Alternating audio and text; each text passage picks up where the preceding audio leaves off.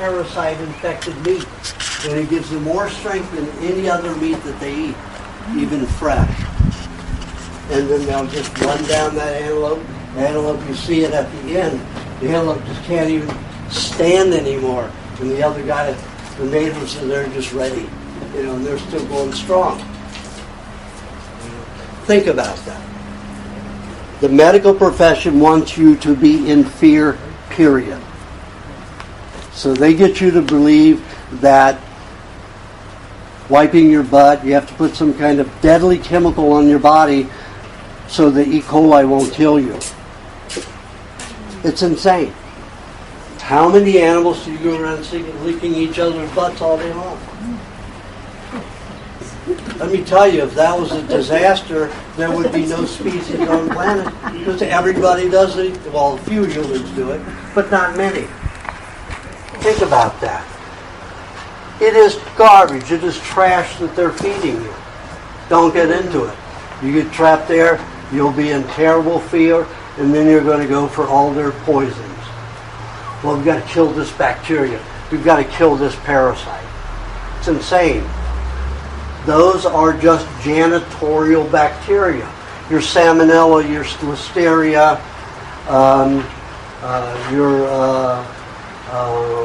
Campylobacter. Those are all janitors. They didn't create the mess. They're in there to clean it up. What happens when they go into a site like that? They see a cell being eaten up by this bacteria. They don't tell you that that cell is dead or dying or decayed. And there's a heavy problem with that cell. They just say, see, it eats up this human cell. It has a place. It has a time. They want you in total fear and doing whatever they want. Okay, so don't be afraid of bacteria. Don't be afraid of waste. Be afraid of all the antibacterial chemicals that kill your cells along with the bacteria, because your body is 99.5 bacteria. What do you think it's going to do to you? Is ammonia good? Is chlorine good? Is fluoride good? All those things are poison, and they will hurt you. Okay, I can't wait for her. So, the body works very simply. The more sicker we get, the more things we do wrong, the body has to work differently. Everybody's body works as it should not. I'm going to tell you how the body works when you eat properly and take care of it properly. Now we'll start what we need to eat, what humans were designed to eat. Now, how did I discover this? Autopsies, then watching people's taking a certain kind of little tubule absorber that will absorb different foods as they're digested at different times during the intestinal tract. So I used thousands of those over a 10-year period. What I found was in the mouth, we have more bacteria than dogs and cats, so don't anybody bite anybody. We have more bacteria in our mouth than cats and dogs. The only creature on the planet that has more bacteria than we do in the mouth is a fly. And a fly's digestive juices in the mouth will actually melt your tissue. It is there to just dissolve. It's like hydrochloric acid. We have hydrochloric acid, some of us do, because I have the vagotomy. I do have hydrochloric acid that dumps into my mouth. Bad for teeth, but I have to live with it. So, in the mouth, we have a lot of bacteria. Now, if you put that bacteria, and I've done it, you put it on fruits, all different kinds of fruits, you put it on different kinds of vegetables, you put it on dairy molecules, fats, and I didn't pasteurize anything as they normally do. Whenever they go into a test, they always alter the food to an unnatural state and then do the test.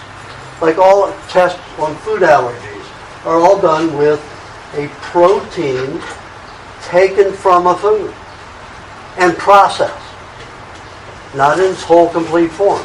So you get a whole different register of how a body's going to react to it. So when you put the bacteria from the human mouth on those different cells, whether it's fruit, vegetables, animal, dairy, meats, whatever it is, that bacteria has an affinity for only animal cells. It doesn't even etch a fruit cell. It doesn't etch a vegetable. We have 2% ptyalin enzyme in the mouth, like the horse. Only a horse has a predominant amount of it. So a horse loves sweet. A horse will eat sugar cane, whereas a cow won't, because it has the digestive enzyme to do it. We only have 2%. That means we can handle about a tablespoon every 3 hours of carbohydrate and process it properly. That's not much. Can't handle much carbohydrate. But animal tissue, animal cells have a great affinity, or that bacteria has a great affinity to animal cells. Then as the food passes into the stomach, what do we have? Hydrochloric acid preponderant. We also have Campylobacter. We have other strong bacteria that are part of that digestive process. Now, when you take the hydrochloric acid from the stomach of a human and you apply it to the fruits and vegetables and animal cells again, whether it be meat or dairy, what does it have an affinity for? Animal cells. Doesn't even touch cellulose, whether it's a fruit or vegetable. Then as we pass into the later part of the stomach, the bile duct is dumping bile into the stomach. To do what? What does bile do? Bile disassembles fat molecules so they can be reassembled into cholesterols to do innumerable things in the body. A third of them are make you strong, to give you strength, to give you energy. A third of them are to protect the body. And a third of them are to cleanse the body. Fats are the most important nutrient in our toxic society. You have 2.5 times more energy from a fat molecule than you do a carbohydrate or protein molecule. You ever seen a skinny weightlifter? You ever seen a skinny wrestler? You have no energy unless you do that. Your bodybuilders, they'll tank up on fats, like Schwarzenegger, when I knew him, tanked up on fats all long before. He'd eat the raw milk, the raw meat, the raw eggs, do it all. And he was Mr. Universe 7 times, the only person in the world that's ever done it. More than 2 times. He did it 7 times. All of these raw foods. And then he bans raw milk when he's a governor. Idiot. You know, he's working for the wrong people. Of course, he was a Nazi like his father. When I knew him, he was a Nazi. Thought like a Nazi. Thought a lot of people should be exterminated. That's the type of man he is. So he was helping exterminate people who eat raw milk, you know, to downgrade its quality. So as the food passes into the intestinal tract, what's predominant there? Bacteria. 90% of all activity in the intestines is bacterial. Only a little bit of hydrochloric acid continues to be produced as needed, and bile also. Now we've got a lot of little villi. You see those little tentacles that are in the ocean, and you see fish go through them. Well, as food particles go through them in your intestines, it measures what they are and what they do. It measures how much hydrochloric acid. Now, hydrochloric acid and digestive juices are to break down the larger clumps of food into smaller substances, like molecules, to get the bacteria in so it can digest all of it. Take an herbivore, take a cow. You look at its feces, it's full of grass, undigested. It's full of hay, undigested. only about 65% of that food is digested, and they've had 24 hours to digest it. 48 hours to digest it. A human only has 24 hours to digest their food before it passes through. Plus an herbivore, a cow and sheep and goat and all of those animals, has 60,000 times more enzymes to disassemble the cellulose molecule to get the fats and the protein from it.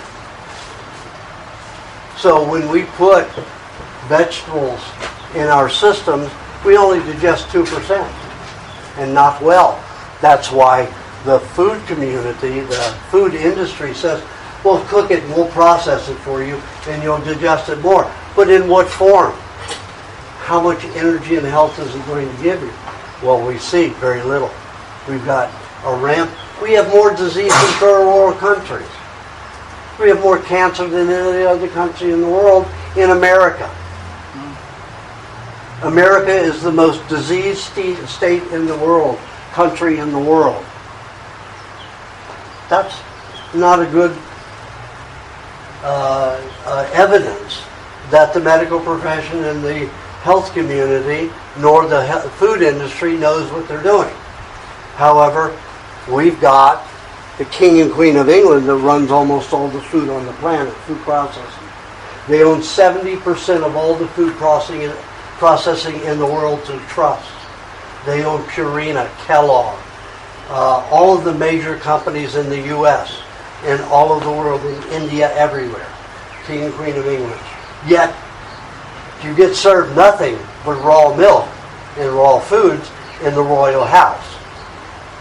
They have their own cows, and their cows are special cows, best cows in the world. My grandparents got their herd from the Queen in 1860. My grandparents were orators and judges to the czars of Russia and Germany. And they went over and bought 12 of the Queen's herd. And these jerseys are as big as Clydesdale horses. Each one produces 22 gallons of milk a day. 11 gallons at a milking, Clydesdale. Think about that. These cows are absolutely gargantuan. My head would come up to the back of one of these cows. That's how big they are. They're gargantuan. And the milk is extraordinary. But you can only get them if you have some kind of relationship to the Queen. And she only lets so many out of her herd a year. She's starting to not do that anymore. She's starting to butcher them for meat and not let her herd get out. But here she is in charge of most of the food processing in the world, and it isn't good for anybody. She doesn't treat her own that way. You know? So you have to look at what these people do who run industry. It's all about the money and shelf life. They don't care about your health. So, as this food goes through your intestinal tract, 90% of bacteria is active. Only 10% is supposed to be enzymes and digestive juices. Are you cool enough there? You can always go over there. Because that's very hot. We're in the sun. There's a couple chairs here, 3 chairs here.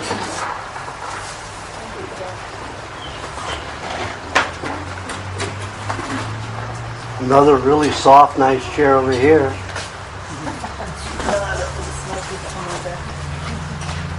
So remember that, let's say you swallow your food, you take a big chunk, you're swallowing a piece of meat like a dog or a cat.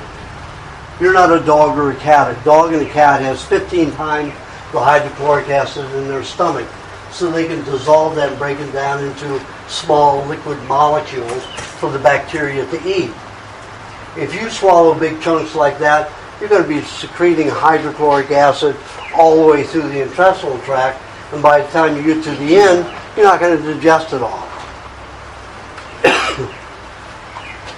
So your body uses enzymes and digestive juices to make larger particles of food into smaller particles so that they can be digested, eaten and digested by bacteria. Bacterial waste is our food.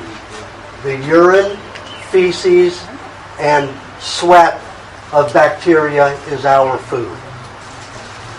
Get all of that icky, frightened bacteria stuff out of your whole system. It will panic you into doing stupid things like poisoning yourself with medication. Period.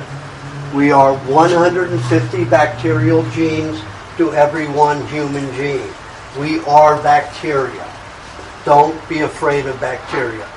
If it were a problem, I would be dead 1,000 billion times. Because I eat really rotten stuff frequently. Not all the time, it's not all my diet. But let's say I'm going to do, normally I don't do any exercise. Carry my groceries once a week, as I said, and I'll get up in front of a group a couple times a month, and I'll stand up here for sometimes 11 hours. I like to have a lot of high energy for that. So I had my high meat this morning. I left my meat out at 6 o'clock last night, ate it at 9 o'clock this morning. Charged myself up. I will have enough energy to go through. I will have clarity of mind to get through this without losing anything. You've seen that I've already danced around the subject, left the subject, danced around it to tell you adjacent stories, and then come right back to where I was when I started to complete it. My mind can think complex as long as I feed it this good, healthy food. When I ate bad food, I had trouble making sentences and words, much less doing complex things consciously. So, all the way through the intestinal tract, the main activity that's transpiring is bacteria is eating the food. Its waste is our nutrients. They get absorbed. Those nutrients get absorbed into the lacteal system. So we've got the small intestine that weaves its way back and forth, all the way down here, connects at the ileocecal valve, going up the bowel, ascending colon, transverse bowel, and down the descending. So it'll be held up in the sigmoid colon for a while to absorb everything that's been digested and then passes out when the body's satisfied with what it's derived from. In that process, it's all bacterial. Gets absorbed into the lacteal system. The lacteal system is a web network, like a massive spider web that leaves the intestinal tract and delivers it to the lymphatic system. Now, they call it the lacteal system because everything, if you've digested a blackberry, and after the bacteria digest it, it is a clear milk substance, just like milk. So they call it lacteal, meaning milk. Then the lymphatic system breaks it down further into other nutrients. And its nutrient description is translucent fluid. Now the lymph system is a fluid system that runs through the body like the blood and neurological fluids, very complex network. However, it's endowed with two purposes, two chores to do. It is supposed to feed every cell in the body except for the red and white blood cells, except for the bloodstream. It'll help clean the bloodstream, but most of the white blood cells do that. And it's supposed to clean every waste from the body. It's supposed to take dead cells, dissolve them into a fluid substance, dump it in the connective tissue to be perspired out of the body. 90% of the body's waste is supposed to lead to the skin, the largest organ of the body. 90% is supposed to lead to the skin. So anybody who gets rashes, acne, skin cancer, what it is, whatever it is, their body's getting rid of garbage through the skin. It's a good thing. If it stays in the body, it's going to create more damage. If it goes to the intestinal tract, if it does that to the skin, what's it going to do to the intestinal tract? Then all of a sudden you're not digesting anything. And then you're on your way to a fast, deteriorated state and onto the other side, out of this body. So, that lacteal system and the lymph system have their jobs like everything else. Now, what happened in the 60s? We were given the garbage information that animal fats were bad and vegetable oils were good. Let's take a look at it. You take a vegetable oil, you apply the hydrochloric acid to it, you apply our mouth bacteria, you apply the bile to the vegetable oil, and does it break it down? 2%. Again, you apply those things to animal fats, break them down, disassemble them quickly. So we were told a big lie. And where does the vegetable oil come from? Vegetation. What animals eat vegetation? Herbivores. Entirely different system.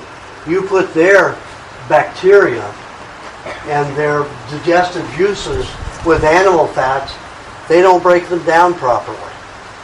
You put their digestive juices and bacteria with vegetation, and it breaks it down wonderfully.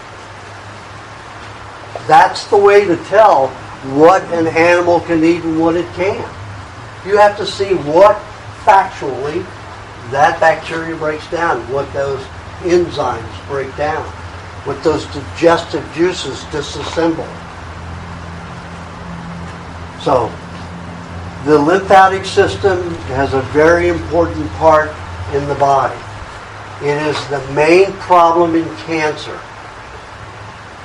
Dead cells have to be dissolved.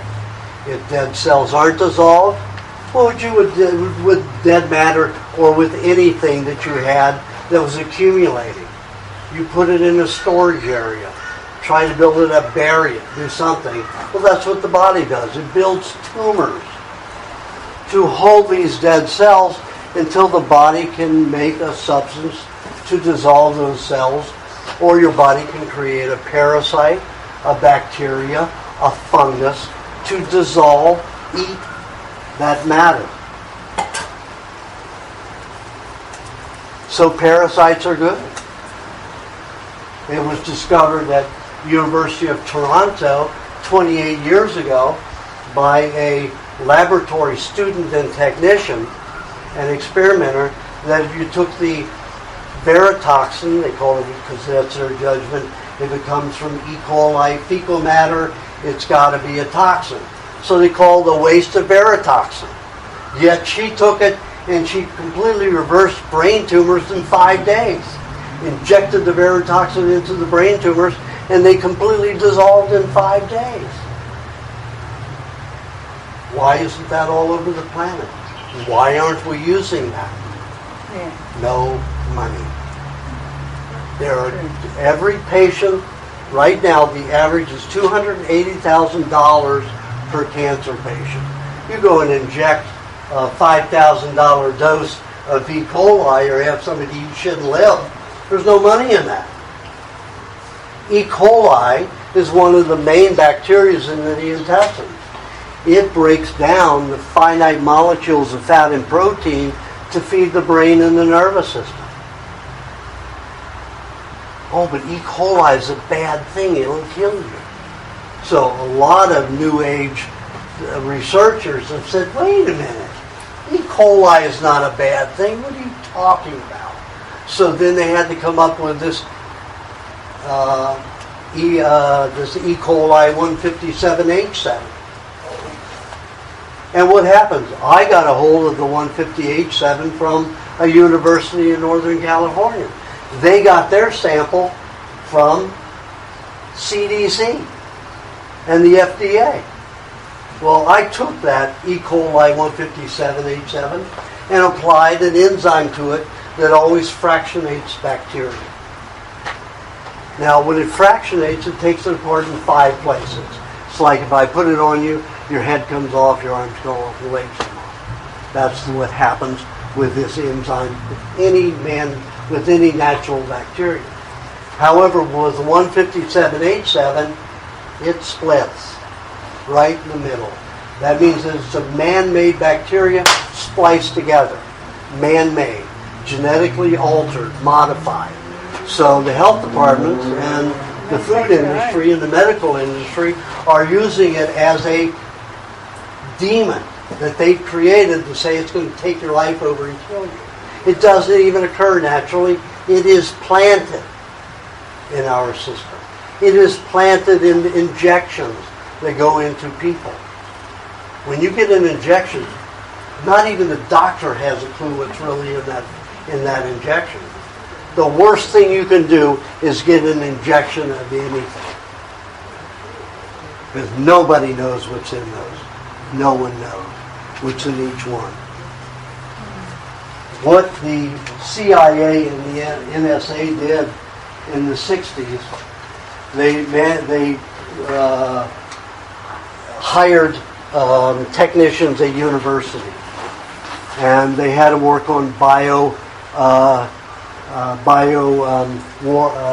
war tactics, and they had them trying to create bacterias, viruses, all kinds of things that would attack the body of soldiers, immobilize them, and then they would win. Bacterial warfare. So, at UCLA in 1961, they created a solvent that they called a virus, and it was the AIDS virus. 1961, UCLA. Documented evidence proving it. The UCLA technicians who developed it said that it was to form cancer in laboratory animals to study cancer. Yet the information went directly to the War Department. Immediately within a week of its proven ability to debilitate the human body and to cause mass problems, it went to the War Department. The War Department got a license to use it on undesirables, terrorists in the United States. They picked homosexuals. So they picked San Francisco, Los Angeles, Houston, Texas, and New York City. And they put this chemical in the hepatitis B vaccine in those cities. This is the NSA, this is the War Department, this is the CIA working together to do this. So, they put it in the hepatitis B vaccine because they found that homosexuals in those cities were the prominent people getting hepatitis. So they went to their pharmaceutical buddies and said, anybody who has hepatitis has to get a hepatitis B vaccine. And then we had only 10% of the people, heterosexuals, who got AIDS. 90% of them were homosexual. They targeted them. Then, in the 70s and early 80s, they decided to use it in Africa. So, the King and Queen of England, the government of the UK, and the American government paid for 185 million doses of smallpox-infected AIDS bacteria. So that's when we had 125 million cases of AIDS. Then they went on to do the Ebola, documented by Dr. Leonard Horowitz. Dr. Strecker was the one who documented that the AIDS virus was created at UCLA, and his brother, who was an attorney with a senator from Wisconsin, I believe it was, or Minnesota, went for the Freedom of Information Act and got all that documentation from the War Department and how they put it in the hepatitis B vaccine document. Man-made diseases that they use those diseases to scare the hell out of you, to sell more prophylactics, to do all this garbage about AIDS, when the only way you can get it is having it injected into you with a transfusion or a direct chemical inundation. You can't even eat it and get it. It has to be injected into your blood, into your muscles, or somewhere in your body. We're going to start dissolving the system, breaking it down, tearing it apart. It's not a virus. It is a chemical assault created by UCLA. Ebola was created at Millhouse Laboratories in New York. They want you to be terrorized and do whatever they say. Poison yourself, be slaves to whatever it is. So, the body does not have, the next myth I'm going to try to burst for you. My mother hated the word bust, it was burst. Okay. So my mother's still in my head and she died this year. That's scary. So, I'm going to burst the bubble of another myth. And that is, anybody guess? Anybody psychic here? Cholesterol. Pardon? Cholesterol. Well, cholesterol, yeah, that's a good one. No, but the myth that you are going to have a problem with nature in any way. That is the ultimate myth. Nature is out to get you. You have to be afraid of nature. That is their ultimate goal. And they do everything they can. They've got ticks now. They say give you Lyme disease. Well, if you've got a disease that you can label spirochetes, where are the spirochetes? And people who have spirochetes don't have the symptoms that are so-called Lyme disease. You have to go through 5 tests to say, maybe you have Lyme's disease. It's all crap. No, crap's good for you. It's all lie. It's all fraud. So think about that. Don't be afraid of what's around you in nature. Be afraid of industrial pollution. That is your enemy. All cancers, all disease is created by industrial behavior. Even if it's cooking your food. Cooking your food is an industrial act that destroys nature. People say to me, well, what if I just sear my meats? 30 seconds. Let me sear your arm. Is that good? 30 seconds? No, you've lost 3 layers of skin. You've lost 2 layers of muscles in 30 seconds. What do you think it's doing to your food? Our digestive process is to break down those molecules of healthy, solid nutrients to reutilize in the system in a human cellular form. Anytime you destroy anything, you're creating toxins. Just on a ordinary level where you check for byproduct toxins from cooked foods, we have 3 main toxins that are identified as carcinogens. That means cancer causing in an animal. Acrylamides from cooked processed carbohydrates, heterocyclic amines from cooked processed meats, and lipid peroxides from cooked processed fats. Then you have 29 other subdivisions of those 3 toxins. I named all 32 of them in the last 50 pages of my recipe book, for those who are interested in the science. I don't put hardly any science in my first book. It's about foods getting well, doing what it takes. If you've got the mindset to have to learn how this really works so I can free my mind up to do this stuff, you'll find it in my recipe book, the last 50 pages. How all the science I can pull up to prove what I have to say about the raw foods and even the meats works. Proven. So, myth is nature's out to get you. Your own body's going to attack you. So, a the major myth is an immune system. We have an immune system.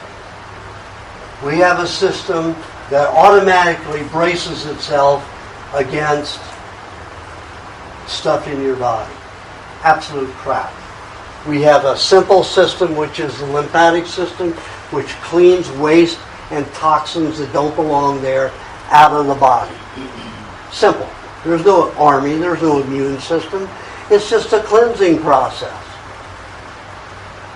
But they will get you to believe your body's attacking itself. No, the chemicals from industrial contamination, all the 60,000 chemicals that now go into food and food processing, and all of the 120,000 chemicals that are now in medication, those cause your problem. Always.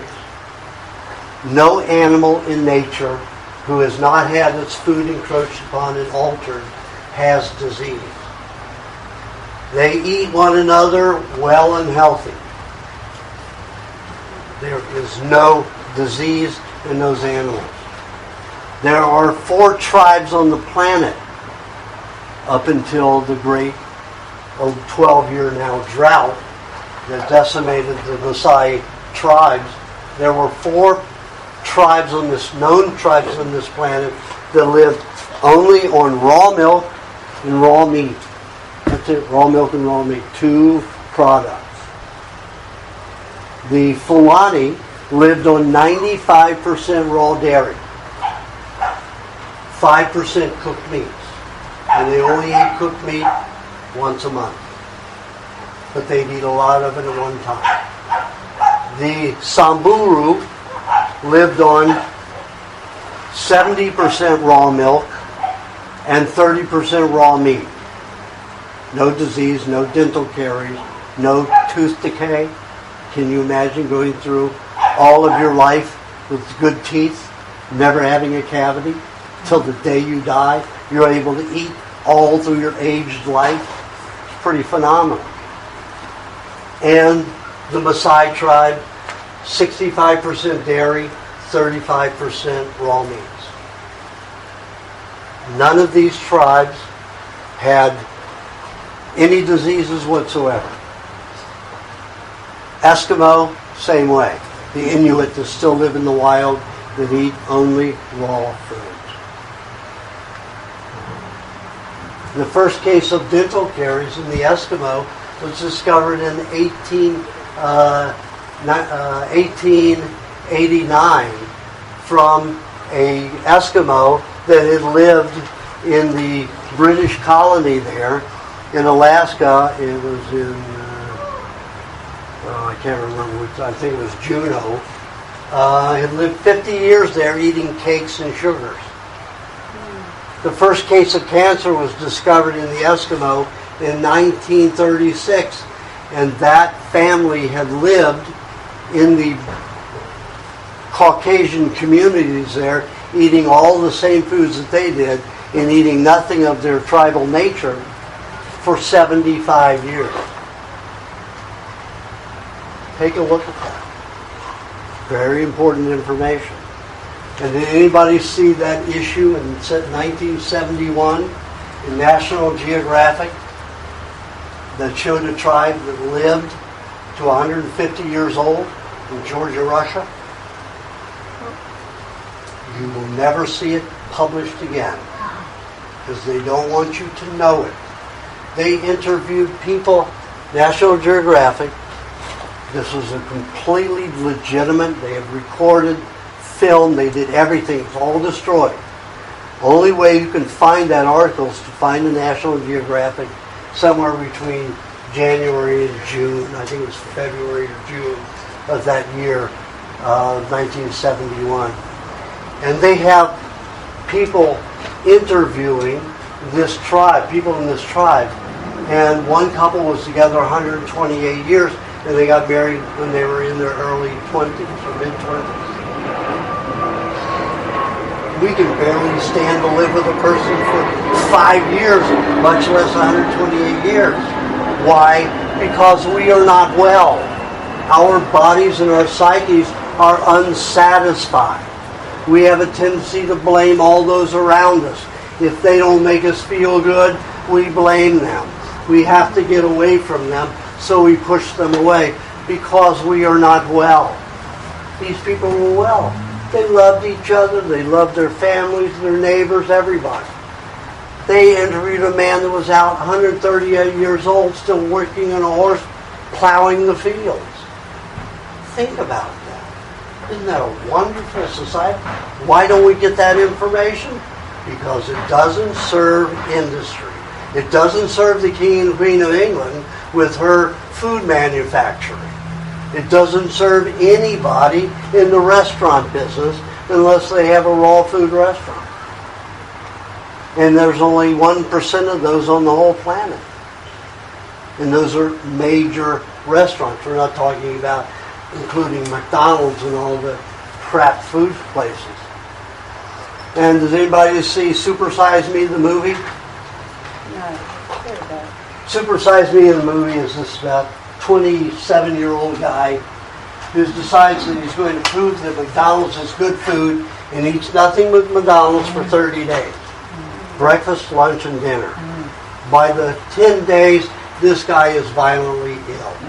He is having diabetic symptoms, passing out, vomiting, diarrhea, everything. He stuck it out for the whole 30 days.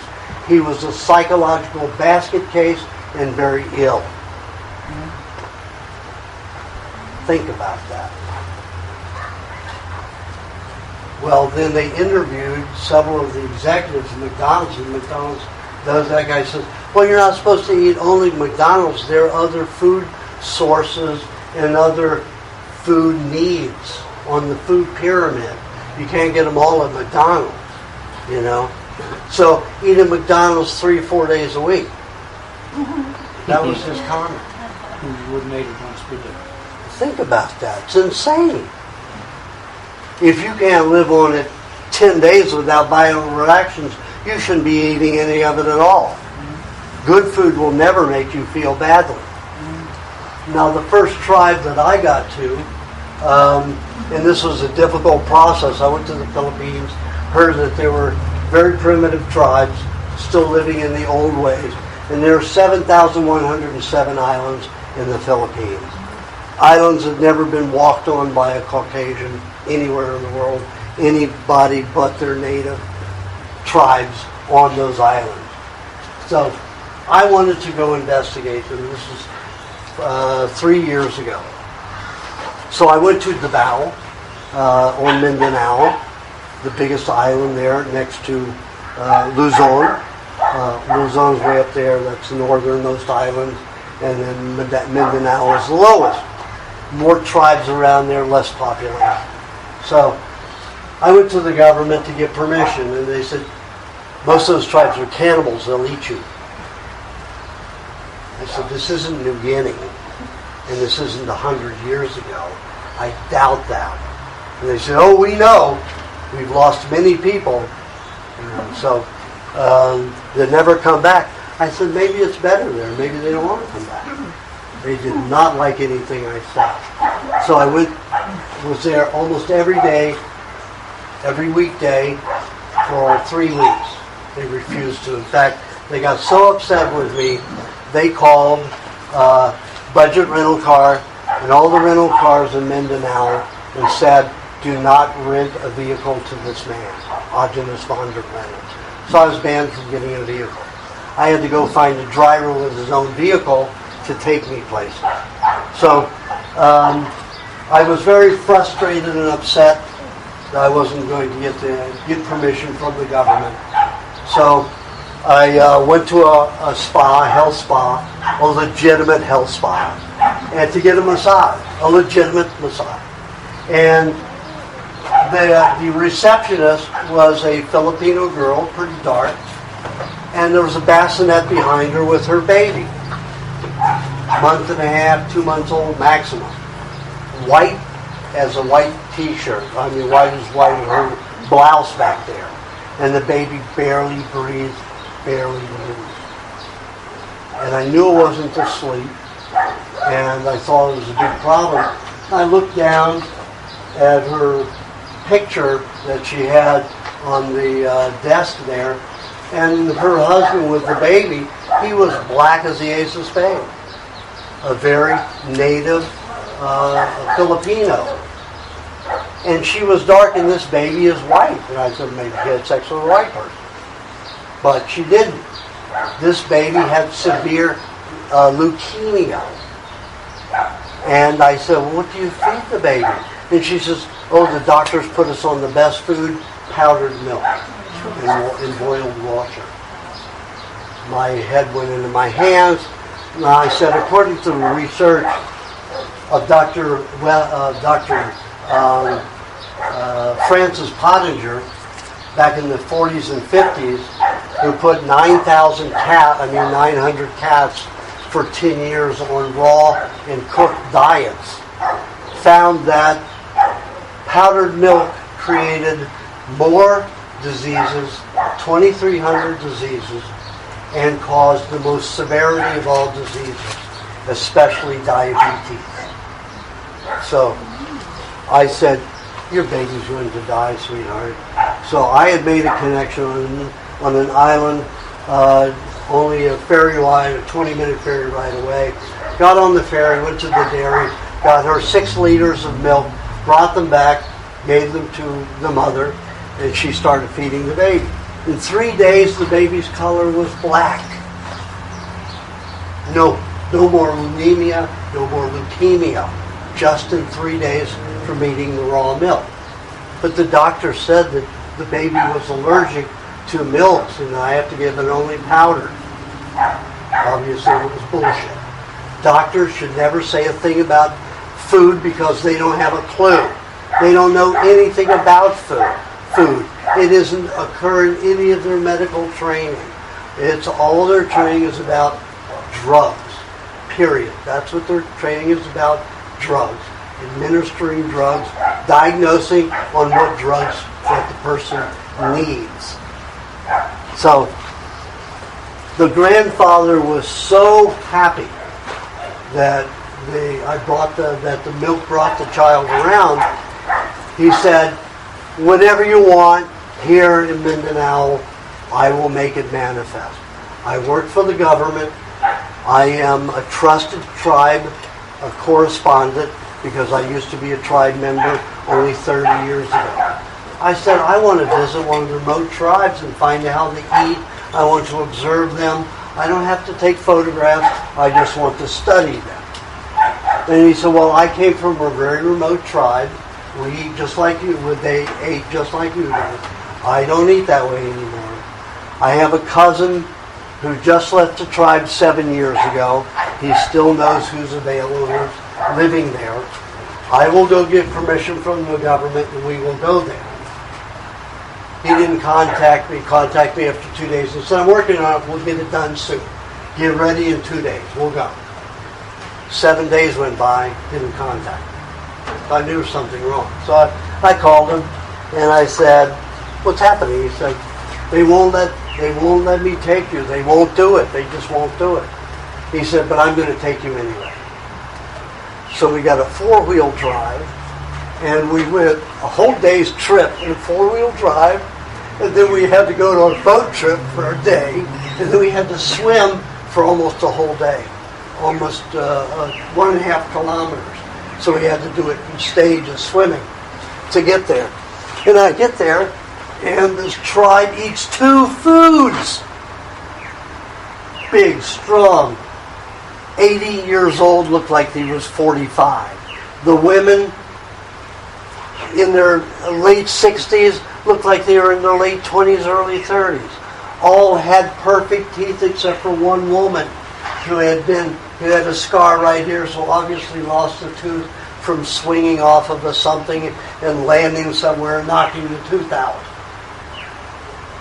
Perfect teeth, ate 2 foods. Guess what those foods were? Raw fish and coconut. Raw fish. It shoots the hell out of all those pyramids, food pyramids that are trash. They're designed to keep the Queen and the King of England happy with all their cereals that they own all over the world. Got to keep eating cereals. That's The main top of the pyramid, carbohydrate cereals, absolute malarkey. 2 foods. And I thought, my concept was that because when I'd eat fish, I'd lose more weight. I could eat tons of fish and lose weight. Probably because of all the adulterations I've had from the medical. These guys were eating fish, and they were thick and huge and big and strong and calm and happy. It was amazing. And yet, I take a look at the Maasai tribe. They're the strongest, thinnest, smartest, happiest tribe in the world. They were before the 12-year drought. These guys are up to 8 feet tall, 8 feet 4. And they're skinny as can be, and they live on red meat, no fish. So my idea was all contorted. I thought, oh my God, fish can do this, make such big, strong bodies. So I was impressed. 2 foods. Well, I have to say 3 foods. One other category of food. But they only ate that once a week, once every 2 weeks. They either had a mango, a green mango, or a green banana. Never a ripe fruit. Only one of those. And that was just occasionally. It wasn't even 1% of the diet. So they lived on 2 foods. Thrived on 2 foods. And the one guy that had gone off for 30 years, the grandfather of that little child, in the conversation, of course, so this is all translated. We had to go through 3 translations from the native language to Tagalog to English. And the other said, well, don't you want all the radios, the TVs, all this stuff to keep all the kids busy? And they said, we don't have a problem with the kids. All the kids are happy. Everybody lives in retirement. We go fishing every day. We build a few things like this. We may help each other rebuild our, structures that get blown away once in a while. And we groom each other, and we just sit around and breathe together. What a paradise. What a paradise. We got to have all these things because we're so unhealthy, we can't be satisfied unless we're distracted from our misery. And our misery is a lack of health, period. Because in all those tribes, there was never a problem. The Maasai and the Eskimo were considered the happiest tribes in the world, and they ate the most raw meats. Eskimo didn't have milk. The Maasai tribe did. So different statures. Eskimo were small. They didn't get all the bacteria year-round. They only got it. So they didn't grow like the Maasai, who were in the sunshine all the time. Then the 12-year drought came in. Now they're eating garbage, waste food from the King and Queen of England. Cereals that they can't sell, and powdered milk. And that's what these people are being fed. And the tribes are decimated now. The Maasai tribe is almost wiped out. 12-year drought. Who caused the 12-year drought? According to what I understand, the UK government has been seeding that area not to develop rain clouds. So think about that. They want all that oil and all of those diamonds and ruby mines that the Maasai own and have claim to. So they decimate it and they take everything. They have to own the planet. Enough is not enough. Too much is not enough. More than you need is not enough. It's insane. And these are sick people that think like that. Why? Because they're always exposed to pollution that are screwing up their mind. Maybe there's some evil out there, evil spirit. I don't know if I believe in that, but there may be a part of it. I don't know. And some of those people must be pretty evil. But as far as I see, it's all illness. It's all sickness because of manufacturing, processing things, and the chemicals that get into people and cause deranged thinking, deranged moods, and attitudes. My mother grew up in a family of 13 children. 12 brothers and sisters, and they all got along. My mother had 4 boys, and we hated each other. And we had everything. My father invented the first Berry computer when he was in college at Purdue. The first Berry computer. We had everything, and we were the unhappiest. We had all the technology. We had the first microwaves. We had the first TVs. He was a scientist for General Electric. And I mean, we had everything. All these chemicals, anytime we had a problem, off to the doctor, medications. We were all sick. We were all toxic. We all got all of the new canned foods in the 40s and 50s. All that new stuff.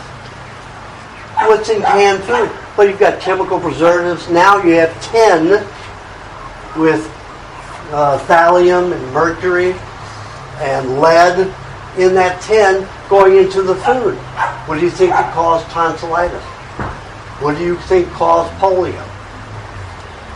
Metal going in and deteriorating the brain and nervous system and the throat. What do the tonsils do? I'm going to get back to the body in a minute.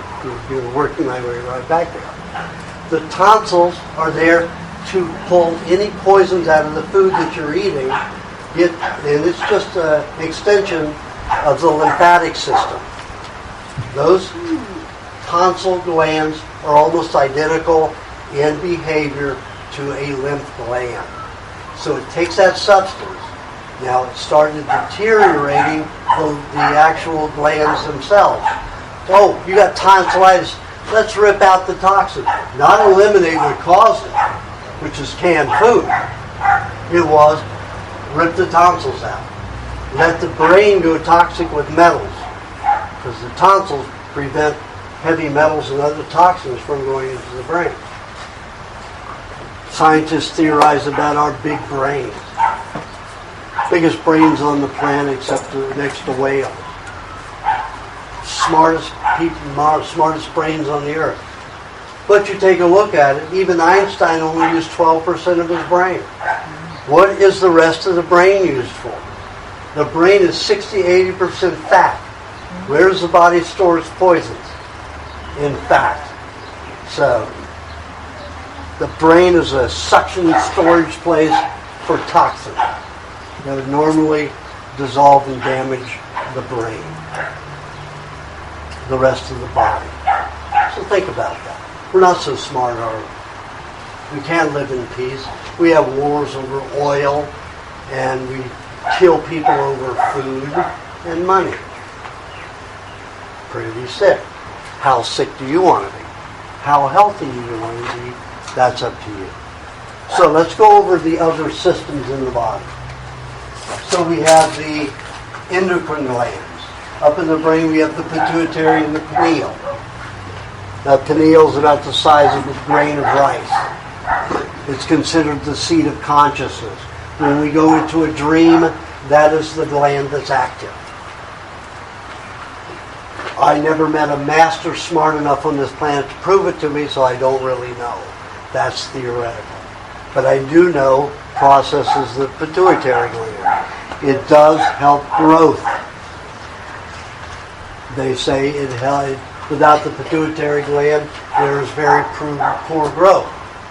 Well, I've seen pituitary glands ripped out of animals and they still grow fine as long as they're fed the proper food. Now why? And the pituitary gland's not there.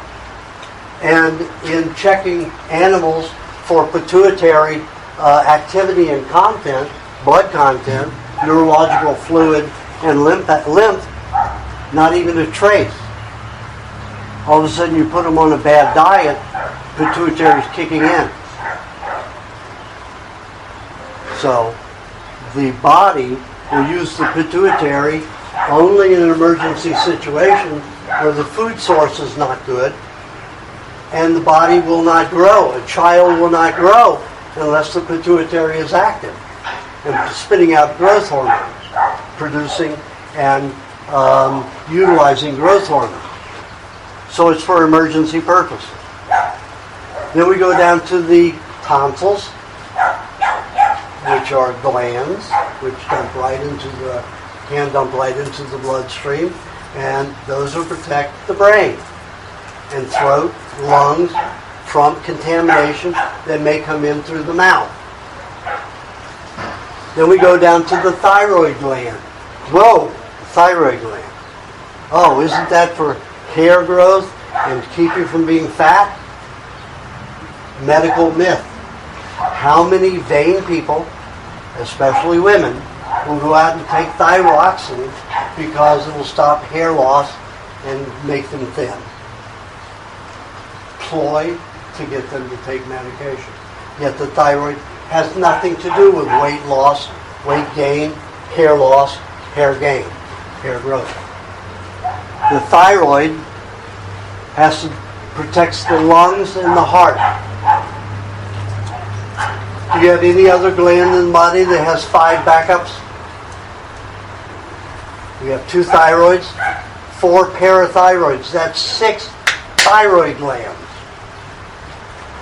What is so important that you have to have 6 glands to do one thing? Protect the heart and the lung. Without the heart and the lungs moving, you wouldn't be alive for 4 minutes. 6 minutes maximum. You're dead. Heart doesn't beat for 6 minutes, you are dead. Your brain is dead. Period. Your lungs, they collapse for 6 minutes. That's it.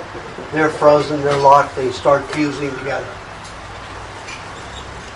So the the thyroid gland kicks in if you get the wind knocked out of you, you start to lose your breath, you drown a little bit, everything stops working to resurface, and then the thyroid will kick in, and then you'll become conscious again.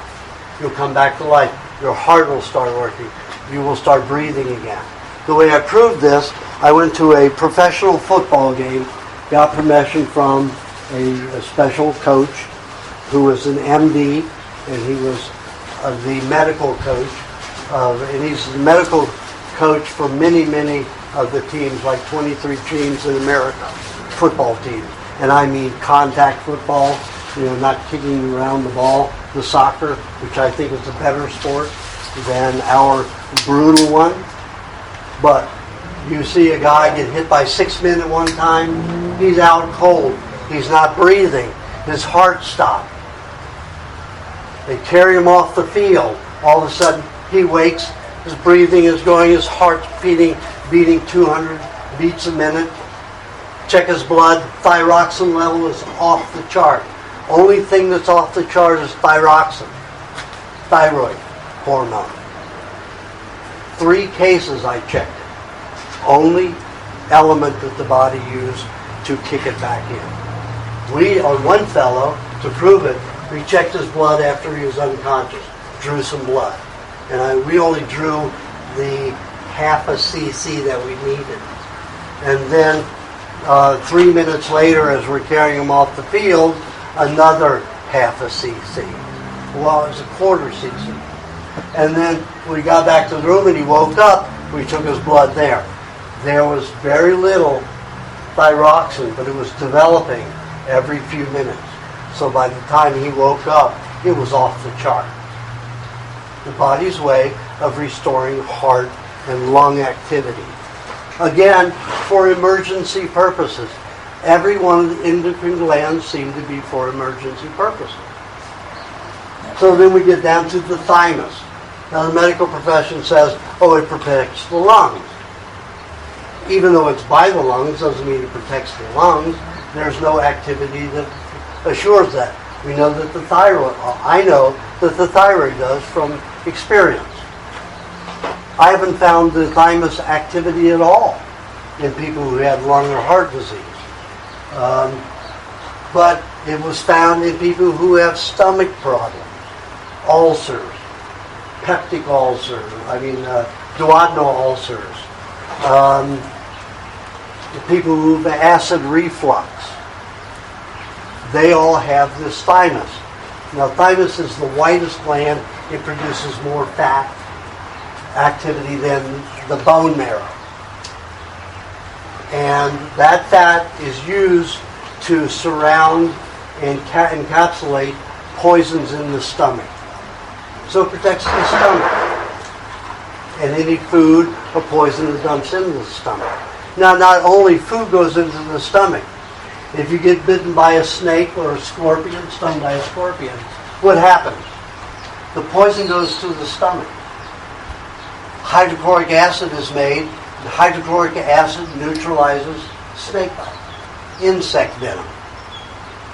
Hydrochloric acid neutralizes venom. So why the hell are people going to hospitals for this special venom that they torture snakes to make and do, when you can just take hydrochloric acid and take care of it? There's no money in it. There's no glory. There's no good TV show about the person who gets bitten and gets taken to a hospital, is injected with this venom that's created by these snake farms, and they pour the venom out and then make it into this laboratory chemistry thing. And do you know what they're really shooting up? I stole a vial of that. Do you know what's in that vial? Hydrochloric acid. There's no freaking venom in there. It is a whole scam. And I got this in Thailand. In Thailand, they're not even smart enough to put at least a little venom particles in there to say, see, it's venom. It's just straight hydrochloric acid.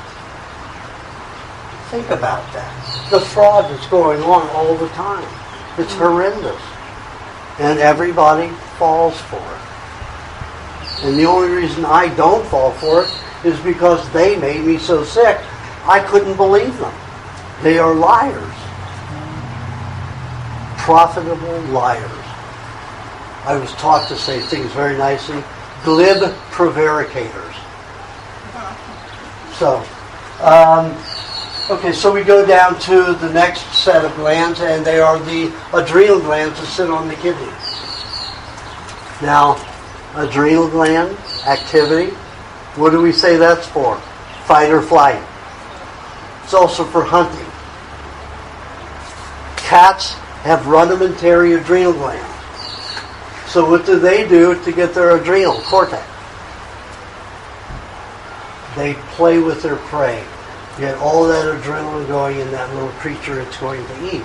Or else that cat will not be able to hunt the next time. They run it down to get that adrenaline going as far as they can. You see many shots where that tiger or that panther could have taken down that animal. But they drive them until the cat says, I can't do it anymore, I've got to take this animal down. That animal then has enough adrenaline in it to feed that cat. Dogs don't have that problem. They've got lots of adrenaline. They can be skinny and malnourished and charged with adrenaline and flip a horse with adrenaline.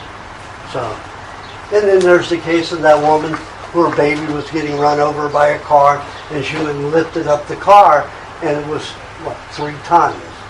Prevented it from running over her baby. And the adrenaline level in her blood was sky high. But just a pinprick of adrenaline in your blood can give you 300 times more strength. So think about that. The adrenal glands, again, are for emergency purposes.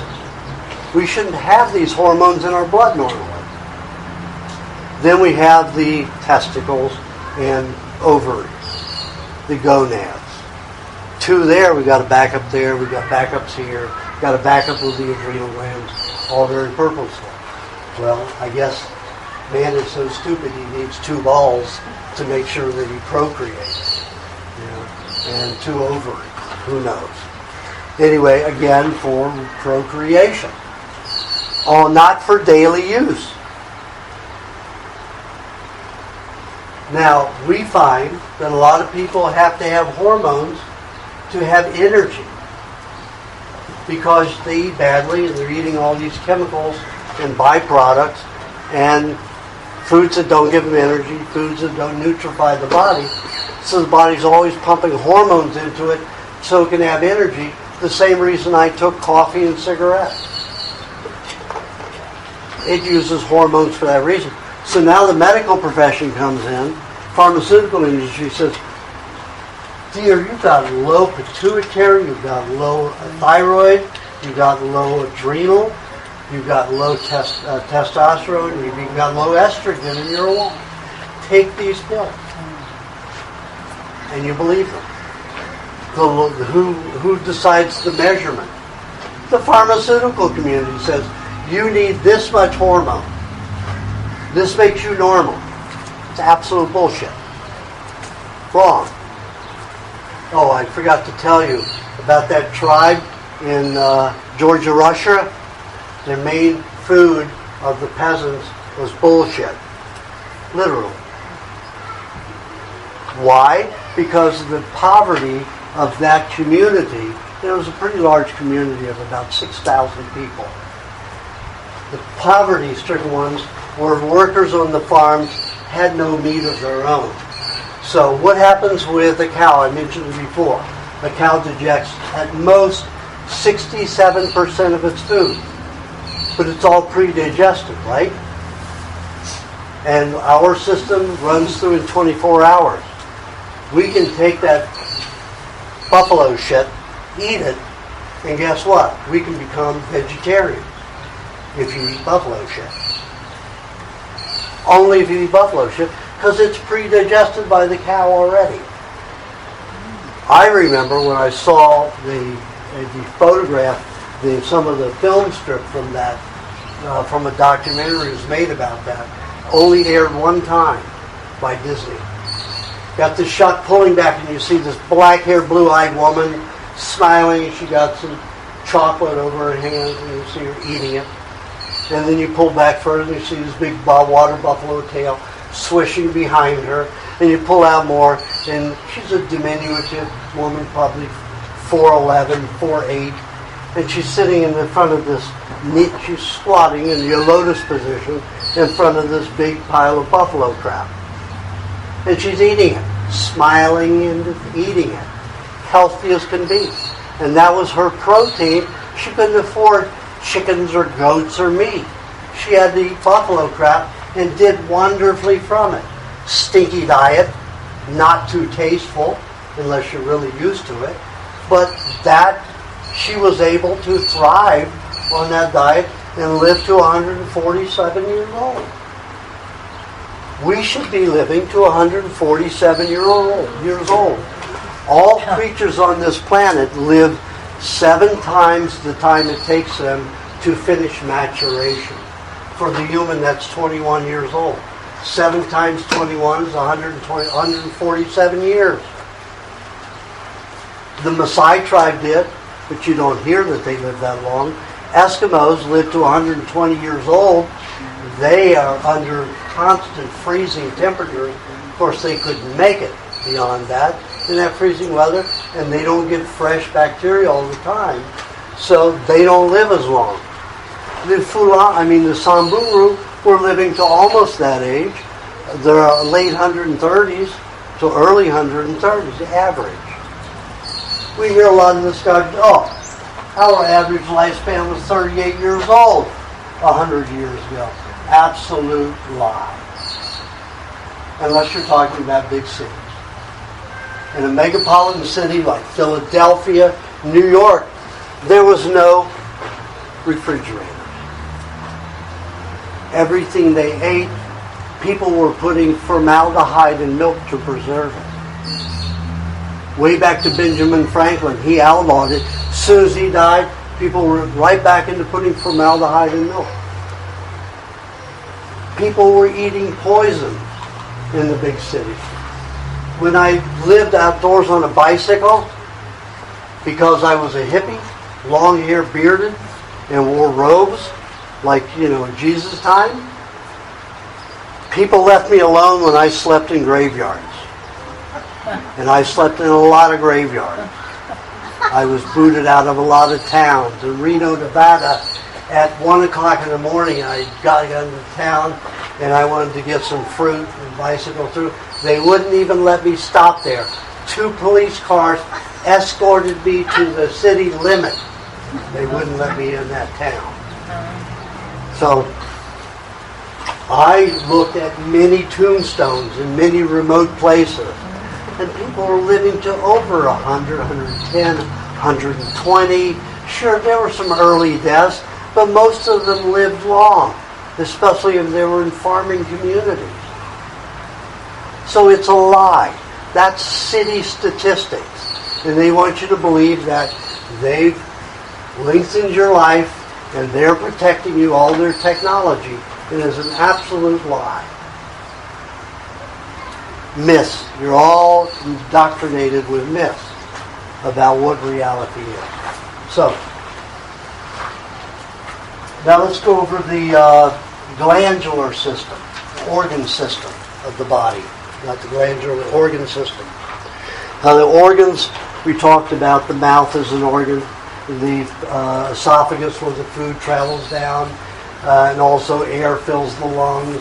The bronchioles help everything move, close off if something is too toxic, and won't let the air into the bronchioles, will arrest what comes in. And you have all this great fluctuation.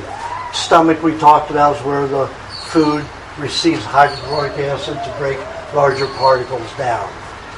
Then we have the liver. Now the liver, medical profession says it's the filter of the body. Crap. The liver does one thing in a healthy body. All animals does one thing. Manufactures bile. Bile digests fat. It takes fat molecules and takes them apart, and then the body reassembles them for a human cholesterol. A cholesterol will do those three things that I mentioned before, which is energy, protection, coating the cell, protecting it, and cleansing, making solvents to cleanse the body. So, the liver is endowed with one purpose, to make bile. Now, the liver, if it stores bile, it stops creating bile. So there's a gallbladder that's attached to the liver. And the liver throws its bile into the gallbladder, and the gallbladder is a reserve of bile. There's enough bile in the gallbladder to digest about 30 pounds of fat. Why the hell do we need enough bile to digest 30 pounds of fat? Well, in the old hunter-gatherer days, mostly in the hunter days, when you killed an animal, you ate all the fat first. You could be eating 20 pounds in 48 hours. You better have enough bile to digest it, or you're going to have diarrhea and vomit. You couldn't eat ice cream. You couldn't sit down to a quarter or even a pint of ice cream and eat it without diarrhea if you didn't have a lot of bile. The liver can produce enough bile every hour to digest about 1.5 tablespoons of fat. Not a whole pint of ice cream, or if you're like me, eat a whole quart of ice cream at a time, which is almost a liter. So I would have severe diarrhea if I had no gallbladder, no reserve of bile. Then we jump over to the pancreas.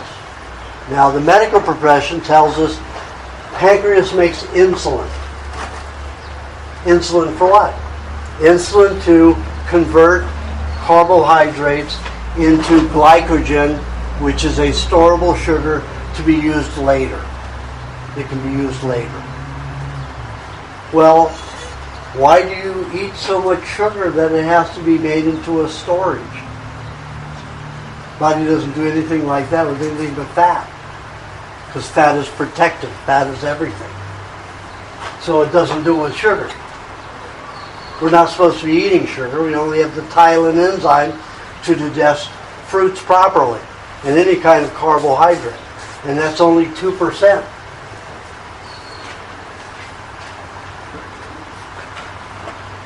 So why? What's the pancreas do? Well, in all other animals, it is the architect of the digestive system. When you're eating something in the mouth, the signals of what's in that food goes to the pancreas. The pancreas decides what bacteria, enzymes, and all that are needed in the stomach and intestines to digest that food. How those molecules will be reassembled for the human body, for that particular body. I don't care if you're eating a tomato from the same vine or a piece of meat from the same vine. Every part of the tissue has a little bit of different nutrients, different values, and they all have to be read and decided upon how to utilize them. And the pancreas does that. In Lucy, that they, everybody knows who Lucy is, the remains of that woman who was about 3'9", 3'11", 3'11", who was almost 4 million years old. She had a pancreas that was 1/3 the size of ours.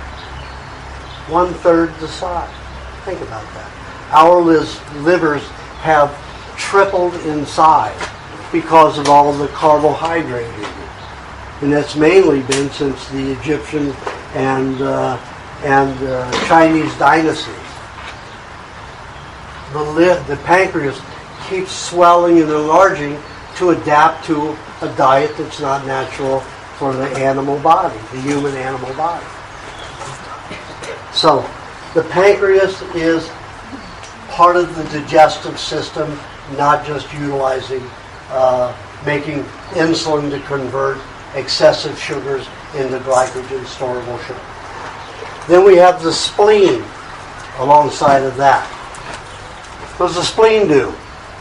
Spleen manufactures nothing. It's like the gallbladder. It stores red blood cells, sometimes white blood cells. Why do we need a storage of red blood cells that equals about 3 pints of blood? What happens if you're swinging from a tree, the branch breaks, you get caught by another branch, it cuts your jugular vein, you lose 2 pints of blood. You're anemic, you're going to be dinner, or lunch, or a snack, or breakfast for some predator that eats humans, a cat or whoever. So, what does the body do? As soon as the blood stops, coagulates, and bleeding stops,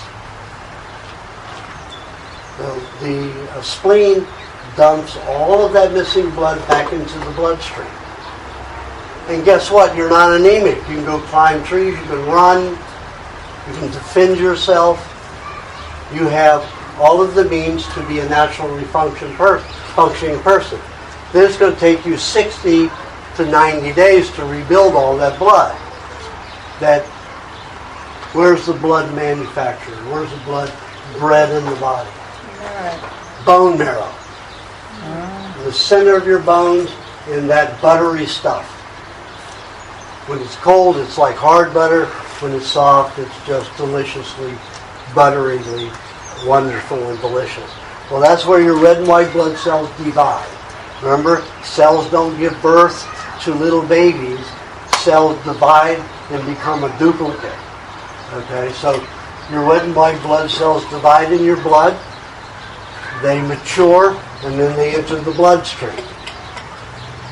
How the condition of your bone marrow determines the health of the red and white blood cells. And most people's bone marrow is very toxic with metals and other contamination that affects their blood levels, their blood health. So what happens? They get anemia, they get weakness, they don't have a lot of energy because maybe their energy is destroyed. The red blood cells can't transport enough oxygen. Maybe a third less than normal, half than normal. That takes a toll on the body's energy level. So, you have this blood which can dump from the spleen right back into the bloodstream so somebody can be normal. What else can it do? It can also warm and cool the blood. Let's say, hot day like this. Oh my God, it's getting hot. You can drink a lot of water, or the spleen will start pulling red blood cells out of the bloodstream and thin the blood, and you're cooler. You will be able to change. Now, normally when the blood is thick, it can only change 2 degrees. If it's 15 degrees hotter, 20 degrees hotter, you're not going to be able to cope with that temperature change. So The spleen removes a whole lot of red blood cells, thins the blood, cooler. Also, if you get cold, what happens? You urinate a lot, right? Get rid of fluids, thicken the blood. Your spleen also dumps a tremendous amount of red blood cells into the bloodstream and thickens the blood, so now you can be warm. The body is simple and miraculous. Get out of the medical professions garbage information which will just confuse you. Think of the body always in simple terms, and you will always treat the body correctly in simple ways. So we have the kidneys. The kidneys do what? The kidneys allow the body to dump toxic waste that may come in large amounts to get into the bloodstream, or the neurological fluids, or any other, or even the lymphatic system. So, what does the kidney do? The kidney filters the bloodstream. How does it do that? It causes the red and white blood cells, most of the white blood cells, not to enter the kidney. How does it do that? It produces ammonia. Red and white blood cells do not like ammonia. It hurts them. So they will pass, as that blood passes through the kidneys, they will not enter the kidney tissue. Otherwise, every time you urinated, you'd be anemic. So the kidney prevents red and white blood cells from getting dumped into the kidney and then going to the bladder. Why do we have a bladder? Common sense. We'd be peeing all over ourselves all day long as the fluids pass from the bloodstream or the neurological fluid. So we have this container that can hold pee to a certain time, many hours. If you've got a good one, you don't have a good one, you'll be peeing every 30 minutes, an hour. If even 10 minutes, if you've got a very bad one. If you've got a good one, you can hold it for 6-10 hours. Some people even hold it to recycle their urine. So they refuse to pee. Think about that. A lot of vegetarians in India do that because they don't eat meat. They will eat dairy, raw dairy, but they won't eat meat because the cow's sacred. It gives them milk and they'll live on that. So they drink their urine or they hold it and just reabsorb it. And it does. It recycles protein. The urine is nothing other than the blood without the red and white blood cells. All the nutrients that feed the blood cells is in the urine. So a lot of people drink their urine. You're astronauts. Every astronaut on the planet drinks their urine. That's what they drink up there, piss. Hey, you want a good drink? The country of India is putting out this year, I think they already put it out, a cow urine soda. For them, it's very logical. They look at Coca-Cola, and this was the tribunal's decision. They've got Coca-Cola, Pepsi, nothing but chemicals. Not a food substance in those. They are all chemicals. There's no health value in any of the sodas. So they decided to take cow's urine and make it into a soda. So they took like sugar cane and filtered out some of the sweeter parts of it and mixed that in it and took natural gases from a well. So they had natural carbonation, put it in there. So you can have a cow piss soda, which is at least nutritious. Think about that. Think about how we condition it. Oh, urine. Oh, God, drinking urine, horrible. Drinking soda, chemical, you need to be locked up in an institution to drink that stuff. It is purely chemical. And it has aspartame in it. A sweetener. Sweet and low is aspartame. Aspartame has 13 different names. And they all camouflage what it really does. In 32% of the animals, it created kidney cancer. or bladder cancer. In a third of them, 33 point, I don't remember, 33 point something created bladder cancer and brain tumors. This is a deadly chemical sweetener. It's in diet soda. It's the main sweetener on every food on this planet that's processed. It is a deadly substance. Look it up, aspartame. And you block it drinking urine. You don't need to do it on this diet. You're getting enough nutrients from the diet, so you don't need to do that. But if you want to, you can. And if you're a vegetarian, you should. To recycle your proteins. Because you're not going to get enough on a vegetarian diet. You're going to waste away. You're going to get anemia or even worse, leukemia. I've seen these clinics, that say, juice diet, vegetable juice diet, eating fruits, all raw. There are 5 clinics in America that do that. Guess what some of the people do who work there? They send those clients that are absolutely going to die to me. One of them even went to the Issels Institute. Does anybody know who Joseph Issel is? He was a Nazi war doctor who invented all kinds of ways to test the human body. The country of England and United States and Switzerland said, we want to use this guy. He's got a lot of information by torturing people, so we want to keep him. So in his later, better years, he decided that he was going to try to see what he could do to reverse cancers. So he had a system of so-called vaccines that he created that were supposed to stop cancer. And even though it would stop them in their tracks for a time, within about 3 to 5 years, they would metastasize all over, just like any medical therapy.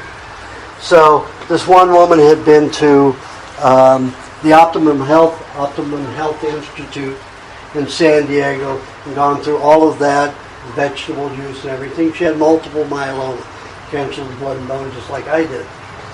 And then she was sent to Dr. Issels because it wasn't working. Issel failed. So they sent her to me, one of the employees at the Optimum Health Institute. 3 of them are on my diet. And all of their instructors, 3 for some reason, on my diet. They sneak their meat in, they sneak the dairy into their rooms because they're not allowed to have it. So they sent her to me. In 30 days, her leukemia and her bone cancer was reversed. Issels and all kinds of scientists all over the planet, because it was documented by the son who was a scientist, got all of the documentation on it. Everybody came to me. What are you doing? I said, eating raw meat and raw dairy. Some people eat bullshit. Literally bullshit. To reverse their cancers if they won't. If it's a hard case. And it worked. Ran away. Issels at least said, congratulations, good work. And then walked away and never did anything with it. So, our community is designed to make money with cancer. Don't believe anything they say about it.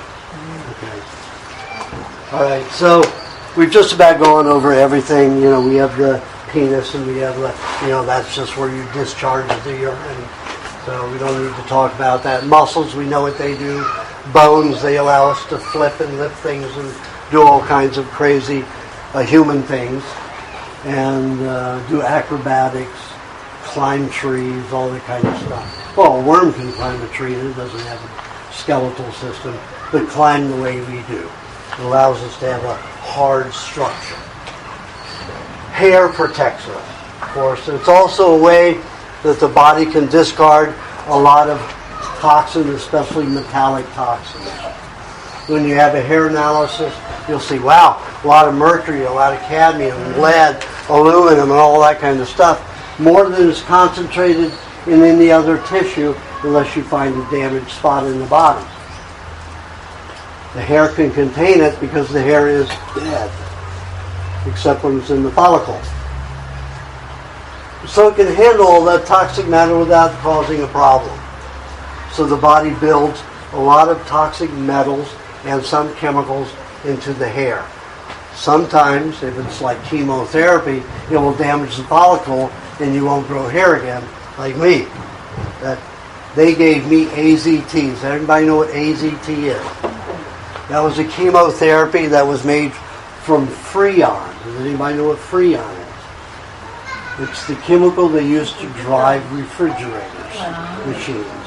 They had an excess of it, so they decided to use it as a medical therapy, and that was the consciousness. They've got an overproduction of it. What can we do with it? Well, we'll give it to cancer patients. They only administered that for about a year and a half, and I happened to be in that phase of cancer treatment where I got it. It was outlawed the next year as too dangerous and killing. Gee, thanks. Medical profession's garbage again. Anybody in Wall Street, all those places, investors, they're after for their profits. Oh, we've got all this AZT here, all this refrigeration fuel, and not enough people with refrigerators around the world. So we're not making any money in storage on it. So let's sell it to the medical community as a therapy, and then we'll make a lot more money. We'll get more investors behind it. They'll make money because we're selling and using it. That is, what was that? That movie Cabaret. Money makes the world go round. So, okay, back to the human body. How does the lymphatic system stop working? Why doesn't the lymphatic system feed the body anymore, every cell in the body? Because it is congested. With what is it congested? We never heard of lymphatic congestion until the late 60s. It was an unheard of thing. What happened in the early 60s? Margarine. Vegetable oil. Animal fats are poisonous. Vegetable oils are the best thing you can do for the body. They are healthier. Well, let's take a look at what vegetable oil does in the human body. We eat the vegetable oil, we have bile. We put bile on the vegetable oil, up, barely etches it. Up, doesn't digest. So it goes through, we start manufacturing mutant bacteria to break it down. We digest it slightly, unless it's cooked. When it's raw, we don't digest but 2% of it, if that. So we have to cook it, we have to process it, mix chemicals with it, and then our bodies will absorb it as food. So they hydrogenated the vegetable oil. Now what is hydrogenation?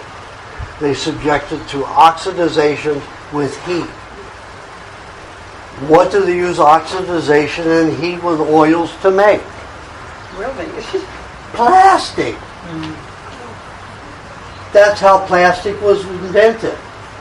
Some guy who was sitting down watching hydrogenated vegetable oil, supposed to be watching the temperature, fell asleep.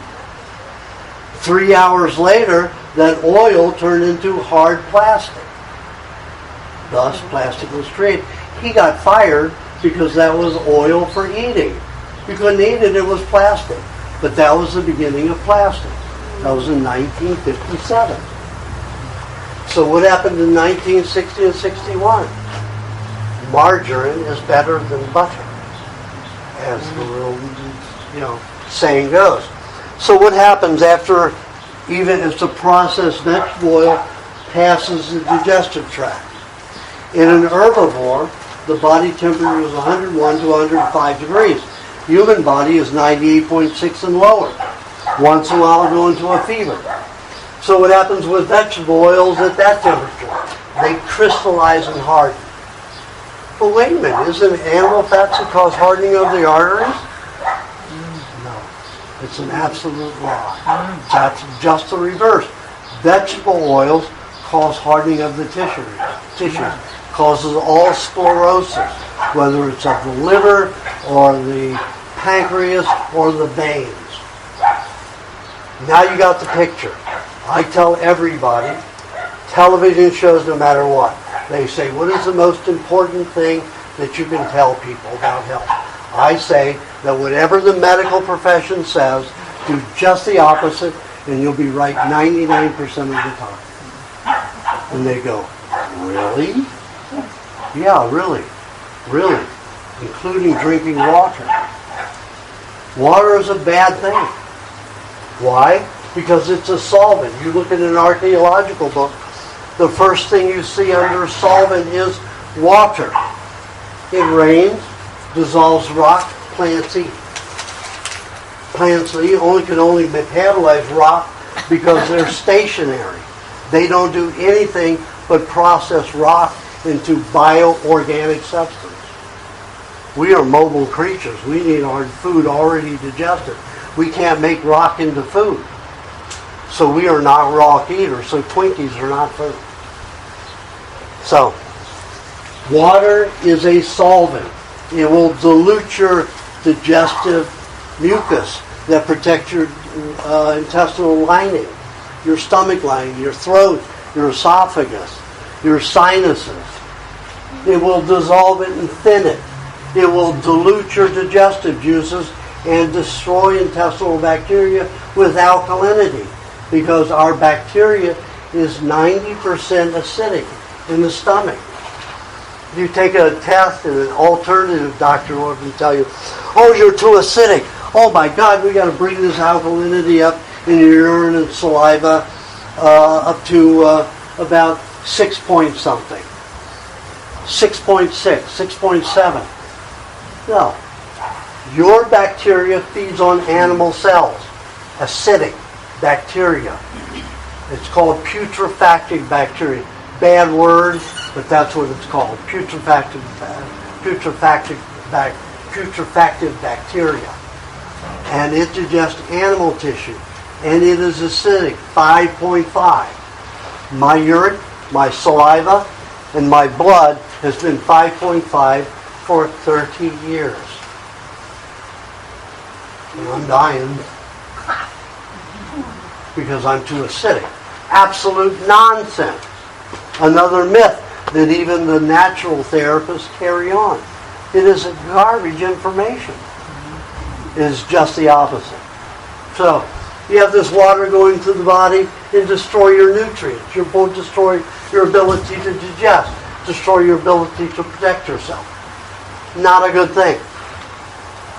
Raw foods contain what? Water. All nutrient bound. Milk is 86% water. Fruits, 90 to 93% water.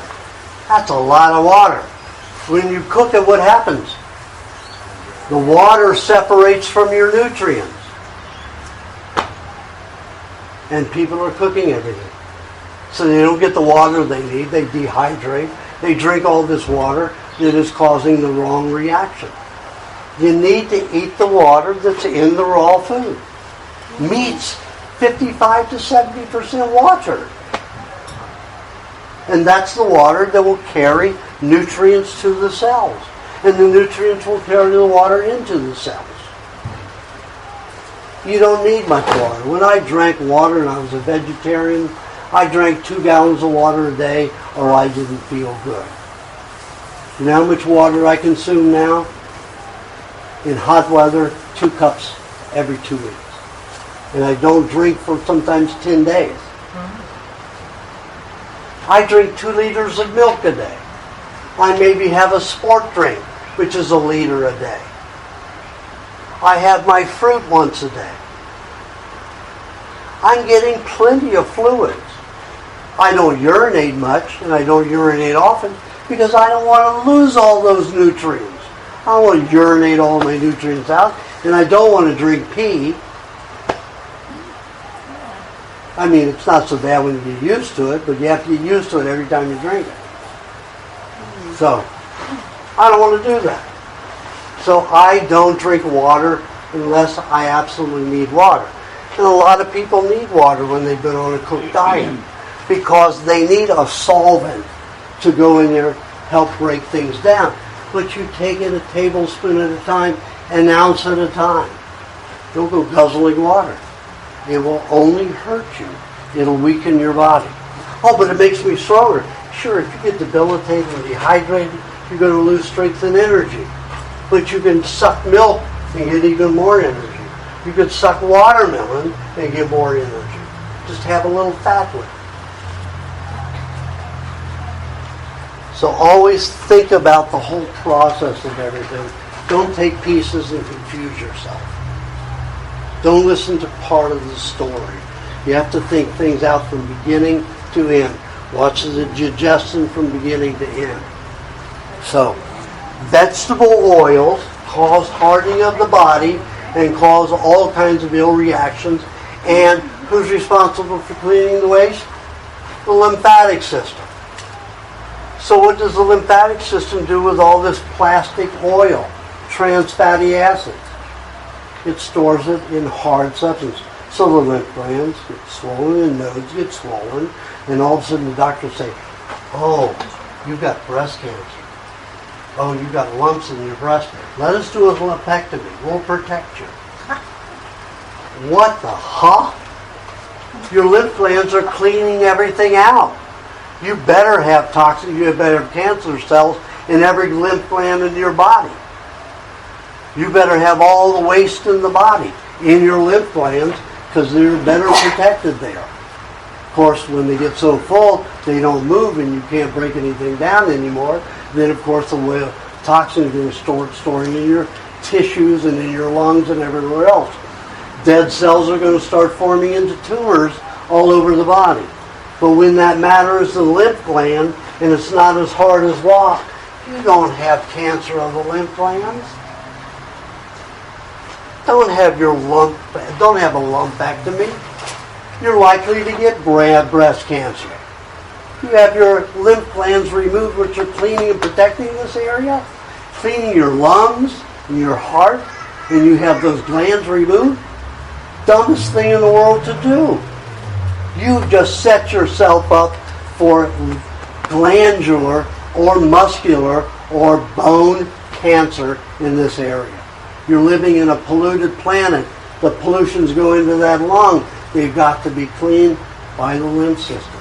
If you don't have a lymph system, where's it going? Into the other tissues. My mother, 86 years old, said, oh, you've got breast cancer. You've got a lump that's very large. So my mother called me and said, I have something to tell you. Don't get upset. I've just been diagnosed with breast cancer. I've got one cancerous lymph node. I'm going to have a lumpectomy and have 11 of them removed.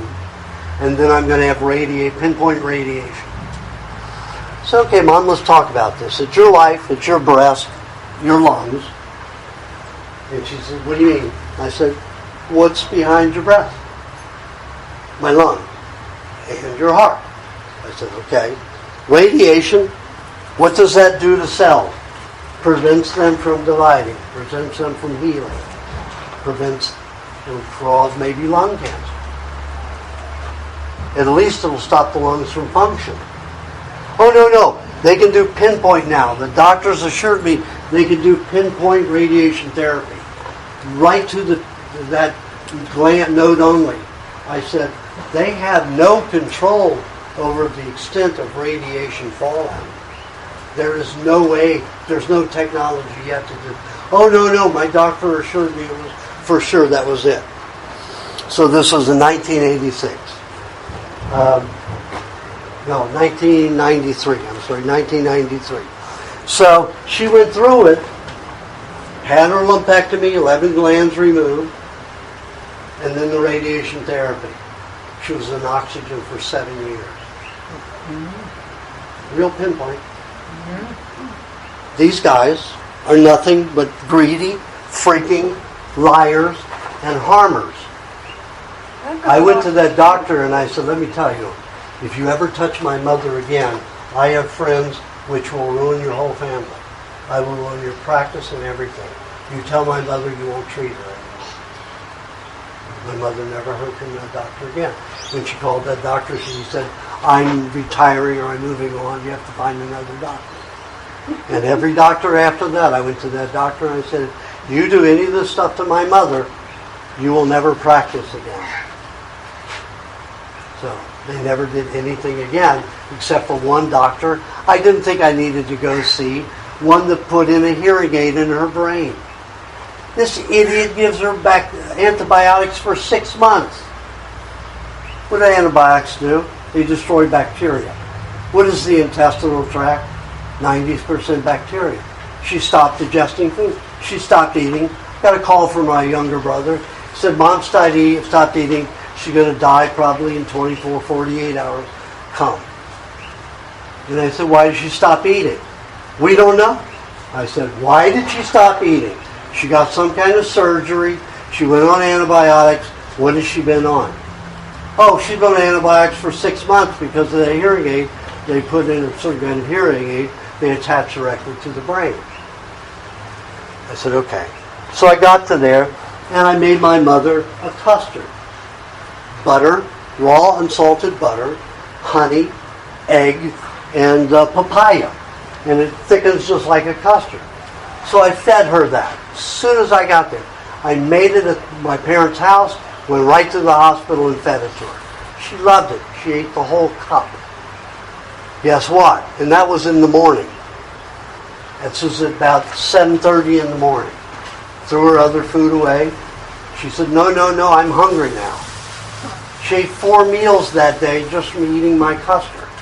The next day, I fed her it again. She ate 4 meals that day. All of a sudden, she's eating again. And I'm looking at my brothers and father and said, why don't you call me? You know I know the answers. What's wrong with you? Why do you let her get in this shape? You talk about loving her. Are you so dumb and dense? I get rough with them. Okay, I got rough with her. So, and then the next day my mother wouldn't eat it. She would eat the papaya though. So I gave her half a cup of papaya every morning. And once every 10 days, I could get her to eat the custard with the eggs and butter in it. She ate 4 meals a day for 10 days. Then she went down to 3 meals a day.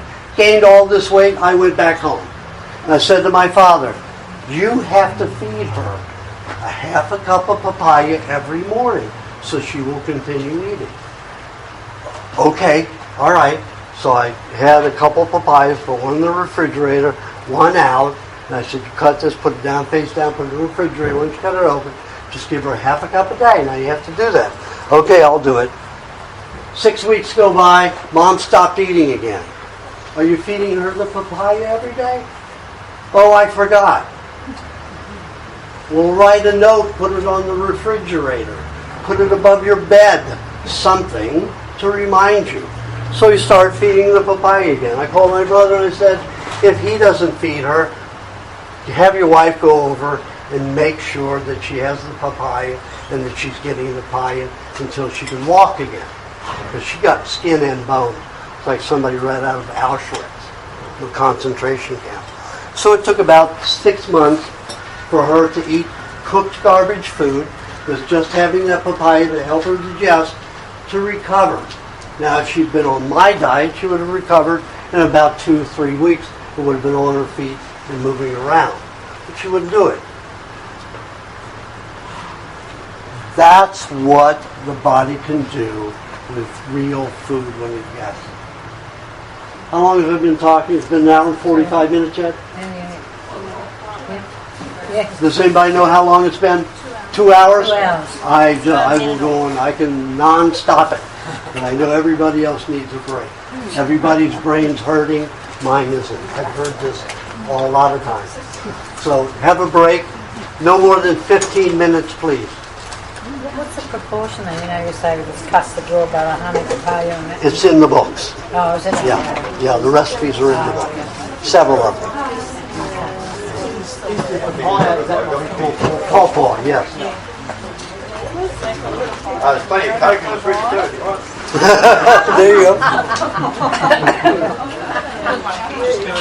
I think some of these people might be embarrassed after what I said to eat in front of me. Yeah, with the milk. I thought you said Coke. There's Coke in the fridge. Yeah, no, there's milk. Yeah, there you're too. joking. I hope. There's a cup of milk there if you'd like to try it. Is that, you going to give that out now? Or? So where did you get Yes, everybody should be eating something on a break. where did you get the milk from? A cow. From different farmers. We go to the farmer and get it. You cannot buy it in the store. You can buy one brand in the store. It's called Cleopatra's Bath Milk. It says only for exterior use. But everybody drinks it.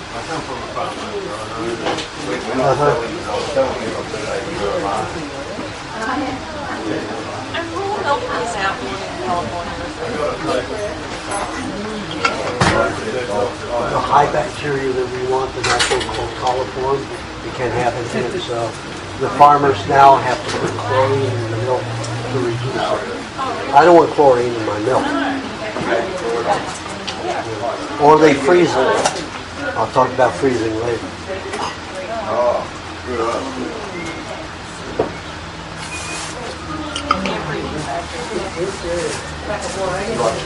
Anybody learning anything?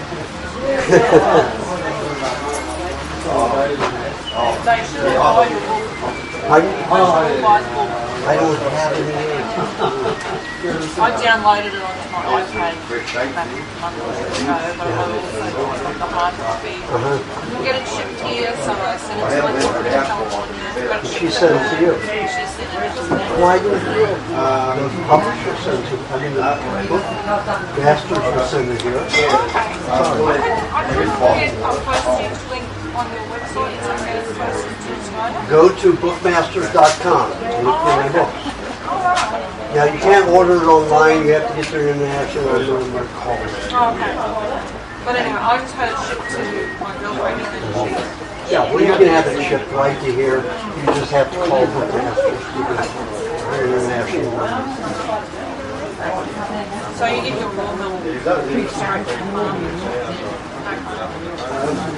Out of state, across the country, from an Amish farm. Raises the cows just the way I want them, treats them the way I want them, everything just the way I want them.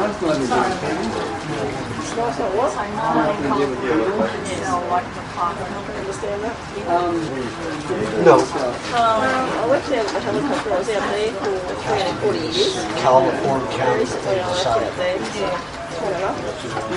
And I work for the uni at the moment. Oh, maybe I'm in a nice place. Yeah, it is. Nice and cold. Yes, it is. Yes, it is. Yes, so it gets rid of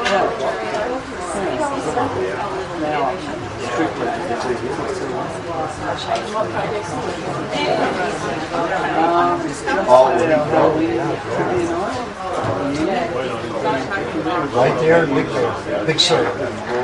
Well, you're in Big Bear. I'm sorry. I was thinking Big Sur. Big Bear, that's right there. And Baker, town.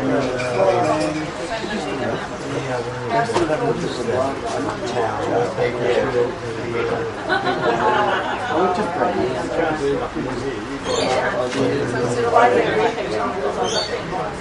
Big Bear, I've gone skiing there a few times. I used to own property in Iowa.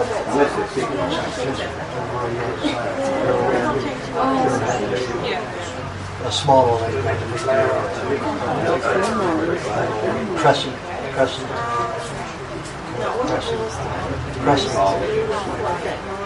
And then say if you want to put areas around. Yeah, it's right around here. It's on the other side. If you go to Hesperia, Jones, 15 to Hesperia, go down to the whole area, and hike for a while. If you go from Arrowhead, it's a hike every day. These hot springs are in this valley.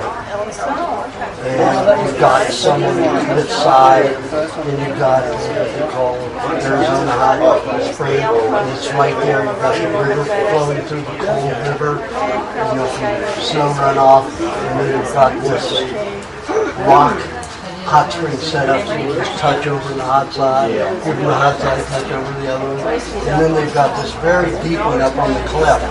And you climb up there and you go into hot windows. That's that sand with the bottom. It's a big, it's a circle about the bars around to about this big. And there is a cliff rock over, so you dive down into the river and just swim all over. Great place. Called Deep Creek. You have to go there. It's marvelous place. Go on the weekday, it's better than the weekend early crowd. And he would do the things that I said. Natural water hole. Natural hot spring with the natural river flowing right through it. You have one in Queensland. There's one in North Queensland. What natural springs just bubbles out of the ground and been known for centuries. Yes. California has 927,000 Is that right? Yeah. all over the northern, well, even southern California. Most of them, almost a million. Yeah. I've only hit about 100. What brings you to think about all this stuff? Springs is the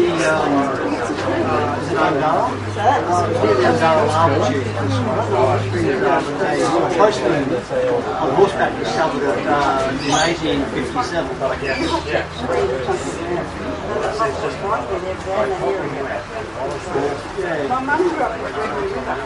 Oh yeah. Is it a hot spring or cold spring? No, it's cold. The springs, these springs, you just look down to this hole in the ground around, and just look down to this green water, and it actually it's very, very salty. And as the water comes up, it runs out, it crystallises, which is good. Rich in paddy fields. That's hot. Rich in paddy fields over an acre or two of ground. You walk over these things, they're hard to drop. Leaving the sand sticks together. You know, you expect it to come down and like sand, froth and sand and things. No, it's It's clay. hard.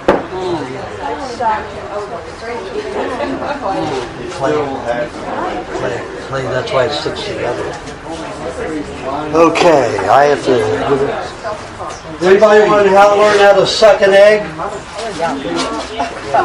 Right from the shell? So you have to clean the glass every time? Not really. Not really, well I'm going to show you anyway. Okay, you have a fat end and you have a narrow end on almost all eggs. You don't want to break a hole in the fat end, you just want to break the integrity of the shell. So you take the flat edge of your eye tooth and you hit it sideways, not to poke a hole in it, sideways. And you see I've broken the integrity and no hole. Does that break the film inside as well? No, you don't want to break that film because it'll drip out. Okay, so that's what you do with the bottom. Then the pointed end, you want to make a hole. So it goes down in that eye tooth to produce a hole. Now I've got a little smiley happy face. Okay, now as I said, if you digest the egg white first, it'll go to the liver, and the liver produces the bile to digest the egg yolk. It'll all happen in 27 minutes. So you suck just gently with your head down like this. Go like this, the egg yolk's going to come out right away. So you suck it out gently.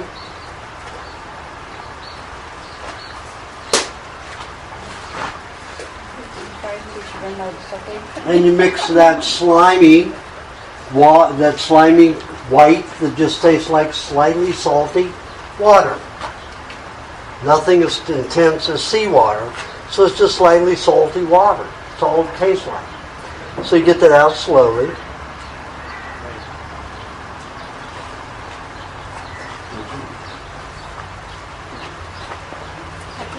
Sometimes the egg is slightly a little bit more mature, so the egg yolk is fused to the egg white. So just gently rock it back and forth, and it will let go, and then you can suck out the rest of the egg white.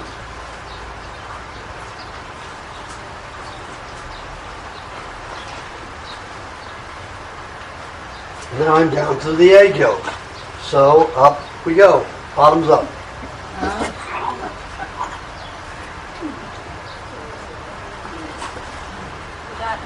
You see what happened? You throw the yolk whole? The whole thing sucked down. So it collapsed. So all got everything out of it. If you hadn't broken the integrity there, you wouldn't be able to pull the membrane down to squeeze everything out, to suck everything out. So it's completely empty. And the membrane had collapsed. I'm going to put mine in quick soup. Yeah. Yeah. But it takes 10 to 16 hours to digest it. If you need quick brain fuel, quick body energy, then you need to be a sucking egg. And I'm a good sucker. So how many of those? It's pretty hot over there. How many of those do you have a day? Pardon? I've had up to 50. A day? Yeah. So what, when you need energy or what? Does everything. Give me energy, clarity, 50? everything. 50 a day. I've had up to 50 a day. Up to 50 a day. I don't do it every day. I may have 10 a day normally or 12 a day. It depends on what I'm doing. You know what? I think this would work better if it were like this. Don't you think?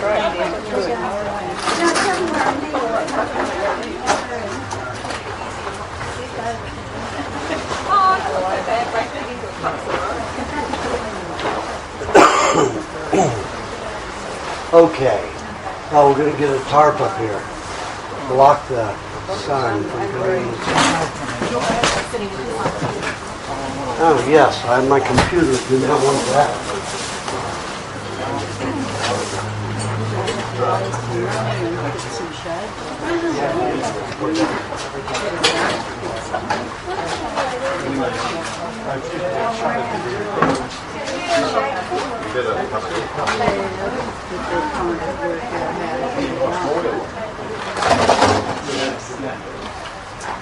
Now I told you I'm a sucker and I'll prove it. When I drink something, I don't drink it. I suck it. Why? Remember I told you all the bacteria in the mouth starts digestion? So when I drink something, I suck it through my teeth.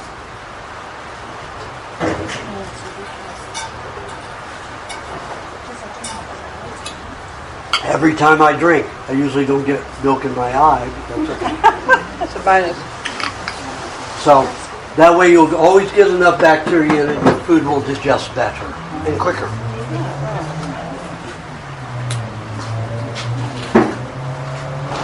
That is your liquid.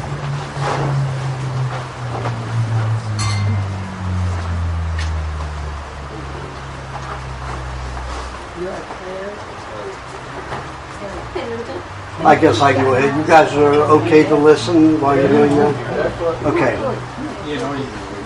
All right, so we're going to talk about foods and its relationship to the body. Now, as I mentioned, fat are the most important nutrients in the human body, for any animal's body in a toxic society, because the fats will protect your cells. They will dissolve toxins in the body and waste products via the lymphatic system, and the body will get its greatest amount of energy. Remember, you get 2.5 times more energy with fats than you do with carbohydrates and protein. Now think about that. Why is the sport industry telling people that high-carb diet is the best for an athlete? What happens to the athletes these days? They dry out and burn out in 20 years. They start at 16 years old and they're burned out by the time they're 36. They've got severe cartilage problems. They've got severe tendon problems. They've got bad joint problems. Why? Because they're not getting the fats to take care of protecting and lubricating the body. So, what happens on my diet? You get plenty of fats. I want everybody to be fat. Being thin is not a benefit. And even you are more protected than most of the people here. Because even if they're not good fats, they are protected. Let me give you an example. About 8 years ago, a fellow came to me near a vegetarian community that I saw, usually ex-vegetarian community that I saw once yearly in North Carolina. And this guy had thick skin, gnarly skin, the skin that looked like somebody had done drugs and alcohol for at least 25 years. 20 years at least. So I did I photographed his irises and looked at the irises and I said, you know, I can see by your skin you've done drugs and you've done alcohol because the body discards most of its toxins out the skin, 90% of them. And I see the damage that's done to your skin. And I said, but your insides are like a 30-year-old or younger. He was about 54. And I said, are you from this planet? And I was just joking, you know. But then I was kind of serious because I'd never seen anything before. I said, you're only about 15, 18 pounds overweight. Can't happen on this planet. He laughed and he chuckled. And I said, okay, what's the big joke? He said, 4 months ago for one in your diet, I was 300 pounds. And I've been 300 pounds for 27 years. So, that bad fat protected his body from cocaine, from alcohol, from all that bad stuff. He was very fat, but that fat will protect you even if you've got bad things going in the body. Not completely, because you see what it did to his skin, but it took care of his body better. He could have been dead at 38 years old, 36 years old, if he didn't have all that fat with the amount of chemicals that came through his skin and the way his damaged skin looked. So fat is so important. And I know you're saying, Aajonus, you're up there, you don't have that much fat. I do. I'm about 20% body fat right now. What does that mean? Your average person that looks as big as I am is 10% fat. I'm 20% fat because when I eat raw fats, the molecules are very small. When you cook them, they swell 5 to 50 times their normal size, sometimes even larger. What happens when you take fat back? Pork rind, nice and thin, all of a sudden you cook it and pop, big crispy thing.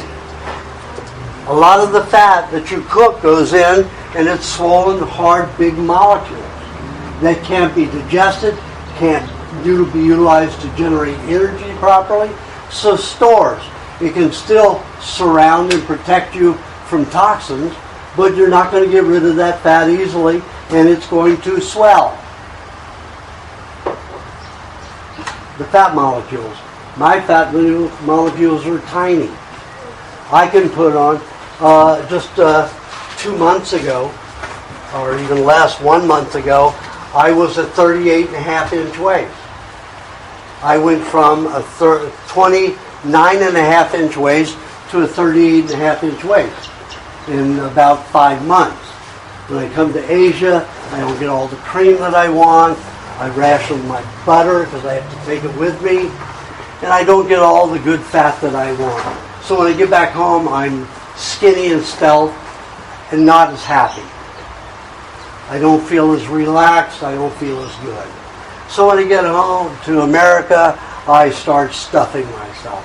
So I go, and I have 3 wardrobes to get me to that. You know, this wardrobe now is a 34.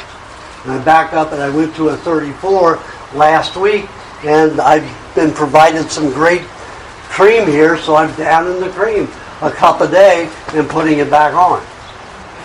Fat protects, fat strengthens, fat gives you the biggest amount of energy. Your wrestlers, all of them are fat. Your weightlifters are fat. It takes fat to produce the greatest amount of energy and to protect you. So I say get rid of the skinny syndrome. If you want to be healthy, don't worry about how fat you are. Of course, if you can't move, then that's another thing. 700 pounds, maybe a little too much. Even 200 pounds on a woman, maybe too much. But 150, 170, 180 pounds, it's not too much. You should accept it and take it. It will help you. It will protect you. Where do we get these fats the best to digest and the best to utilize in the body? There are many different animal fats. There's the animal fat on the meats. There's the animal fat around the kidney, the suet. There's animal fat around the heart. There's all kinds of animal fat in the body, and each of them digest a little differently. And they will do a little different things. That you have to experiment with. I found that different bodies will use those different fats in each way, in different ways. So you eat those. Normally you would think that the suet would protect your kidneys the way it does with the animal where you get the suet, from whom you get the suet. However, when I've experimented with it, I found that suet in some people strengthened and protected the heart or the thyroid gland. It depended upon the person, how the body used it. I even gave it to several people who had kidney disease, and first that suet went to their hearts and thyroids and corrected the thyroid problem and the heart problem rather than going to the kidney with their third.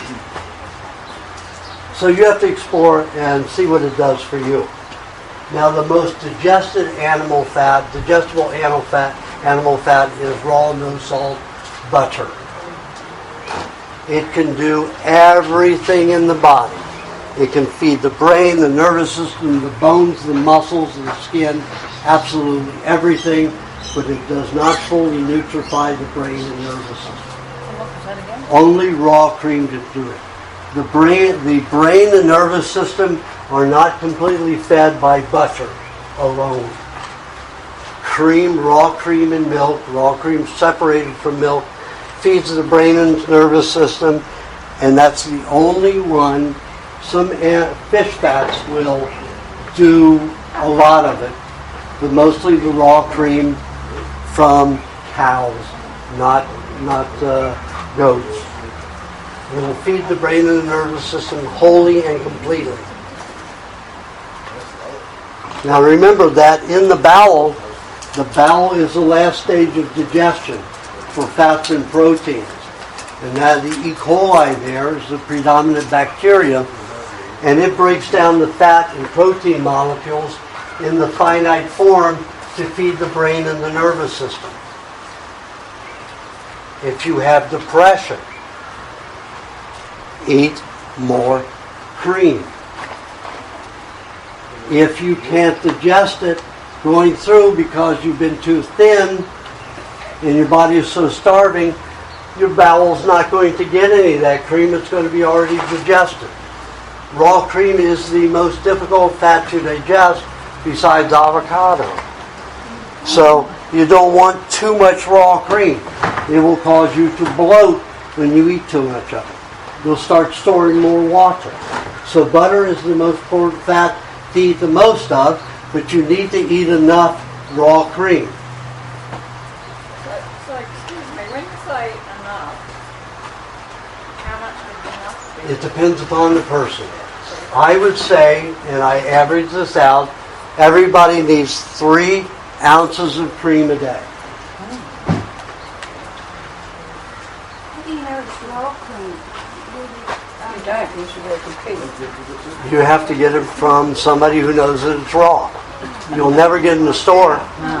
You have to get it from somebody who's picking it up from a farmer. Yeah. And if you have some good friends who are cows, they're your best source. Okay, so and I've seen people who can't digest it.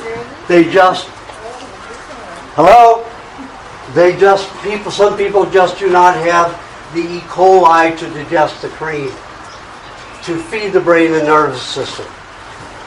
And their bodies have been so starved for so long, there's not enough cream that makes it into the bowel. It's already digested and absorbed in the intestine, small intestine. So what you do is you make cream of suppository, fresh cream of suppository, and it works wonderfully. If you have chronic constipation, you've got low bacterial levels in your colon. You feed it to the back end. You give that colon fresh fat, fresh cream. It will love you for it.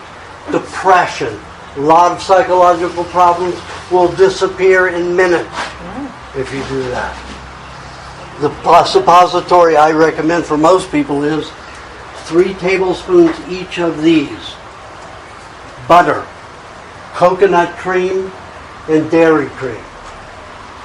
1/4 teaspoon of honey. Only 1/4 teaspoon of honey. About the size of a bean. Put that in a 4-ounce jelly jar. Shake it. Immerse it in a bowl of hot water. Not hot enough to burn your hand, but to make it uncomfortable. Let it sit in there for about 3 minutes. It'll get up to about 103, 105 degrees. Take a bulb syringe. You fill it. Put it in your butt. And leave it. You do this before you go to sleep. Your bacteria in your intestines will all of a sudden eat that rapidly. And all of a sudden you feel great in the morning, no constipation, everything is rosy. Wonderful way to do it. 3 tablespoons each of butter, coconut cream, and dairy cream. 1/4 teaspoon of honey. Very little honey. Now, there are several ways that you can implant it. You can go up into the yoga shoulder stand or the plow. Plow is usually the easiest. You got your up on your shoulder, your back straight up, your legs are over your head, and your butt's right up here, and you just squeeze it in. Stick it in, squeeze it in. And then you roll your stomach like a belly dancer. And then it moves up into your descending colon. Then you do that for about 3 minutes. Then you roll onto your right side, lift your right leg up, roll your stomach like a belly dancer again. I don't know how I can do it. I just saw a belly dancer do it when I was about 3 years old, and I could belly dance. I couldn't talk, but I could belly dance. So then when you're lying on your right side doing it, it'll move into your transverse colon and start dumping into your ascending colon. That way that E. coli gets plenty of fresh fat to eat. And it will be so happy. You will be so happy. Remember, almost all depression, we're talking about 92-95% of all depression, comes from the brain and nervous system not being fed the proper fat. Remember, all the nervous system is 60 to 80% fat, every cell. Somebody calls you a fathead, you say, thank you. Okay. Other fats, avocados, mainly get turned to fuel and for detoxification of the liver and some other organs and glands. Not one for helping to solidify the body, calm it, or make it happy. It will give you energy and do some cleansing. Oils, all pressed oils, are detoxifying. 90% of them will be made into solvents for dissolving some kind of tissue or in-product metabolism in the body. That means if you have a lot of pressed oils like olive oil, you're going to be into detoxification a lot. And then you'll be like the Italians. You want to make everything disappear. Olive oil is a pressed oil. It will be made into detoxification. So if you're going to have an oil as a medicine once a day to help your lymphatic system dissolve stuff, 1 tablespoon a day. Well, if you're 6'5", you could have 2 tablespoons a day. So pressed oil? Pardon? Just the pressed oil? Or just any oil, pressed oil? Any oil that's cold pressed. I don't recommend any oil that's pressed above 96 degrees. Pardon? Coconut oil is still a pressed oil. Yeah, I was going to get into coconut soon because that's a major one that I use. But not the oil directly. I use coconut cream. Coconut cream is when you take the coconut meat, mature coconut meat, you grind it into a grated coconut, you put it through a juicer, you separate the cream from the pulp. And when you do that, now coconut is 80% fat, 15% protein, and 5% carbohydrate. 80% fat, 15% protein, 5% carbohydrate. All coconuts are that ratio. But that 80% fat is 93% water-soluble fat. What is water-soluble fat? You only hear about the oil, which is only 7% of the fat of anything. 7% of the fats of a plant. 7% of plants of a seed or oil. A seed oil or nut oil. It's only 7% of the fats present. Your water-soluble fats have many more vitamins and enzymes. And they can go in many more places than oil can. That's why fat is only 7% of any kind of fat. Oil is 7%. Oil is only 7% of the whole of the fat. A very small amount. You need a very little oil. It's very dissolving. It's very active. Anybody know people who use a lot of olive oil? You know how temperamental and irritated they are? The Greeks and the Italians who use it? All of my Greeks and Italian friends, I keep at a distance. And the ones that are on my diet, not eating all that, they're different people entirely. This is Mediterranean temperament, overexcited. Yeah. Oh, right. Exactly. So you have to be careful about the oils that you eat. Not all raw oils are good. Depends on how you take them and what amounts.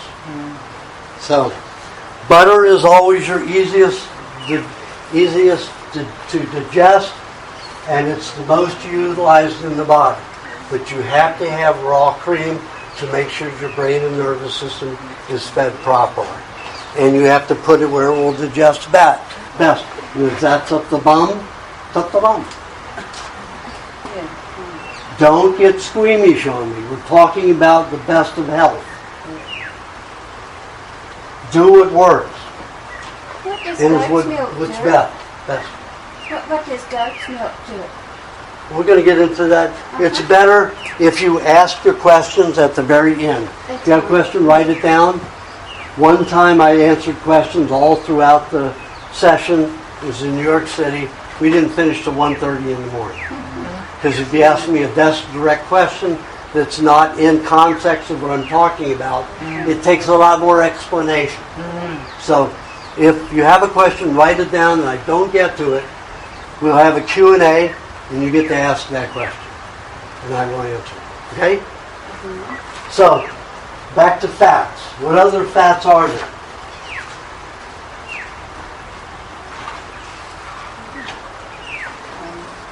Any fats I'm missing?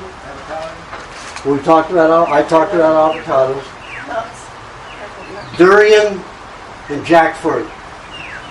Like the coconut, they're 80% fat, but they have a heck of a lot of carbohydrate with it. So unless you're an athlete exercising a lot, don't take them alone. and take them only a little bit at a time and stretch it out, because you will get charging energy, and you may get, what they call manic. So it's better to eat something like that slowly, or with some milk, make it into a milkshake, or make it into an ice cream that you don't completely freeze, that you chill. Is jackfruit another name for durian? Jackfruit, breadfruit. That cost me $10 that thing.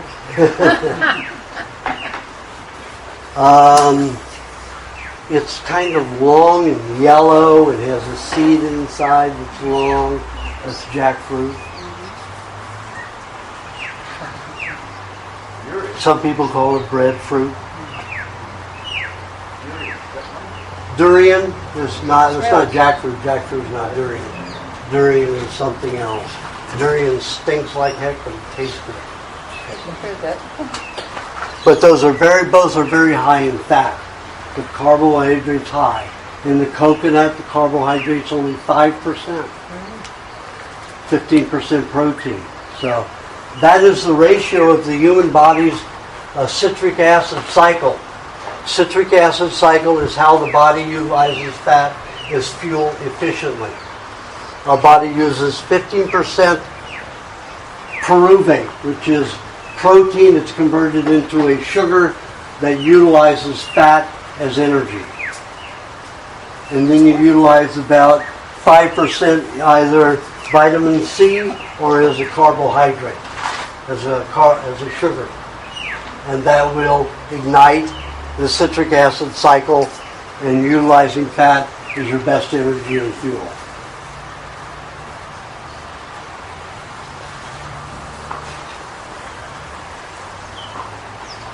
You have to bear with me because they severed the vagus nerve. All the acids come up to my mouth and come out my lips. So I have to clean them once in a while.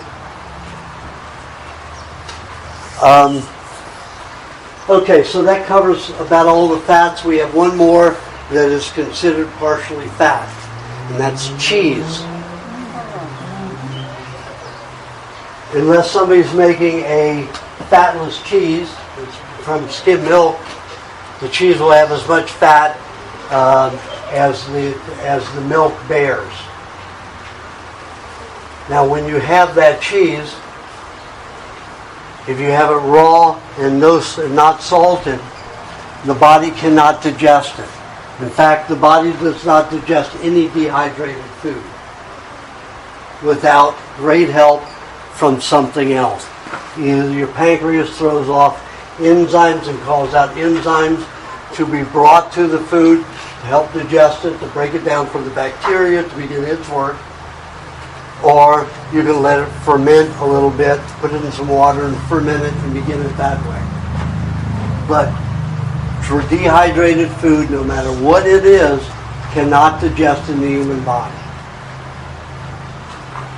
Or very little of it, maybe about 2-3%. Cows and other herbivores naturally eat dried grass. They have all the enzymes in reserve to add to it. They prefer some dried grass. Most of them will not eat all just fresh grass, or they prefer not to unless that's all they have.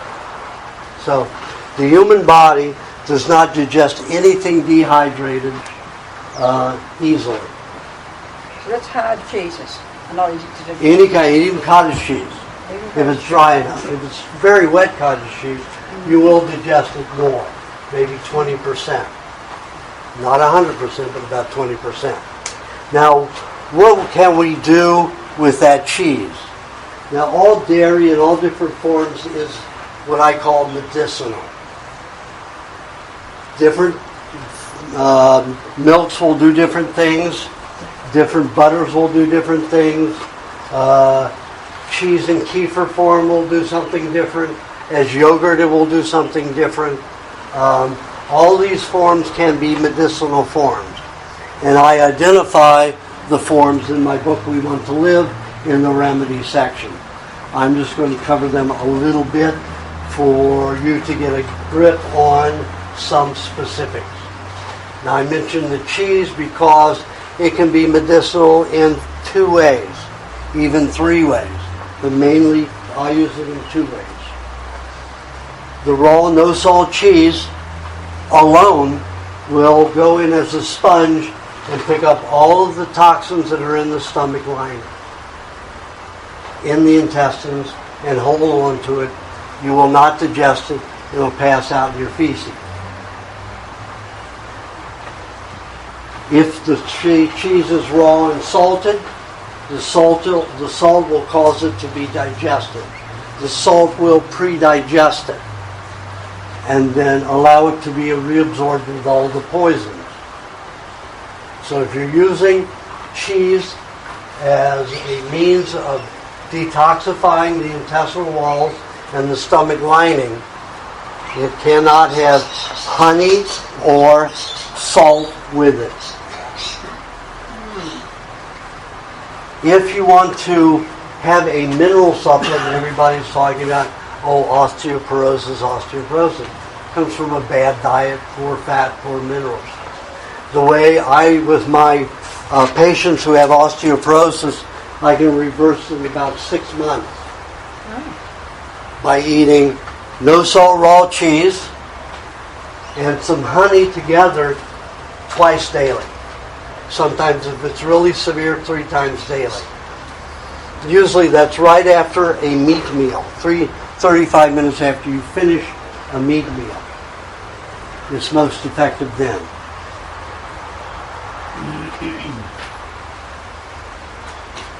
If the cheese is pasteurized, or made from pasteurized milk, homogenized milk, with or without salt, it will redigest the poisons that it absorbs in your body, in your intestines, in your stomach, will reabsorb and digest into your body. So you cannot use any of those to detoxify the stomach lining and the intestinal lining. So, and everybody has a very toxic stomach. The stomach lining, the stomach walls, the whole stomach itself is the most resilient tissue in the body. You have hydrochloric acid that dissolves bone, yet it won't dissolve its own wall. That's very resilient tissue. The next most resilient tissue in the body is cartilage. The bone cartilage, the joints. They don't dissolve even with hydrochloric acid easily. May irritate, etch it a little at a time, but it will not dissolve it. So what the body does is it takes the most toxic substances, the ones that can kill you, and puts them in the stomach lining. And the body will dump a little bit into that every time you eat anything. And you'll just reabsorb those toxins. Vaccines are the most that I see when I've done autopsies on stomachs. The amount of formaldehyde, ether, and mercury and aluminum I find in the stomach lining. Enormous amounts. Every vaccine. Those people have less negative effects from vaccines in the short term. They will not have anaphylactic shock. They will not have terrible flus or get the disease they're supposed to be preventing, where a lot of vaccines do that to a lot of people. Those are the people that will prevent a lot of problems in the short term. In the long term, they're going to be poisoning themselves a little bit all day long every time they eat. Not a good thing. So, eating the cheese frequently helps absorb those poisons all day long. You can have a train of it going through, picking it up, picking it up, picking it up, picking it up. Pardon? It's going to be a Raw, no salt cheese. raw, no salt cheese. Yeah, and all it takes is a little bit. First thing I recommend in the morning, you have 2 tablespoons, because you're going to have a lot of dumps during the night. 2 tablespoons of cheese. If you're a big man, if you're a normal average person, 1.5 tablespoons, 1 tablespoon may do it. Child, 1 tablespoon. Then depending upon the amount of toxicity in your intestines and stomach, you may want to have it every 15 minutes, every 20 minutes, every 30 minutes. I have some people that are so toxic that I tell them to have every 15 minutes, and that's usually my construction workers or somebody who's working in the nuclear industry. I tell them to cut up, take a brick of cheese and cut it into little sugar cube sized amounts, which is a half a teaspoon, and pop one every 15 minutes.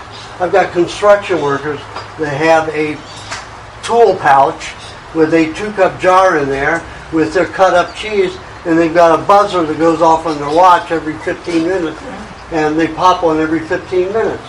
Because in the building industry, our governments, our lovely protective governments, are allowing 22% depleted uranium into building material. That means that all this steel right here may contain 22% radioactive material. If you're drilling it, if you're cutting into it, if you're sanding it, you're going to be inhaling that radioactive material, and it's going to become a part of your body, most often your stomach and intestines. What happens with that radioactive material? Wherever it is, it irradiates radiation. What does radiation do? It stops cells from regenerating. It stops cells from dividing. So you don't heal, you don't get younger, you get old. You get weak, you get disease, you get leukemia, you have all kinds of problems. So I have these people eating every 15 minutes a piece of that cheese. And 10 minutes before they eat anything else. Sometimes they're so toxic that I have them grate a little bit of cheese into their meal. So if the toxins get in there, at least they'll have the cheese to absorb it, and it won't mix in and get into the rest of their bodies. Cheese is an incredible tool. Now, I've had so many problems over the years getting people well fast. That's what I want to do. There's no magic bullet, but there are ways, techniques to make things quicker. And I try to find them, and I do find them. And this is one. Where it used to take me sometimes 5 years to 6 years to reverse Crohn's, now I can do it in 6 to 8 months. Crohn's is a serious disease where many people die from it. I remember one little 13-year-old girl was brought to me, and her Crohn's caused her to have arthritis and rheumatism. Most arthritis and rheumatism is caused by Crohn's, leaky gut. She had knees this big. Doctors had worked on her, treated her for 3 years. She was a famous senator's granddaughter. So they heard about me from a couple of movie stars. So they brought the granddaughter. He brought the granddaughter directly. He brought her to me and said, "Fix my little girl." "Yes, sir." And I mean, that's the attitude sometimes you get. I said, "Okay, so, sweetheart, here's what you have to do. It's not going to be easy. People are going to ridicule you, but do you want blown out knees? Do you want to be in pain all day? Do you want to have diarrhea? Do you want to have vomit? Do you want to have bleeding intestines? You decide. I've got a way you're going to have to do it, but everybody's going to make fun of you. So you have to disregard it, because you're going to be eating raw meat, raw eggs, raw milk, everything. You can't eat candies, you can't eat soda, anything like that. You have to stop everything." And she said, "If I can change, if I can get healthy and well, that's what I want." I said, "Okay." So she did it 100%. In 6 months, her knees were normal.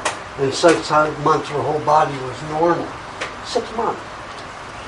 And nobody that goes under the medical profession with Crohn's ever reverses it. It only gets worse. So she stayed on for 2.5 years. Then she started thinking in a healthy sense, because she felt good.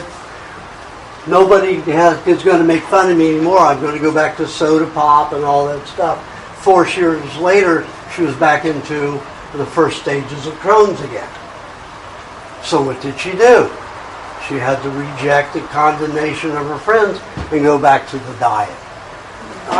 She's a young girl. She has to explore her life and whatever she wants to do. I had to explore mine with plenty of deaths and disease. So I'm not going to judge anybody else, because if you learn well from it, you can make good of it. So I don't judge anybody for wanting disease. Some people need to experience. So I'm just here to give you techniques. If you decide you want to use them, you can. So cheese has reduced the healing stage and the detoxification stage. A stage is up to 5 times. 5 times the amount of time and effort that it takes, and pain and suffering. That raw, no salt cheese with nothing but maybe a little butter if you have tendency toward constipation to absorb those toxins in your stomach and intestines. Great tool. Now I talked about the lymphatic congestion, how it gets caught up with waxy fats, plastic fats, hydrogenated vegetable oils that crystallize, that harden into plastic, because they are trans fatty acids. They are the exact same molecular structure as plastic because they are plastic. They haven't just have not been hydrogenated enough to become a solid plastic. But you can't digest them.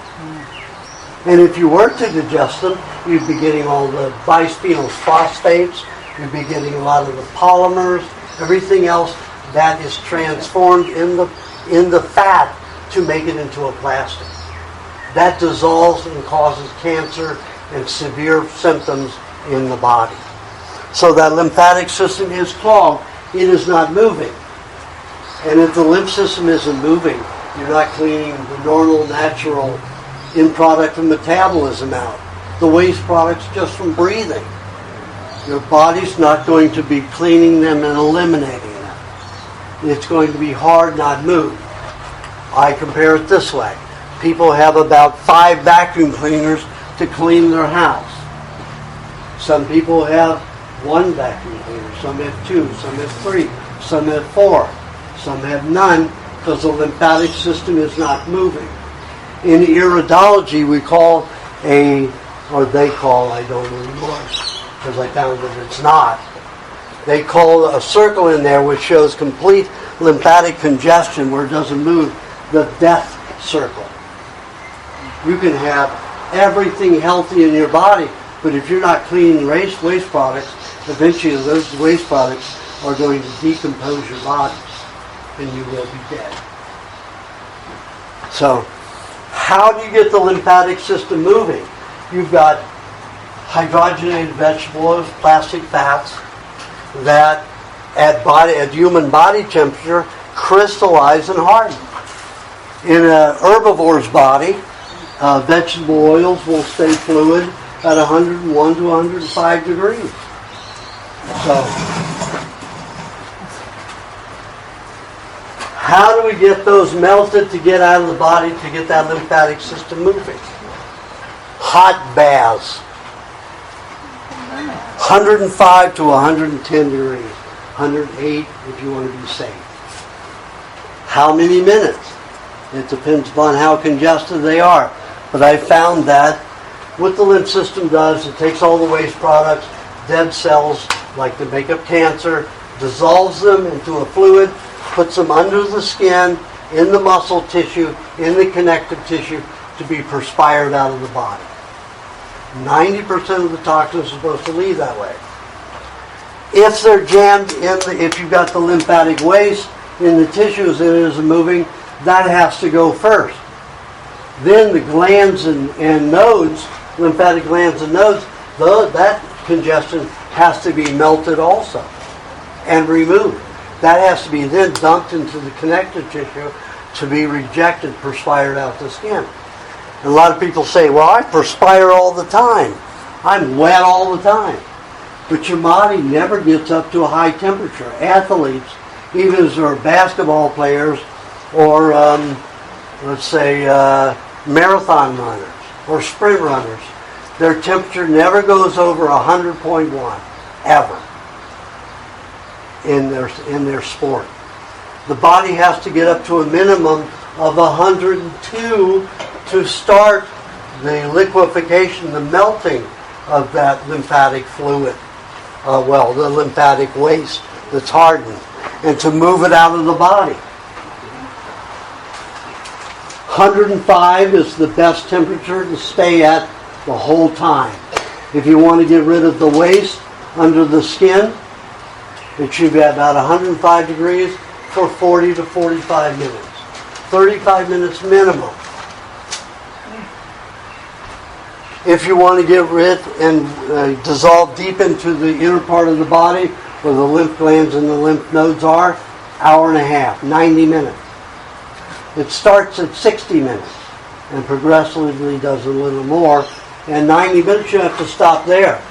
When I was so ill that I was in excruciating pain, couldn't sleep over 10 minutes at a time, living on the floor, vomiting, urinating, defecating all over myself, I found that if I got really hot, I felt better. So I had like 7 hot water bottles, and I put a duvet down cover over me and let myself bake, and I sweat all over the floor, add more pollution to all the stuff I was swimming in, floating in. And it worked. I felt better. And then I realized I had a clawfoot bathtub, a big old clawfoot bathtub. So I started soaking in that. And then I put sea salt and milk in it so my body would be buoyant, or Epsom salt. And then what I found was I could float in the water, have no pain. So I would spend 16 hours a day in the bath. Sometimes I'd wake up freezing to death because the water would cool. I had no heater on the water to circulate it and heat it. So I had to wake freezing to death, but still not in severe joint pain because I was buoyant, no pressure on my body. So I let about 2 inches of the water out, and then the last inch I would turn on only the hot water and then funnel the cold water down the drain until the water got hot. Then I would let it go. When that other inch went out, I would plug the drain. Let it fill up 2 inches, and I'd move the water around and get the water up to 108 degrees, again 110. And then I go back to sleep for 2 more hours. I was in heaven. Because as long as I was not in water, if I were sitting, standing, lying down, I was in excruciating pain. I could only sleep 10 minutes at a time. With the hot water bottles, I was able to sleep at 20 minutes at a time and still wake up in excruciating pain. In the bath, I'd wake up after 2 hours only freezing, but not in excruciating back pain. Baths are so important to speed up the system. The lymphatic system cleans the body. If it doesn't clean, you don't get very far. You can eat all the good food in the world. You're going to keep your blood and your neurological fluids clean, but not the rest of the body. You're going to wear down quick because lactic acid, just from metabolism working, will build up. It's going to make your muscles sore and stiff. Your joints get sore and stiffer the longer that stuff collects. The lymph system has to be moving. Hot baths are the best way. Hot tubs are the best of all because it stays at a perfect temperature that you like. Anywhere from 102 to 108 degrees. Some people 110. I remember one man, when I was first experimenting with, he came to me at 67 years old. He was retired. He had about as much energy as a snail. And all he did was eat and watch TV. And then he got prostate cancer, got thyroid cancer, and his thyroid's not working. So they told him to take all these medications and chemotherapy. And I said, no, you don't have to do that. Do this diet. So he went home and thought about it, and then thought he'd go take the medication, got in line to get his prescription filled. And saw these unhealthy people who were taking medication. I'm not doing this. So he left and called me again. So he went on the diet, And I said, if you want to, I'm experimenting with some new things. I'm realizing what I did with heat treatments. And you can't use electricity because electricity has electromagnetic fields and it destroys cells, alters their molecular structure only at 3 milligauss. So you have to use water, hot water bottles or hot tubs. You can't use steam, you can't use sauna. Those are too hot. It only takes 110 degrees to start destroying the enzymes in your sinuses and skin. Lowest sauna temperature in the ultraviolet ones, the infrared saunas, the lowest you can go is 137 degrees. Too hot. Steam baths, 212 degrees. You're going to damage mucous membranes. You're going to damage vitamins and enzymes in your skin. Sure, you're going to sweat. But whenever you have an air pocket anywhere, you do not heat deeply into the tissues. So in a steam bath and a sauna, you always have air pockets. And if you move in an air pocket, you'll know that you have 6 to 10 inches of space to move until you get hotter again. In water, you move an inch, and it gets hot again. So you have a very small cooling space. So the hot water is the best. Hot water bottles are okay and will do a lot if you can't stand a continuous hot temperature in the wait state in a bathtub.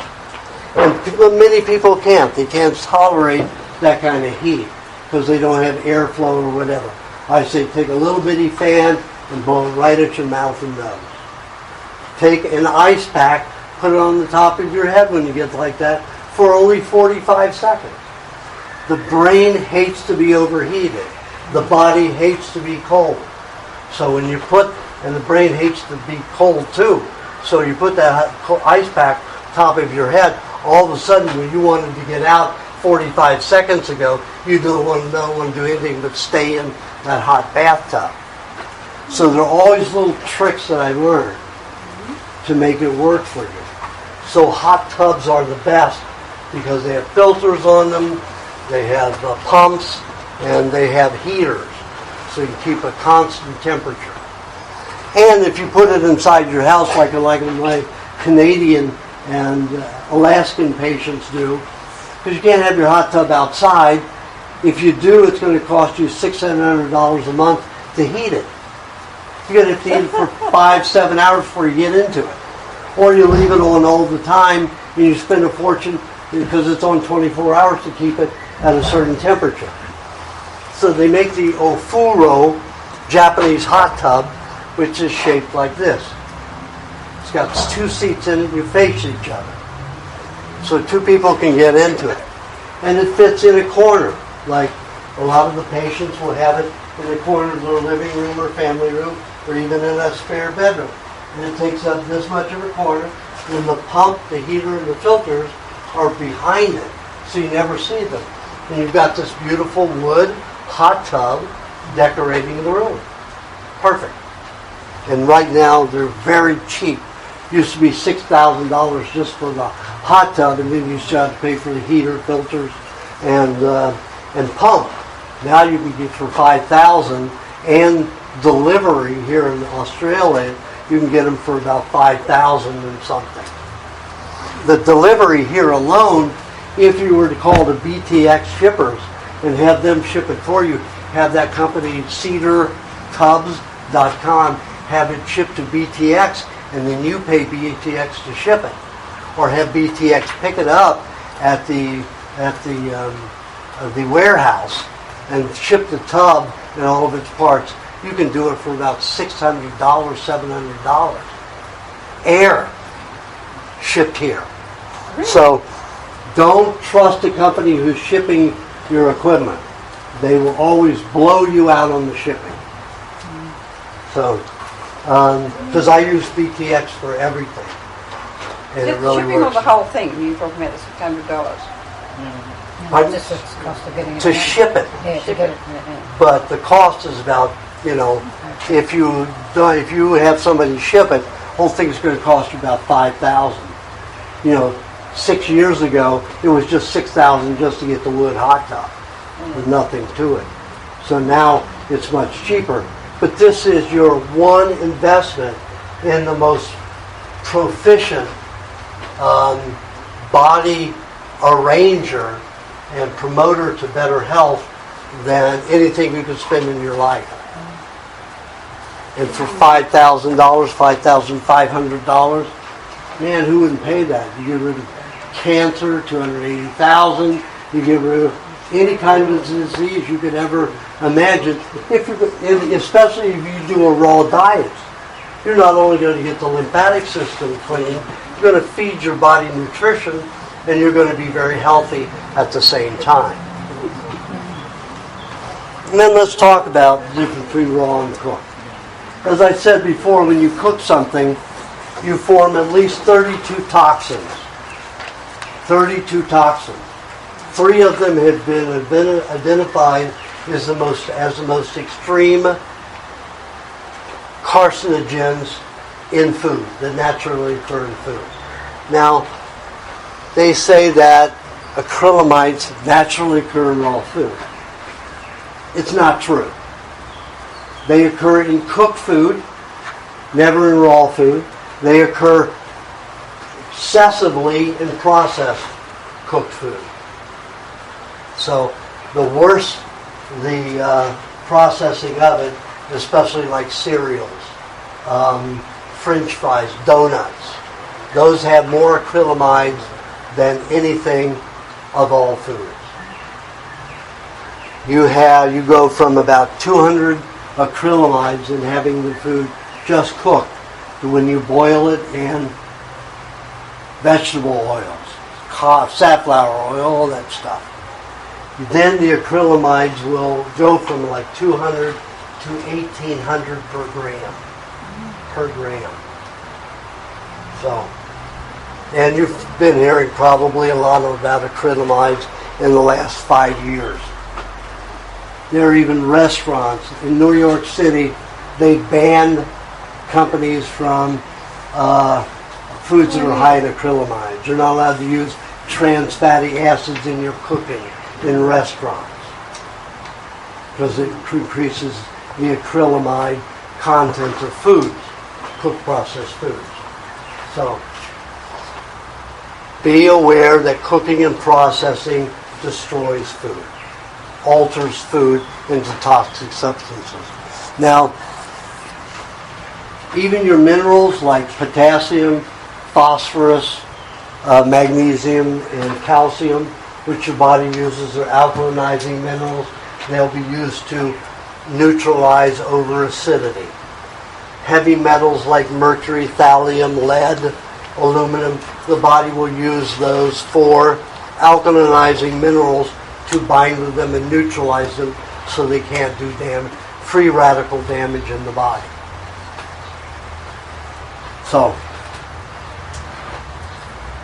if you cook above 98 degrees, one of those minerals, the phosphorus, will begin being altered.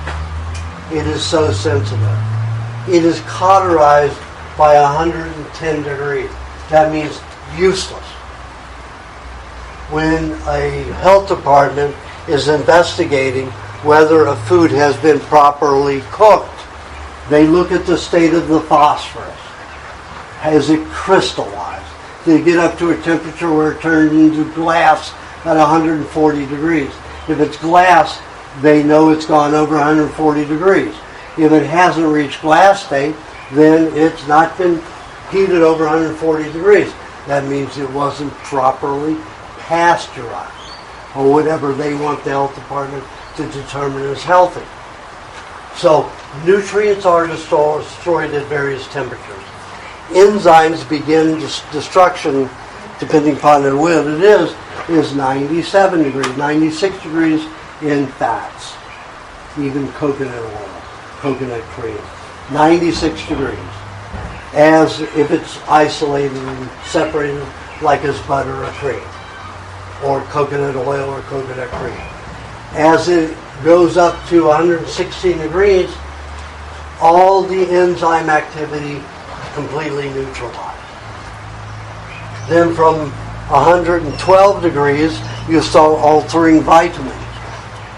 By the time you hit 122 degrees, you've destroyed or neutralized all vitamin A. By the time you hit 137 degrees, you've neutralized 90% of your vitamin E. By the time you hit 138 degrees, you've destroyed all vitamins. B vitamins are destroyed in the low 20s, 120s. Translate that into centigrade, it's going to be different, of course. And that would be somewhere between 40 and 50 degrees centigrade. Pardon? Like I'm saying, I know that 170 would destroy everything. 108 degrees is 42.2222 degrees centigrade. 108 degrees. So at 42.2222 degrees, you're already wiping out most of everything. By the time you get up to 44.666, you've destroyed all of your vitamins.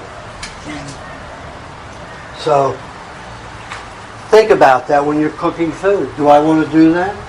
And if you wanted an direct example, the one I said before. Well, it's okay if I sear this for 15, 30 seconds. Well, let me sear your hand for 30, 15 seconds. See what happens. That is what happens to the molecules of your food. It blows them up, it rips them, it tears them, and makes them weak. It takes your protein, alters the size. It misshapes them. The fat's the same way. It isn't easy to utilize them in the body properly, to digest them and reconstruct them. How many of you would take your Rolls Royce in to have parts put in a junkyard? Nobody? Then why in the hell do you cook your foods? Think about it. Okay, so that's the reason not to eat cooked foods. You form toxic byproducts and you destroy most of the nutrients. So you're going to be living on carbohydrates, fats, and protein. And not well, because it takes vitamins, enzymes, and certain minerals, non-cauterized, to utilize those proteins, fats, and carbohydrates properly. I'm sorry, I have to have something wet. Almost like a desert here. Welcome to Rockhampton. Yeah. I suck. Food out of the sun. We'll get a hot tub. Hot milk. Directly overlooked to our neighbours. Okay, so let's talk about proteins a little bit. We talked about fats extensively. It doesn't take much to cover protein. Protein, a lot of people think, and I did as a vegetarian or fruitarian, that I could get my proteins from nuts, from legumes, from seeds, from sprouts, and stuff like that. No more nonsense in the dietary community than that. I was eating up to 14 pounds of nuts a day, and I would lose a few grams of weight a day. I was eating massive amount of avocados. I would eat up to 11 avocados a day, sometimes even 15 when I could get them. And I was losing weight. I was just scaling down. And I've seen people, not living outdoors like I was at the time, but other people eat those foods and either get bloated in the tummy or shrink everywhere in their tissues and be bloated in the tummy. So those are places where we don't get nutrients. Sprouts are the biggest harm. What happens if you feed a bird only sprouts? Be dead in 5 days. Why? Because there are 3 enzymes in the sprouts that act like phytic acid. before you sprout the grain or the seed or the nut. Now that phytic acid, what does it do? It prevents certain minerals from digesting. Those minerals reacting in digestive juices prevent absorption of protein, prevent digestion of fats. So it's a whole chain reaction. When you sprout, you destroy the phytic acid, but the plant creates 3 enzymes which do the exact same thing as phytic acid, so you have 3 times the effect in sprouts. So if you're going to eat sprouts, you eat maybe once a month a cup, or have a few tablespoons a couple of times a week. If you want to see what happens, get your favorite bird and feed them nothing but sprouts. And a bird is designed to eat grains. A bird is designed to eat sprouts, and yet it will kill your bird. So you have to understand the chemistry of everything. And I bought all the crap. I bought it all, and I was damaged by it all until I had to investigate it all myself and discover what worked and what didn't. So proteins, the human body does not digest and get from grains or from sprouts or from nuts. When we digest nuts and you apply the hydrochloric acid, our digestive bacteria that predominate in the mouth and intestines, nuts are digested 0 protein, 2% fat, but lots of starch. The starch in the nuts we digest. Now what do we use starch for? What do we need starch for? Well, it can combine with toxins, like cheese does. Only mainly it binds with hormonal toxins. So if you eat a nut butter, you can use it if you have high anxiety or somebody has schizophrenia. You can use it to lower the symptoms. 95% of all anxiety is caused because the body makes a lot of hormones for physical activity. Testosterone, estrogen, adrenaline.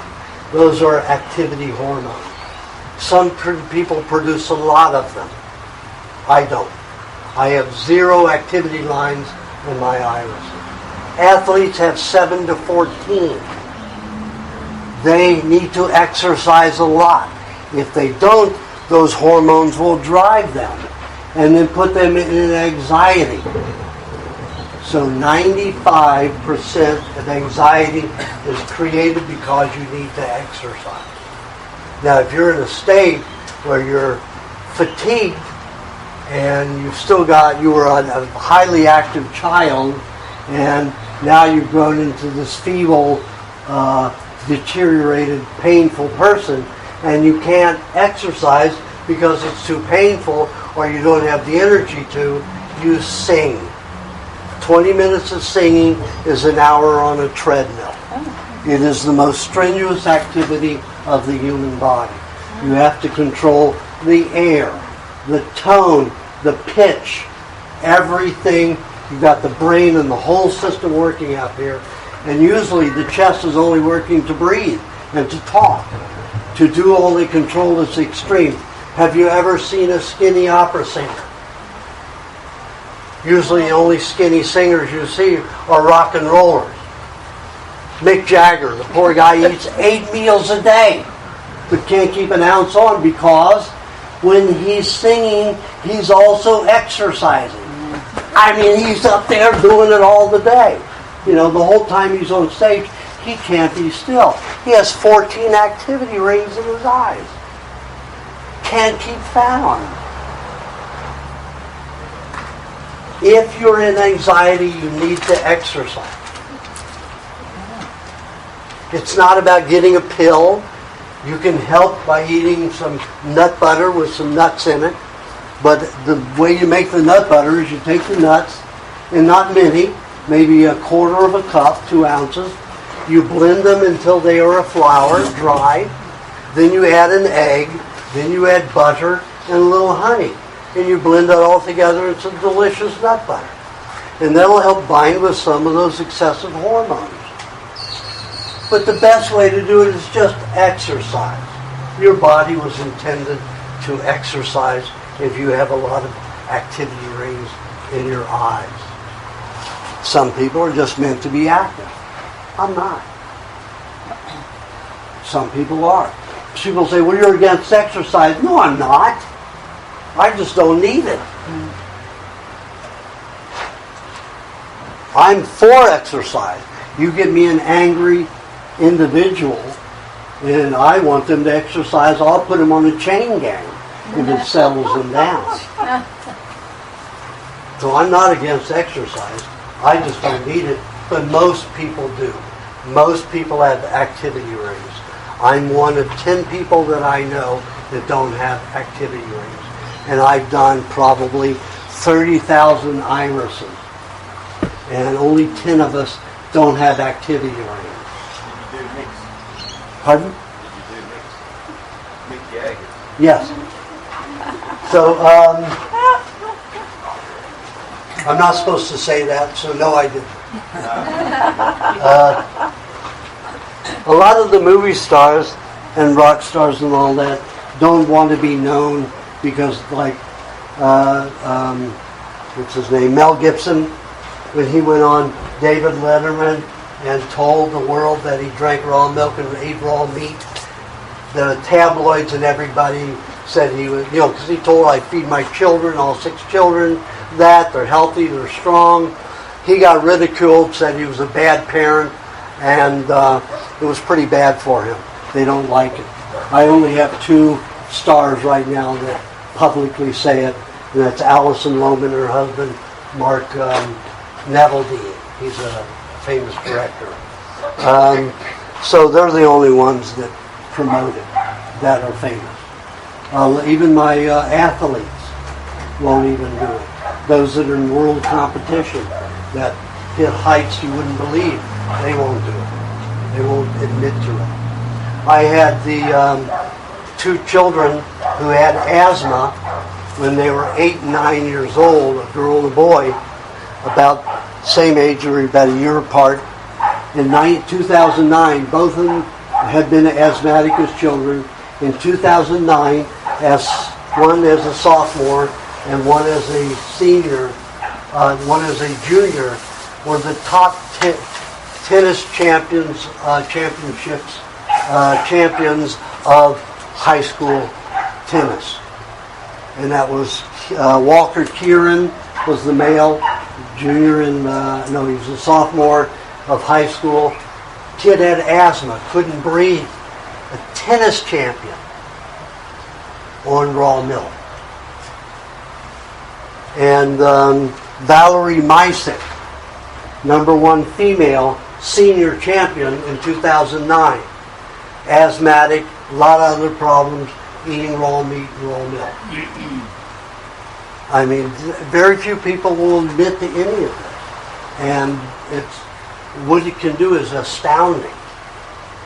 I had one man who is now he admits it, but nobody pays attention to that martial arts competition unless you're a martial artist.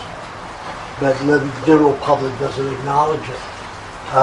Anyway, he came to me at 56 years old, and his exercise for his martial arts training is jump roping. There's many other things, but he does jump roping 3 days a week. And he will jump rope on a Monday and do 2,700 jumps in about 30 minutes. On a Wednesday, he will do 7,200 jumps in 45 minutes. On a Saturday, he will do 12,400 jumps in an hour.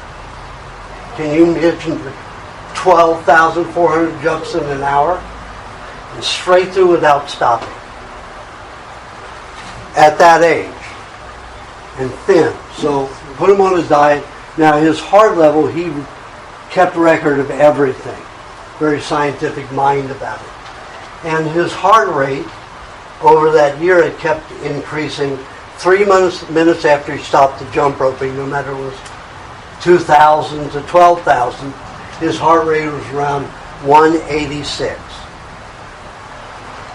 And it took sometimes 15, 20 minutes to get down to 120 heartbeats, and then to get normal, sometimes it was an hour. He went on my diet, and every month for that year, it went down. So when he finished 12,400 jumps, 3 minutes later, his heartbeat was 110. Wow. Down and normal that quickly. No fatigue time, no down time. So he usually came in because he was in the later, when he was 56, when he was 57 at that time after a year on the diet. The classes that you're in, most people were in, if you're in your late 50s and early 60s, you're in the oldest people in that category, and you've got 20 years of competitors. So people who were 35 and 37 where he was competing against. So he usually finished around 35 to 50th place in his category. A year after he was on the diet, he came in 5th place. Pretty amazing. Doesn't drink water. Drinks my sport formula. My tennis players, the 2 champions, drank my sport formula, only a liter of it in 5 hours of competition. And their competitors are chugging down half gallons and gallons of water, weakening. With the sport formula, the energy, the electrolytes stay up, and they don't lose clarity or anything. Because I've got everything in a sport drink, including raw eggs. And that keeps everything going, the body alert and the body focused and the mind focused. So, tremendous things you can do if you know what to do. So that starch from the nuts can be useful, but not necessary. Exercise and get rid of your anxiety. If you can't sing, and you sing badly, pass out earplugs. Get a closet to sing in. Go sing in the toilet. Do something to allow yourself the permission to be well and healthy and out of anxiety. Anxiety is always a need to exercise. Depression is always a need for bacteria in the colon to digest proteins and fats that feed the brain and the nervous system. Okay? Even if a medication is causing you to have high anxiety and be hostile, and a lot of psychotropic drugs do that. Even the nut formula and exercise, and especially exercise, can get rid of it and change that state. And singing happy songs is a real nice way to do it. Even if you're not happy, you can help transform it just by getting rid of those hormones and singing happy too. Because your mind is always thinking. If you're thinking happy thoughts, you can't help but to think about the happy thoughts. And you could be a New Yorker and fight the hell out of it, but where do you remain? You know, in depression, anxiety, anger, fear, unhappiness, all of that. And that does not make for good relationships. Now, I want to say another thing about fats and being fat. Being around Hollywood and a lot of actors and producers, everybody is fat phobic. Nobody's going to like you if you're fat. So, I had one of the heads, vice presidents of ABC Films on my diet. And she went on at about 42 years old because she had a baby at 41, completely knocked her out. She couldn't get back into it. She had chronic fatigue. She couldn't move. She couldn't do anything. And her poor baby, she couldn't take care of her 40-year-old baby. So he went on the diet at 1 year old. He graduated from Yale at 17 and a half. And she went on the diet. She got her energy back after about a year and a half on the diet. but she would never gain the weight that I wanted her to. Sick people, I should say, sick women should be at least 15 pounds overweight. I prefer 25 if you want to get well fast. If you've got a problem, you've got a lot of poisons in your body that need to be arrested and buffered with fat. And fat's the only thing that's going to do it. You can exercise till you're blue in the face, and you're just going to get more stress from it. You need fats. So about 5 years, 5.5 years went by. She still only gained maybe 10 pounds overweight. Always complained about being fat and overweight. And I said, Kate, talk about not having a relationship because you don't want to have to get any more fat because you're not going to have a relationship. I've known you for 5.5 years, and I don't know that you've had any relationships. And you've been slender or slim, not too overweight, and yet you're complaining, and yet you haven't had any relationships. How did you know if you don't get fat, you won't get a relationship? Because your whole personality might change. So she thought about that for a year. She got fat. And I mean she got fat. She got 25 pounds overweight. She got funny. She got more creative. She did better at Nickelodeon films. She did a lot of things better. And all of a sudden she called me 8 months later and said, God, I'm in such a great relationship. And I said, tell me about the guy. Is he an old man? And she laughed and she said, no, he's 15 years younger than I am. And he used to be a Chippendale model. And he is buff and gorgeous. And he takes me 2 times a day. And I said, and you're fat. Yeah. And I said, see? 2.5 years went by. She called me and she said, he left me. And I said, why? And she said, I don't know. And I said, what's your weight? And she said, oh, I'm about 130. And she's about 5'6". I said, 130. I said, that's not fat. You're slim. So, and I said, when did you get slim? Well, I took it off in the last 3 months. I said, are you a bitch again? And she thought about it. And yeah, she's getting irritable again and all of that. And I said, get fat again. Remember, it's your personality a lot of the time, most of the time. If a guy or a girl likes you because of your body, you've got a problem anyway. A big problem. And you don't want to be involved with somebody in an intimate relationship on that level. If you want to have a sex partner, terrific. That's the kind of person to be with. But if you want a real relationship, it's got to be more than that. They've got to love you and your personality. And if you have no good personality, what do they want to be with you for? So think about that.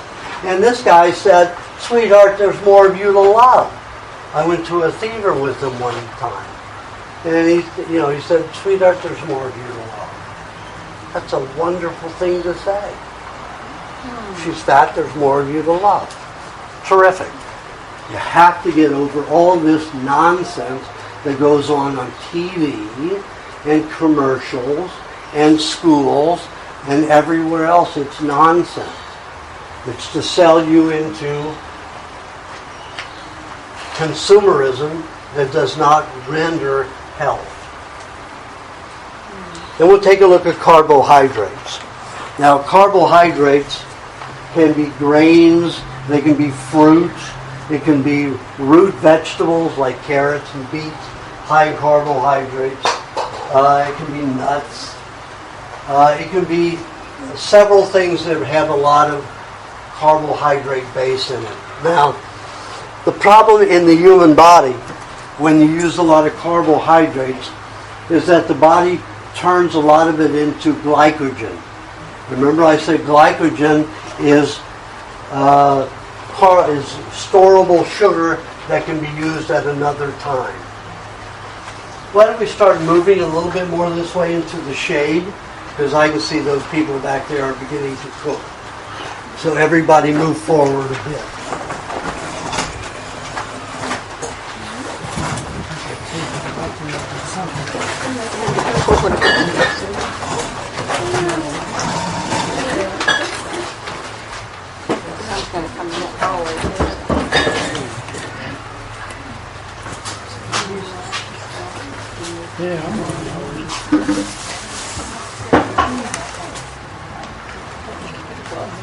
Everybody better? Are you moved up enough back there? Are you okay?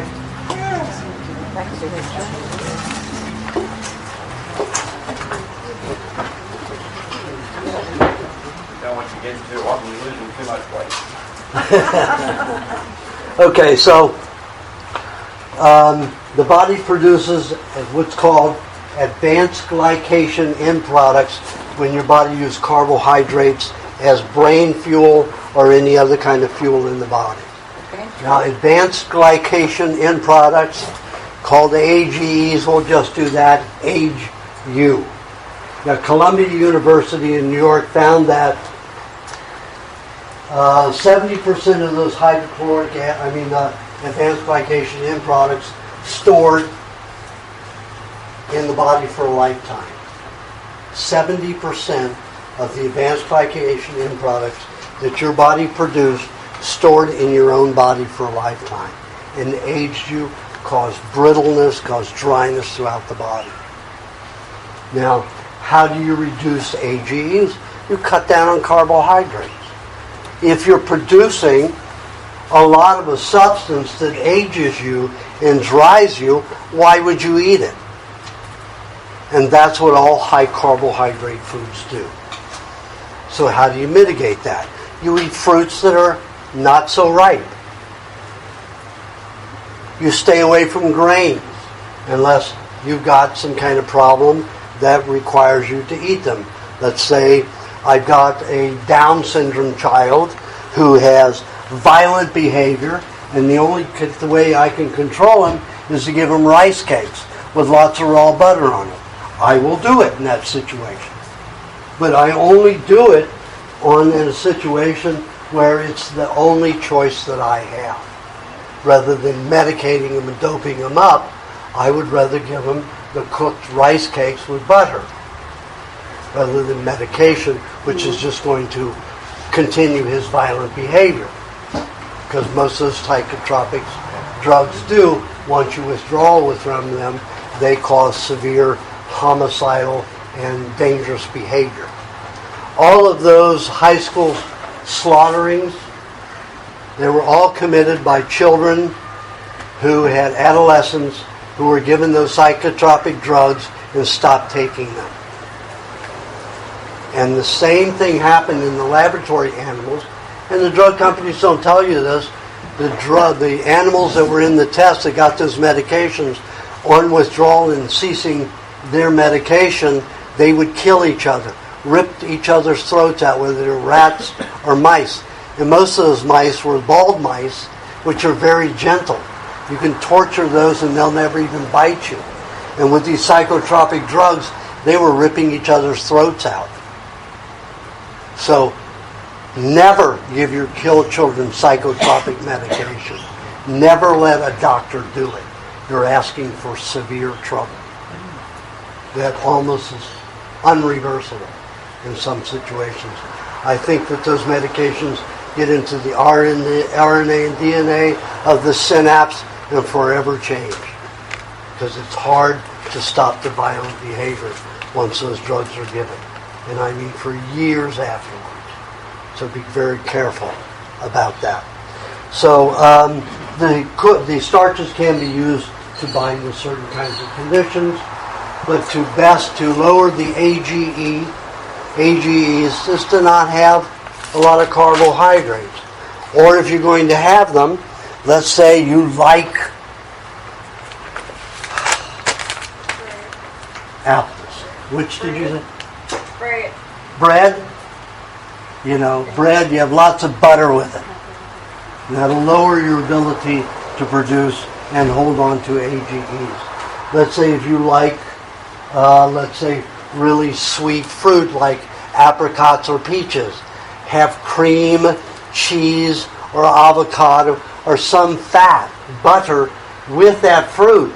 It'll slow down in its digestion. It'll piecemeal the carbohydrates, and you'll use this for the citric acid cycle to be used to convert fats into energy rather than to utilize as a glycogen. Your body can make glycogen with pyruvate, a protein sugar. And pyruvate has no advanced glycation end product, byproduct. What's that for? How do you spell it? How do you spell that one? Oh, pyruvate is just eating like eggs and meat. It's just eating protein. And your body will convert a certain amount of that into a protein sugar called pyruvate, Pyruvate. And remember, 15% of that is used to fuel and to alter fats into energy. And then 5% carbohydrates are in the form of alcohol or vitamin C. So your body will take a certain amount of fruit and ferment it to utilize the fat as energy. And that's a good way to do it. But time release it with the fat if you're going to do that. You do it like I do. You eat unripe fruit, or you eat fruit with very little carbs in it. Cherries, berries, unripe fruit of any kind is very low in sugar. Hasn't reached the sugar mark where the fruit is changing over into sugar. What happens as the process of nature does that? It breaks down into sugar, then it decomposes, it rots, becomes fertilizer, and then there's a cycle. So you eat it when it's in the green stage, like the gorillas. They don't eat ripe bananas, they only eat green bananas. I don't suggest you eat the peels like they do, because it's very alamy and almost impossible for humans to eat it, but gorillas can. So eat your fruit unripe. Unless you've got an excessive weight problem and you want to get rid of some of that, then you eat ripe fruit, because you need the alcohol to break it down. So you should have more ripe fruit, but still piecemeal it with some, time release it with some fat with it. Good, healthy fat.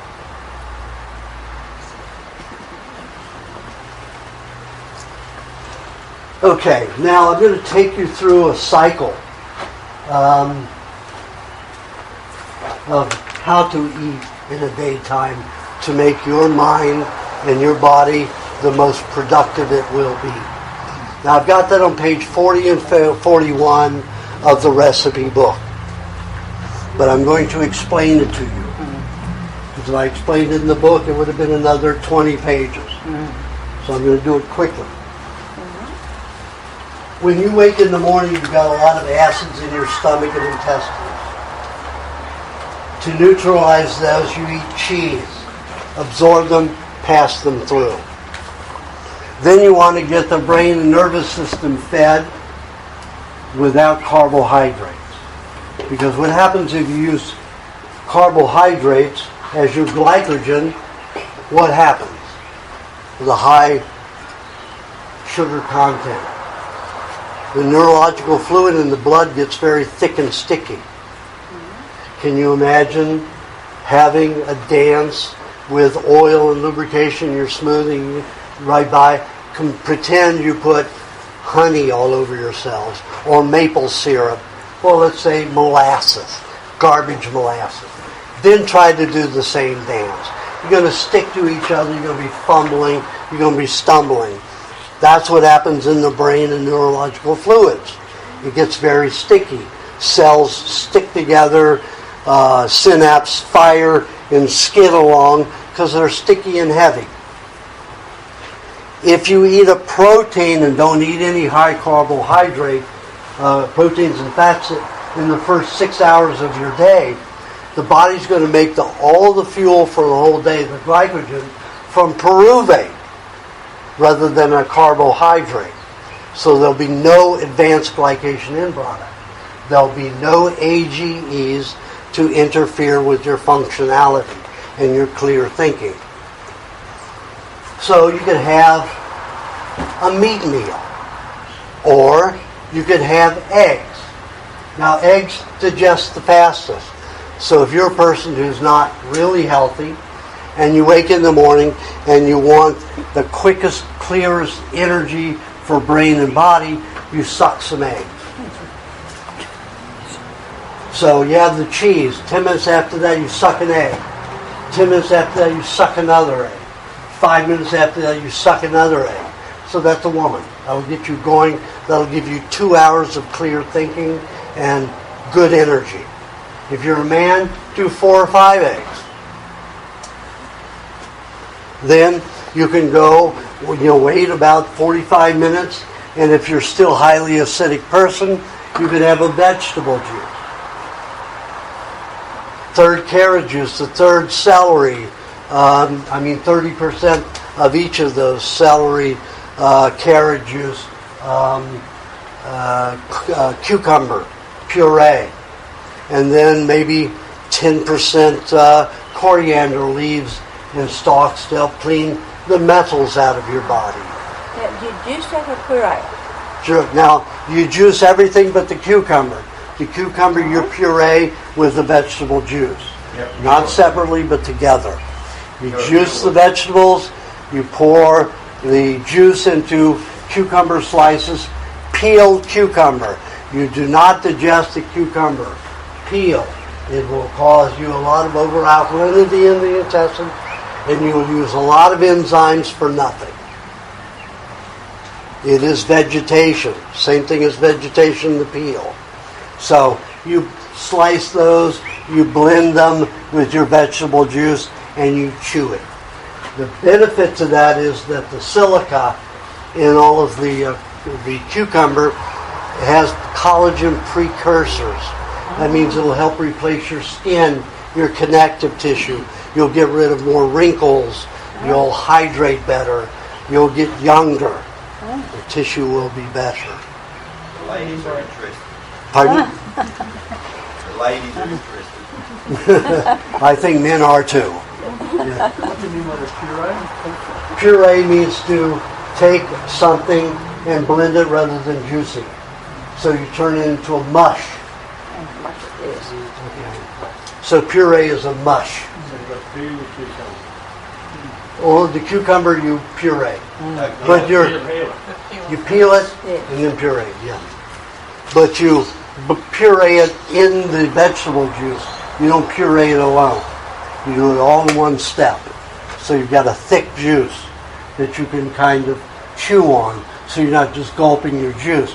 Remember, gulping any kind of fluid is going to cause a lot of the H2O to rush to the kidney, because that's too much fluid at one time.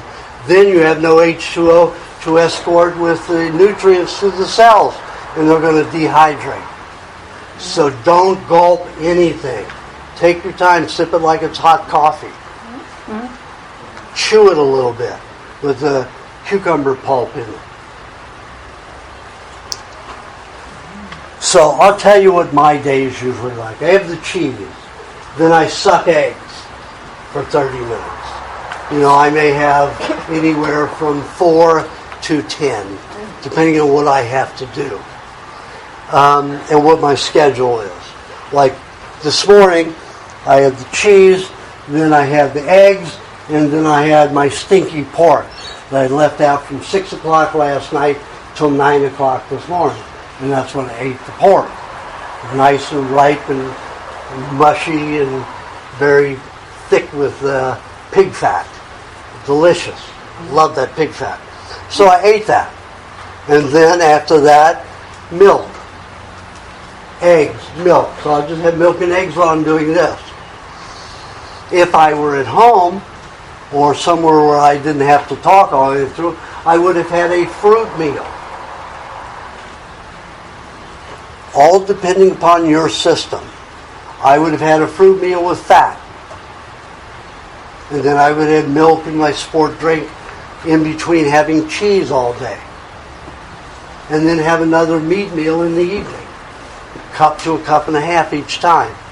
Always 1 to 3 tablespoons of butter with the meat meal. Because if you don't eat butter with your meat meal, you're likely to turn it into a pyruvate to use as fuel. What a waste of meat. Win all of your fats for that. So you eat butter with your meat meal, and guess what? The body won't convert that into a pyruvate unless it needs it. It'll just need a little bit, 15%. It'll use the butter as your energy and to lubricate your body. So it's ensuring that your body uses your nutrients in the proper way at the proper time. Then you can continue with eating cheese every 15 minutes, every 20 minutes. If you're eating it every 15 minutes, that means you're having 4 little pieces of cheese an hour. If you're having it every 20 minutes, that means that it's 3 times an hour. If you're having it every 30 minutes, it means 2 times an hour. You have to decide how you feel the best. If you come to me, I'll tell you how many times to eat it, because I can see how much you need in your digestive tract and stomach, and how long you would need to eat that much for that long, when you could decrease it. So, but if you don't have my help, then you just go on trial and error. Eat it every 15 minutes and see how you feel for a day. Then do it every 20 minutes and see if there's a change. If there's no change, then maybe you only need it 3 times an hour. Cut it down to once every half hour, 2 times an hour. Have no difference, you only need it every half hour. If there's a change, then you don't want to reduce it. You want to keep with your higher consumption, your more frequent consumption of the cheese. There's many things that you can do. If you're a hyperactive person, has a hard time relaxing, drink milkshakes. Milkshakes calm the body. Milkshake would be like having 3 eggs with 2 ounces of cream, 4 ounces of milk, tablespoon of honey, a few grates of ginger root, fresh ginger root. Delicious milkshake. Calm the body, relax. You need more energy, and you're having sexual problems, and you can't get an erection, including women. Have heart with some other meat. And it only needs to be about 1/3 heart. Eat watermelon, especially the white. Has citrulline in it. It's a natural Viagra. They're trying to market, A&M in Texas is trying to grow it and market it. You know, they're trying to make a watermelon, genetically modify it, so it will produce more citrulline. So you eat things like that, you have more energy, you have more strength. And there are lots of other tricks in my book, We Want to Live in the recipe book. Lots of detailed information on combinations and foods to eat like with a problem. Like there was a famous Swiss movie star that came to America because she was bleeding to death. She had cervical cancer, and she had been a 21-year vegetarian. And she went all over Europe, had the money to go all over Europe to the finest people. Nobody could stop the bleeding. So she was having 2 to 3 transfusions a week, and of course not vegetarian blood. She had difficulty with that and all kinds of concepts. So she was in a health food store and saw a patient of mine who was buying nothing but everything she wouldn't. The dairy and the meats and, the cheeses and everything she would eat. And he was vibrant, just bursted. And this is a guy who, when he came to my office, he had to swing his arm just to get the energy to walk. He was that debilitated. And he was as skinny as a beanpole. Now he was fit and strong, eating all this food and radiant. And she said, "Do you really eat that? Are you buying it for someone? You look so radiant. You look like you should be a vegetarian." So when I was a vegetarian, I was dying. He said, "This is the way I eat." She says, "I'm bleeding to death. I have cervical cancer, Do you know anybody who might be able to help? And he gave her my number and told her to give me a call. So she called me probably about 7:30 in the evening, and she told me her problem. I said, listen, I can't help you as a vegetarian. I know it's not a good thing to do. I did it for 6.5 years. It put me back to blood and bone cancer. I said, that's your trip to take, so I really can't help you. But if you just want to stop bleeding, have a cup of green head cabbage juice, and that'll be it.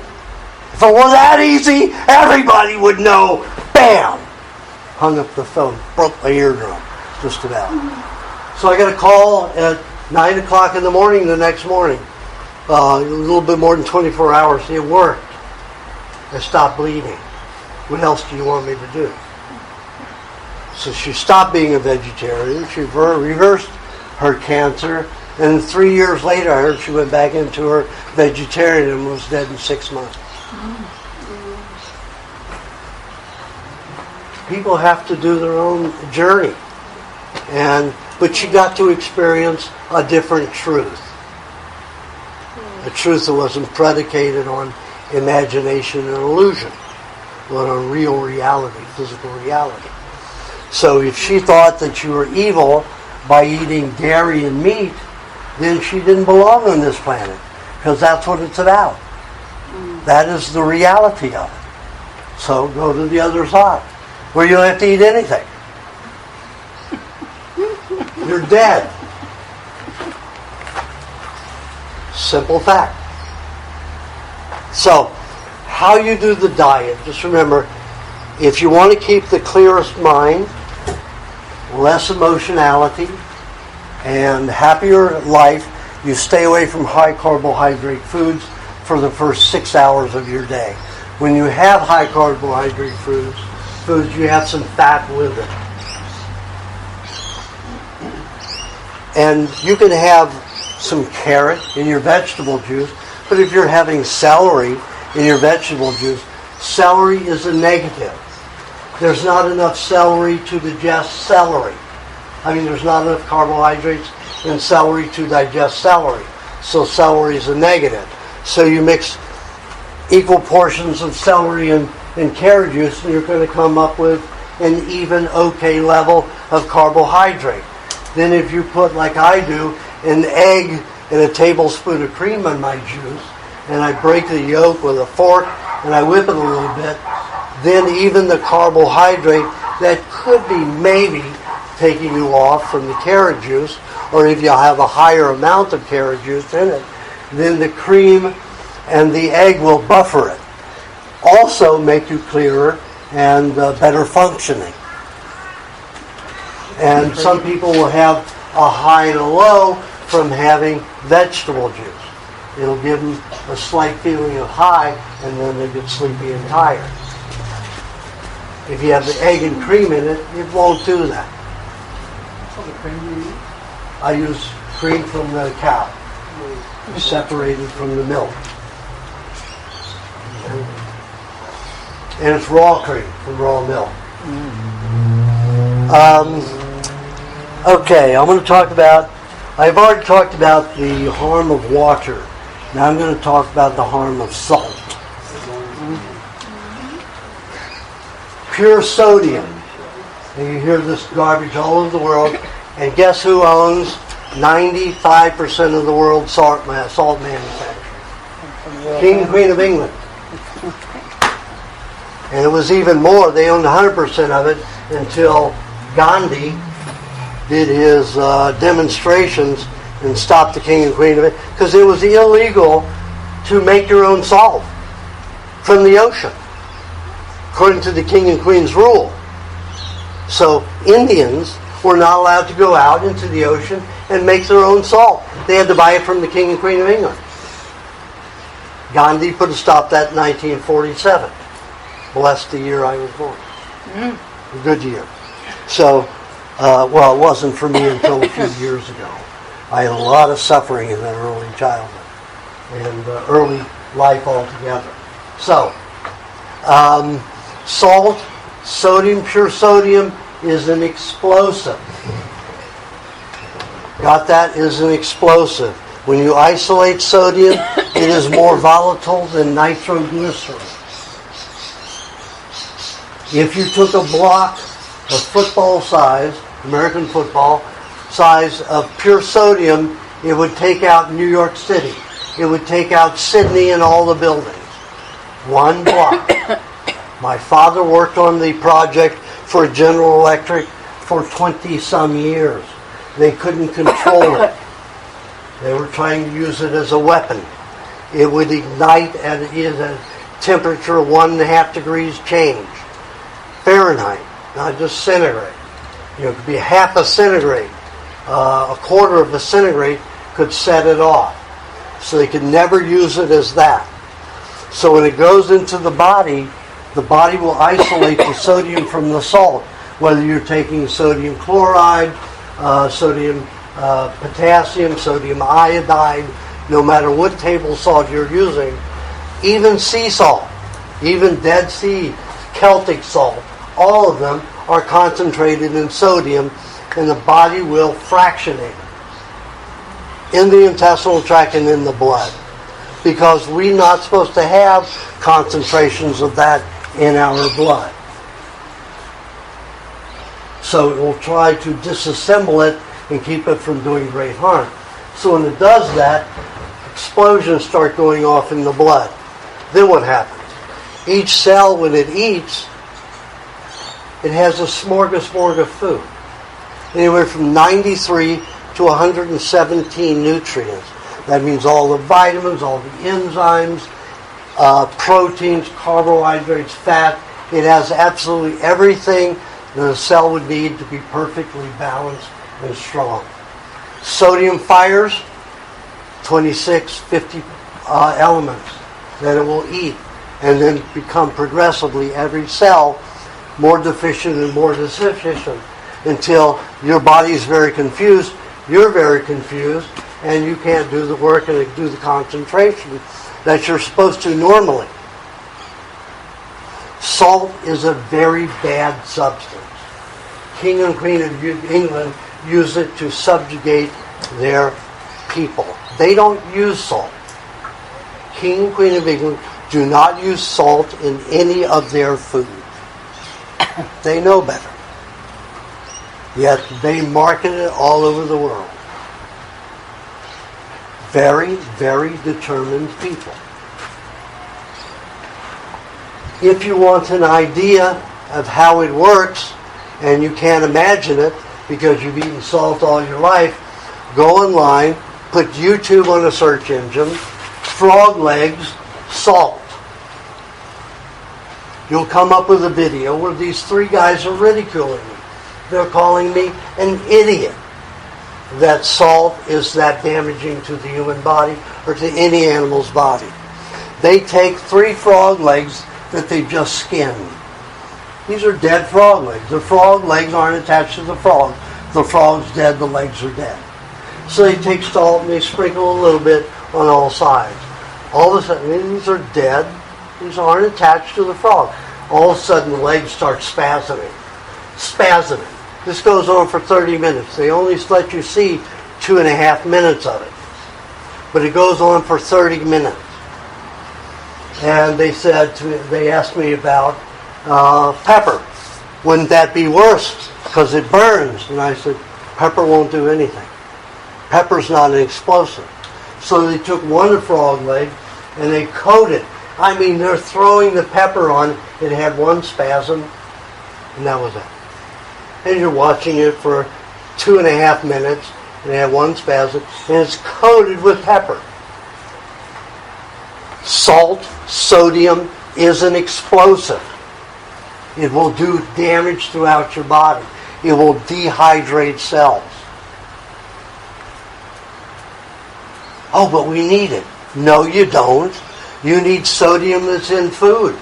And if you eat raw food, you're getting plenty of ionically bound sodium to do everything you need to do. I don't eat salt. Do I look like I'm a vegetable? Do I look like I'm melting? Do I look like I'm dead because I don't have salt? And that's what they'll tell you. If you don't have salt, you'll die. Yeah, you sweat salt, but you're exploding your tissue as it's going through. If you replenish it, you're eating, tomatoes, watermelon, all those avocados are very concentrated in sodium. Seafood, very concentrated in sodium. If you think you need high sodium, eat a raw food with high sodium. Simple as that. Do not eat salt. Second worst thing to cooking your food. Third is drinking a lot of water. Okay, I think we've pretty well covered everything. Questions and answers. Something I didn't cover. Just, I said it's all salt. Does not matter. Celtic, Himalayan, it's salt. It is rock. It is high ionically irritating explosive salt. We don't eat it. You even feed it to plants and you'll kill them. It'll blow up their roots. It'll rot their roots. 2 pieces. It'll explode them. If a plant who eats rock, it will die from salt. How do you think that you can even near handle it without severe damage? You can't. What happens if we go swimming in the sea all the time? Pardon? What happens if we go swimming in the sea? They're made for it. They don't absorb that salt. They pass it through their system. No, we go swimming. Pardon? We go swimming. Oh, when we go swimming, don't drink it. No, don't drink it. Yeah. Doesn't worry, it doesn't go through the skin. You don't absorb it. I mean, if you're out there in the sun, go in and out of the water, it's finally going to take all the fats off your skin, and then it's going to start penetrating your skin. So you wear a wetsuit or you put oil on your body. Olive oil, coconut oil, butter, something, and protect your skin. And then enjoy it. Yeah. Absolutely. I talked about mercury earlier. Mercury and that video that I told you to search for. It was a study on the mercury that they used for fillings. And it was only a 2% mercury that they put in that petri dish that dissolved, and the gases from it dissolved. So your fillings are outgassing all the time. So I suggest anybody who has amalgam fillings, get them removed. If you've had a lot of health problems, wait 2.5 years till you've been on a diet to remove them, because you could go through a heavy detoxification when you remove them. Because that mercury is already going through all the nerves up into your brain. When that mercury is moved into the teeth, the body's going to get rid of some of that mercury right away. And that'll cause a lot of symptoms. Yes? I wanted to know about the goat's milk. Goat's milk, difference between goats and cow's milk. Okay. A goat, everybody ever see a calm goat? Okay. The only people that should be drinking goat's milk are people who have no energy, diabetics, people with sugar problems, and really fat people. They're the only ones that should drink goat's milk. Everybody else, it'll just make them crazy. Unless you're an athlete, do all the goat's milk you want. You're a gardener, you're a farmer, all the goat's milk you want. Lots of energy. So why diabetes for goat's milk? Because diabetics usually have a sugar problem. They have an energy problem. They don't digest carbohydrates properly. They're shooting insulin. They go through high sugars, insulin shock, go back and forth. It's hard to control the body. You give them goat's milk, raw goat's milk, and their diabetes disappears. The father of modern medicine, what a joke, Hippocrates, used nothing but a raw milk diet to reverse all cases of diabetes. He did it in 6 to 10 weeks. We don't have the quality of milk these days because they were taking it right out of a cow, and they would drink it warm, fresh out of the udder. We put it in a refrigerator, And once you drop it below 76 degrees, you alter growth hormones in it and alter a lot of factors. Whenever I can get milk fresh from the farm, I never refrigerate it, and I try to keep it up around 90 degrees. So with the, like back to the diabetes and the, like if they give raw milk all the time, what do you do in today's world to get rid of the diabetes? Well, I still do that, but I put them on raw meat along with the raw milk. So it's just a raw meat, raw milk diet. I may give them, often the pancreas does need some help with digestive enzyme because the pancreas does address digestion. So things like a little bit of pineapple once a day and a couple, 2-3 tablespoons of pineapple. And I'll tell them to eat pancreas of the animals. And eating the gland that you have a problem with, the organ that you have a problem with, like the Indians say, will progress healing of that particular gland or organ faster, much faster. You're going to have to speak louder. My father broke my eardrums when I was 11 years old. He went, told you to listen to me. So I don't have all the pitches. I lost 80% hearing in one ear and 60 in the other. Now I've got 60 in one ear and 80 in the other. I still have lost 40% in one and 20% on the other. Do you marinate your meat or do you just eat it straight? I eat it straight 90% of the time, 99% of the time. But I'll go 2.5 months doing it that way, and I get so bored that I'll make with sauce. And then for 2 weeks I'll eat it only with sauces. And then I get bored with that, and then I'll go 6 to 9 months eating nothing but just the meat. But you can always eat it with the sauce. You can always marinate it. That's okay. I've got 82 sauces in my recipe book that can be made 3 to 5 ways each. That's 400 sauces. You can't get bored on 400 sauces. That's a different one for every 400 days of the year. So find the ones you like, make those and mix it with your raw meat. And I have a DVD that was just released 3 months ago. It's 2 hours and 14 minutes, and I have 10 recipes on here on how to make things very quick. You can make sauces in 3 to 5 minutes. You can make a blueberry cheesecake in 20 minutes. No cooking. Solidifies. It's wonderful. You can make all these dishes. These are meat dishes with sauces, fish, all kinds of dishes. Beautifully made. Beautifully arranged. All in minutes. And the recipes are in the recipe book, and I didn't get it. I thought all I'd do is put out a recipe book, everybody would be happy. More people were happy because they had good meals and recipes to make. But most of them were going, let's see, you put that in this and that, you do this and this and this, and you've got like 10 steps and it's done. If you take a cookbook and you go through all the processes and telling you every detail of what to do, and you've got 30, 45 minutes of chores. So when I put it on a DVD and released it this year, everybody said, why didn't you have that when you came out with the recipe book? It's so easy. And you just have to see it to believe it. So, any more questions? Excuse me, you look back on the mercury, I'm having my noggins out now, and the dentist in the Sunshine Coast is doing it.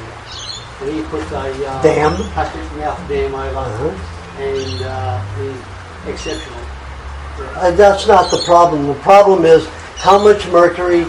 Now, mercury contains what? I mean, the amalgams contain what? 50% mercury, the most volatile neurotoxin on the planet. The most volatile neurotoxin on the planet they are putting in the teeth that go to the brain.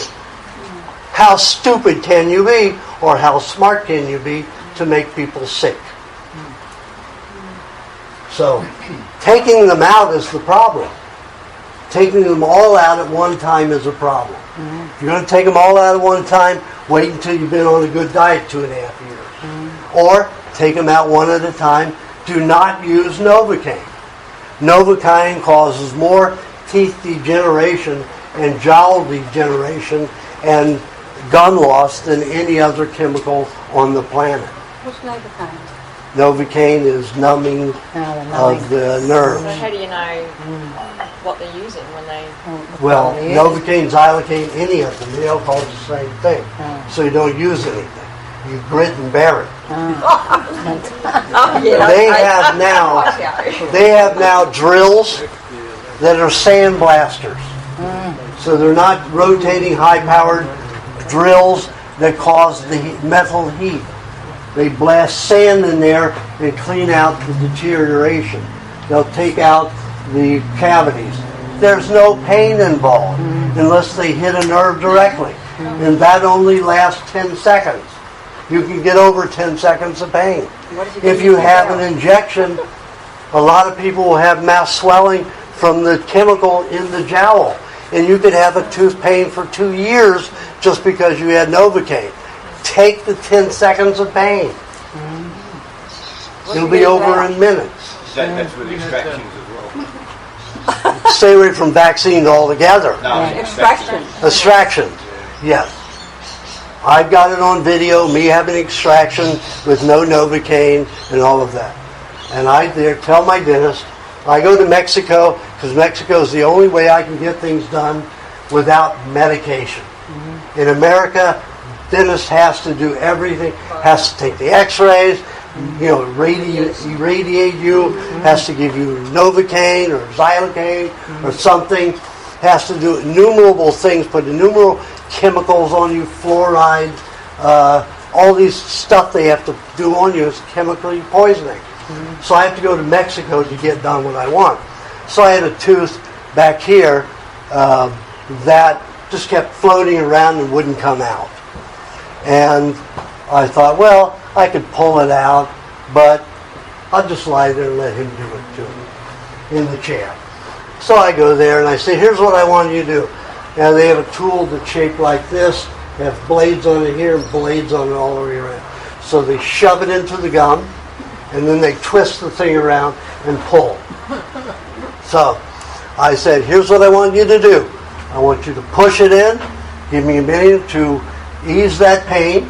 Just a few seconds, maybe 30. Then you go for the complete turn to get all the gum away from the tooth. And then, after 30 seconds of letting me rest, you pull the thing out. So I said, 3 steps, 3 stages. Easy? He said, easy. So I said, okay, start. He goes,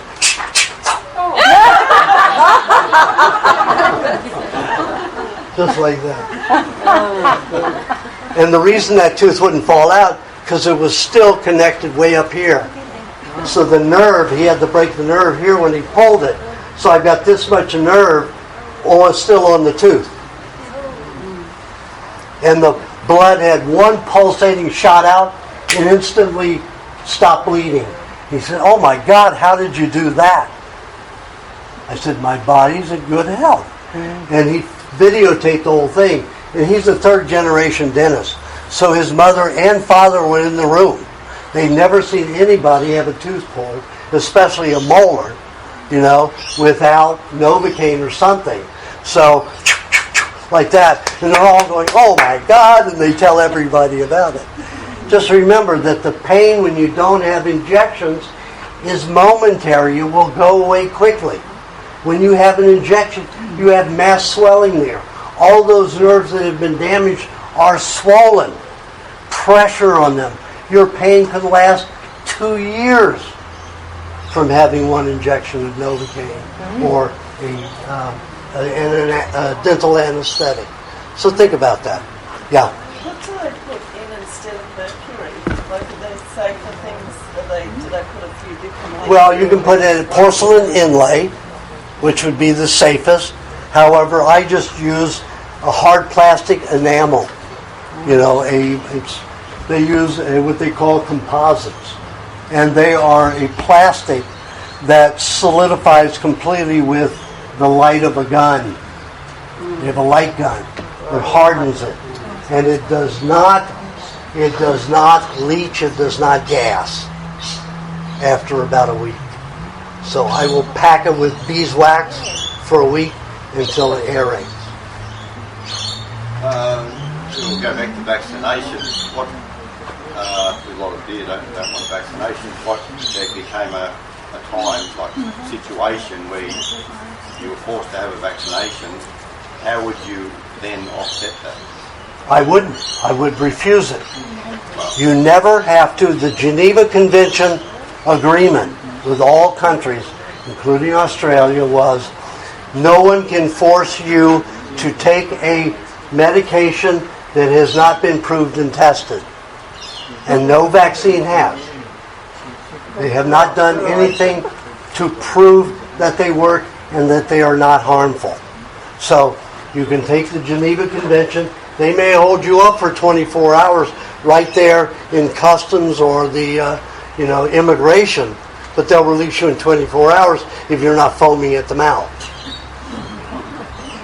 It's that easy. I've got a on the website. These people that run my website, I've got a acceptance of responsibility for vaccines. Anybody that tells you you have to have a vaccine, they have to read it and agree to it. They have to agree to personal liability of $1 million. They have to read about the ingredients that is in a vaccine, and it's all there. I put it all in there. It's 4 pages. And nobody will sign it, and nobody wants responsibility. They'll look at you. Usually it's 6 hours, and they'll send you on your way. The worst I've seen is 24 hours. But not even Brazil. If you're coming from Peru, yellow fever is absolutely mandatory until you show them my document. You don't have to have a thing. Geneva Convention does not allow it. They have to prove to you. They personally have to vouch for that is safe vaccine to have. Even that particular vial is safe. And they will do it with the responsibility that they will be responsible for $1 million worth of health damage to you. Nobody's going to sign it.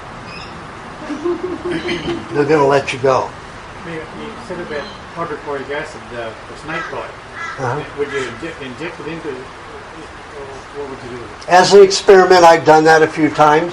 Yeah. And it's worked beautifully. 5 mil, 10 mil? Oh, no. You're talking about just about, I think I use 1.5 milligrams. Yeah. And I inject it into the tissue in the legs. Yeah.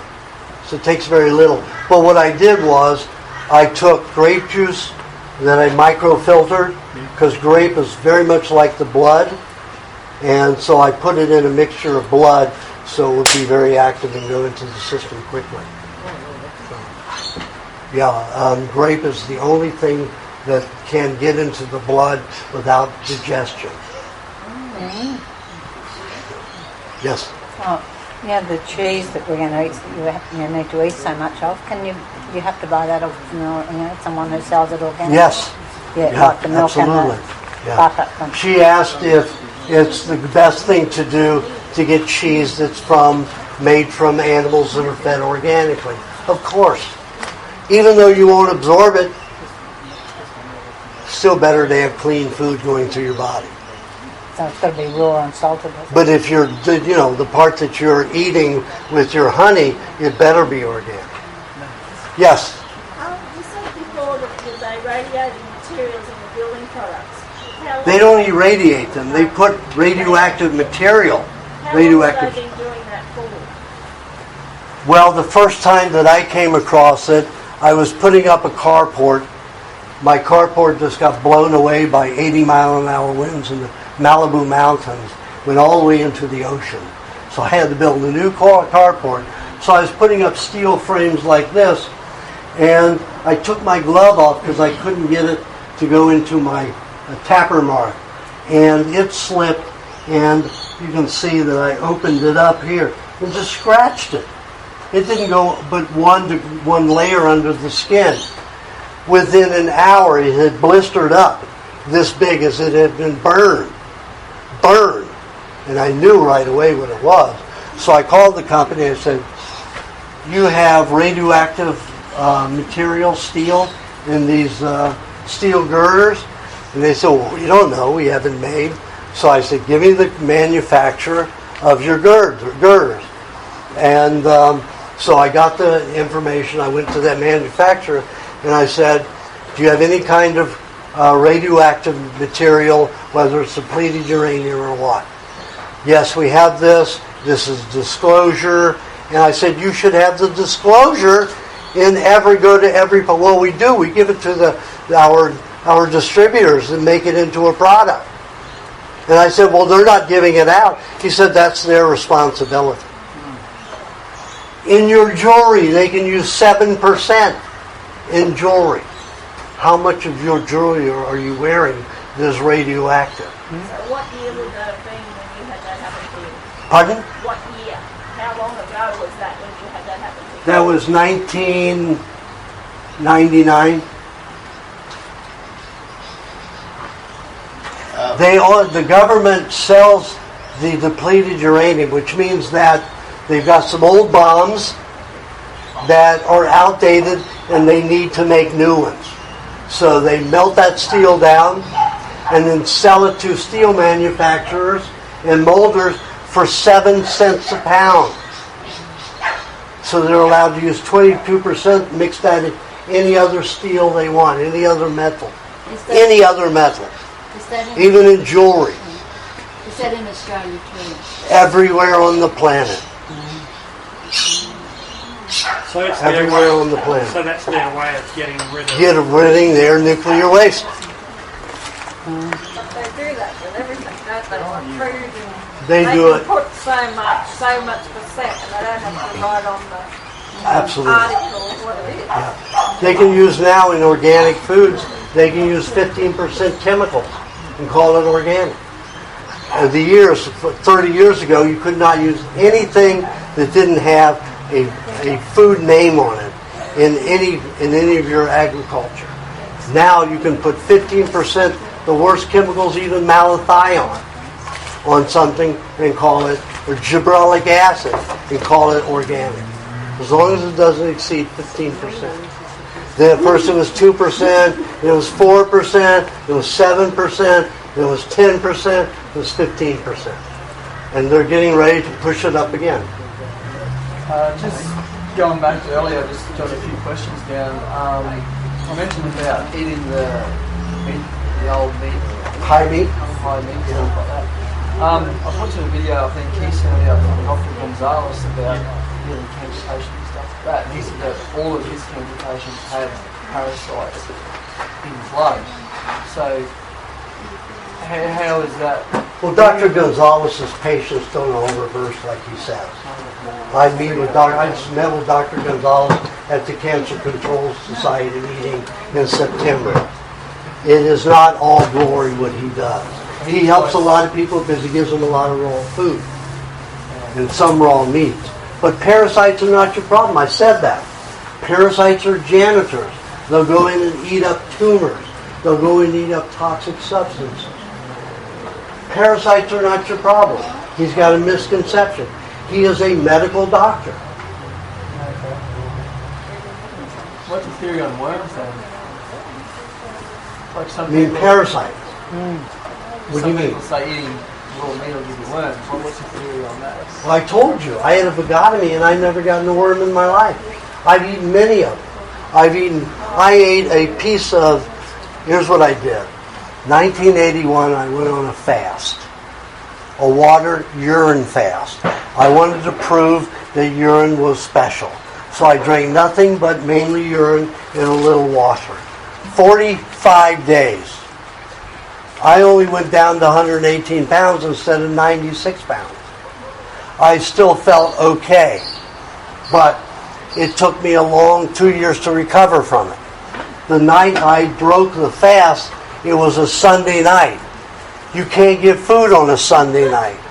Everything's closed. I was freaking starving. I was about to eat the house, the door, anything. So I went to garbage cans behind supermarkets and said, no, I can't eat that, I can't eat that. Then there was a fish market across the street, so I went into its garbage can. There was huge chunks of salmon, swordfish, and all kinds of good fish in there, and just throwing it away. I thought, oh my God, it's wrapped nicely and everything. I took it out of the wrapper package, and I got out of the garbage can and sat down and ate. I ate about a pound. It felt good. I walked home, got home. I opened the package. They have some more. And it's inundated with pinworms. I mean, some that long. When they stiffen up, they're just like a needle. I must have eaten a couple thousand. And all of their eggs, 10,000s of eggs. And then I got a little nervous. I said, screw it. This is a good test. So I ate the rest of it. The next day, watching the worms undulate and saying, this is going to become part of my body. And we'll see if they do some harm. I never got a pinworm. Not a pinworm came out in my feces. Not a one. And I have no hydrochloric acid. Absolute horseshit about what they say. It is to scare you, to prevent you from eating good foods. I have never gotten a parasite, and I've eaten meat. If you see my episode of Ripley's Believe It or Not from July 17th, 2001, you go online and you say, Ripley's Believe It or Not Rotten Meat Eater. And you'll come up with my episode. And you see me eating parasite-infested meats. I've got jars that are glands that are a year and 3 months old. And this health inspector they called to do the show with me, he's freaking out. Don't eat this. Don't do this. You'll kill yourself. And I'm saying, I have no vagus nerve, and I'm eating it. And the poor photographer's in there, shooting with the camera, and he's puking all over my railing because it all stinks. And it's got parasites and flies and maggots and fungus, gangrene all over this meat. And I'm eating it to prove that it's all crap. It's all a myth. And I've got 2 patients, and both had a lot of psychological problems, and were taking up to 27 psychotropics of drugs for 20 years. And they're both eating the high meat, giggling and happy, and said, I stopped taking my medication when I started eating high meat.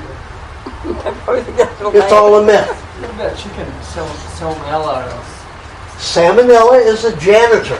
You have to get into your head. We have certain bacteria that are janitors.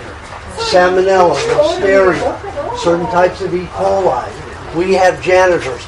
You have right now, I can go into your nose and get 600 varieties of salmonella. I can go into your ears and find another 200 varieties.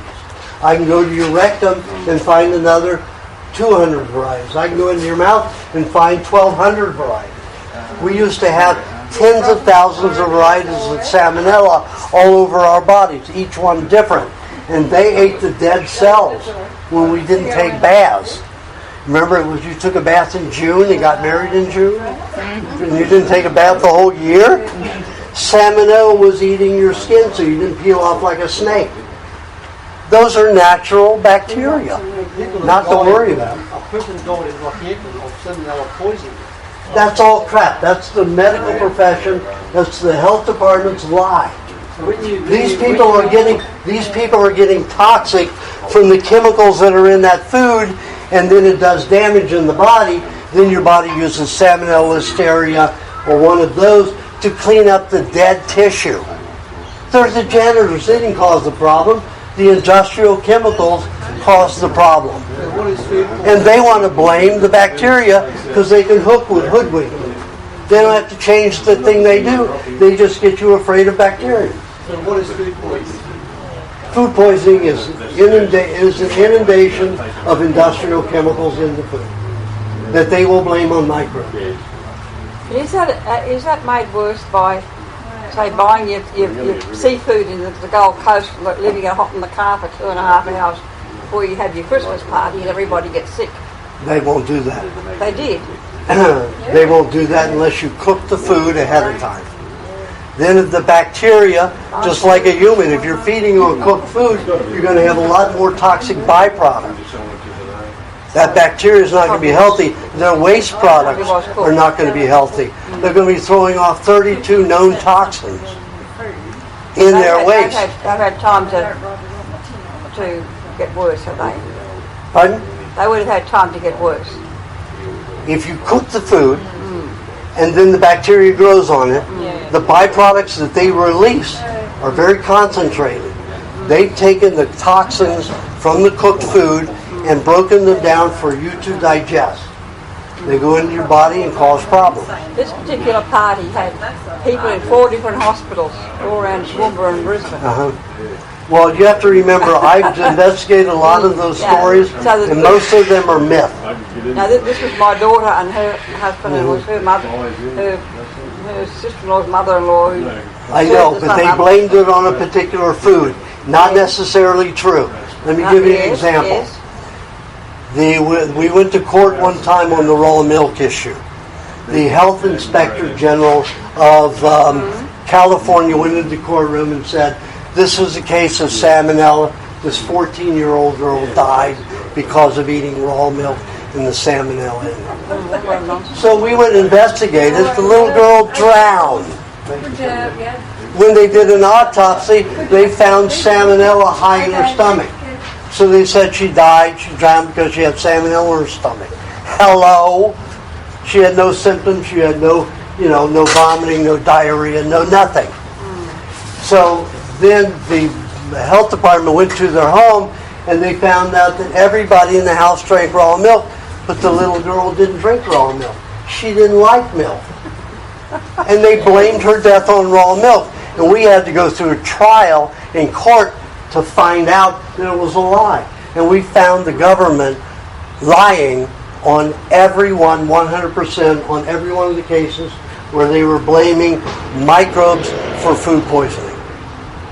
And they get away with it because nobody challenged them except for people like me. And then the press won't give you any press. No, they won't give you any press. They won't tell the truth.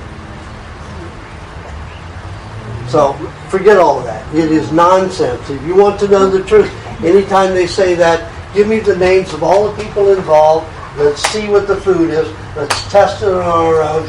And all of a sudden, you'll find that food disappeared. There won't be a sample for you to test. Not a sample for you to test. And by law, they have to keep a sample for 25 years. But all of a sudden, they've lost it.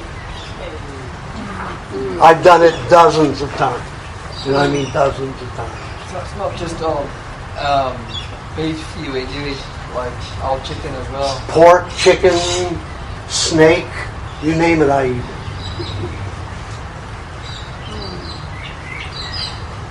Okay, I think we're going to finish at this point because we're going to have to get on to the minis.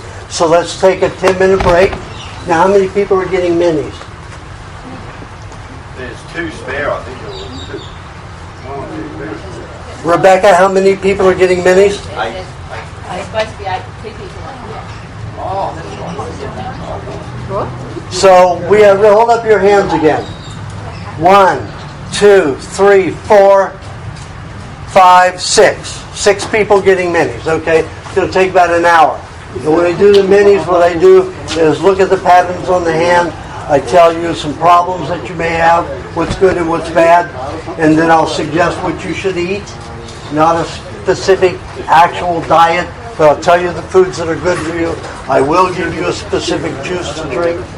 And it'll take 6 to 10 minutes per person. And you may learn a lot more things if you stay and watch, if you're interested. Okay, take a break and thank you all for coming.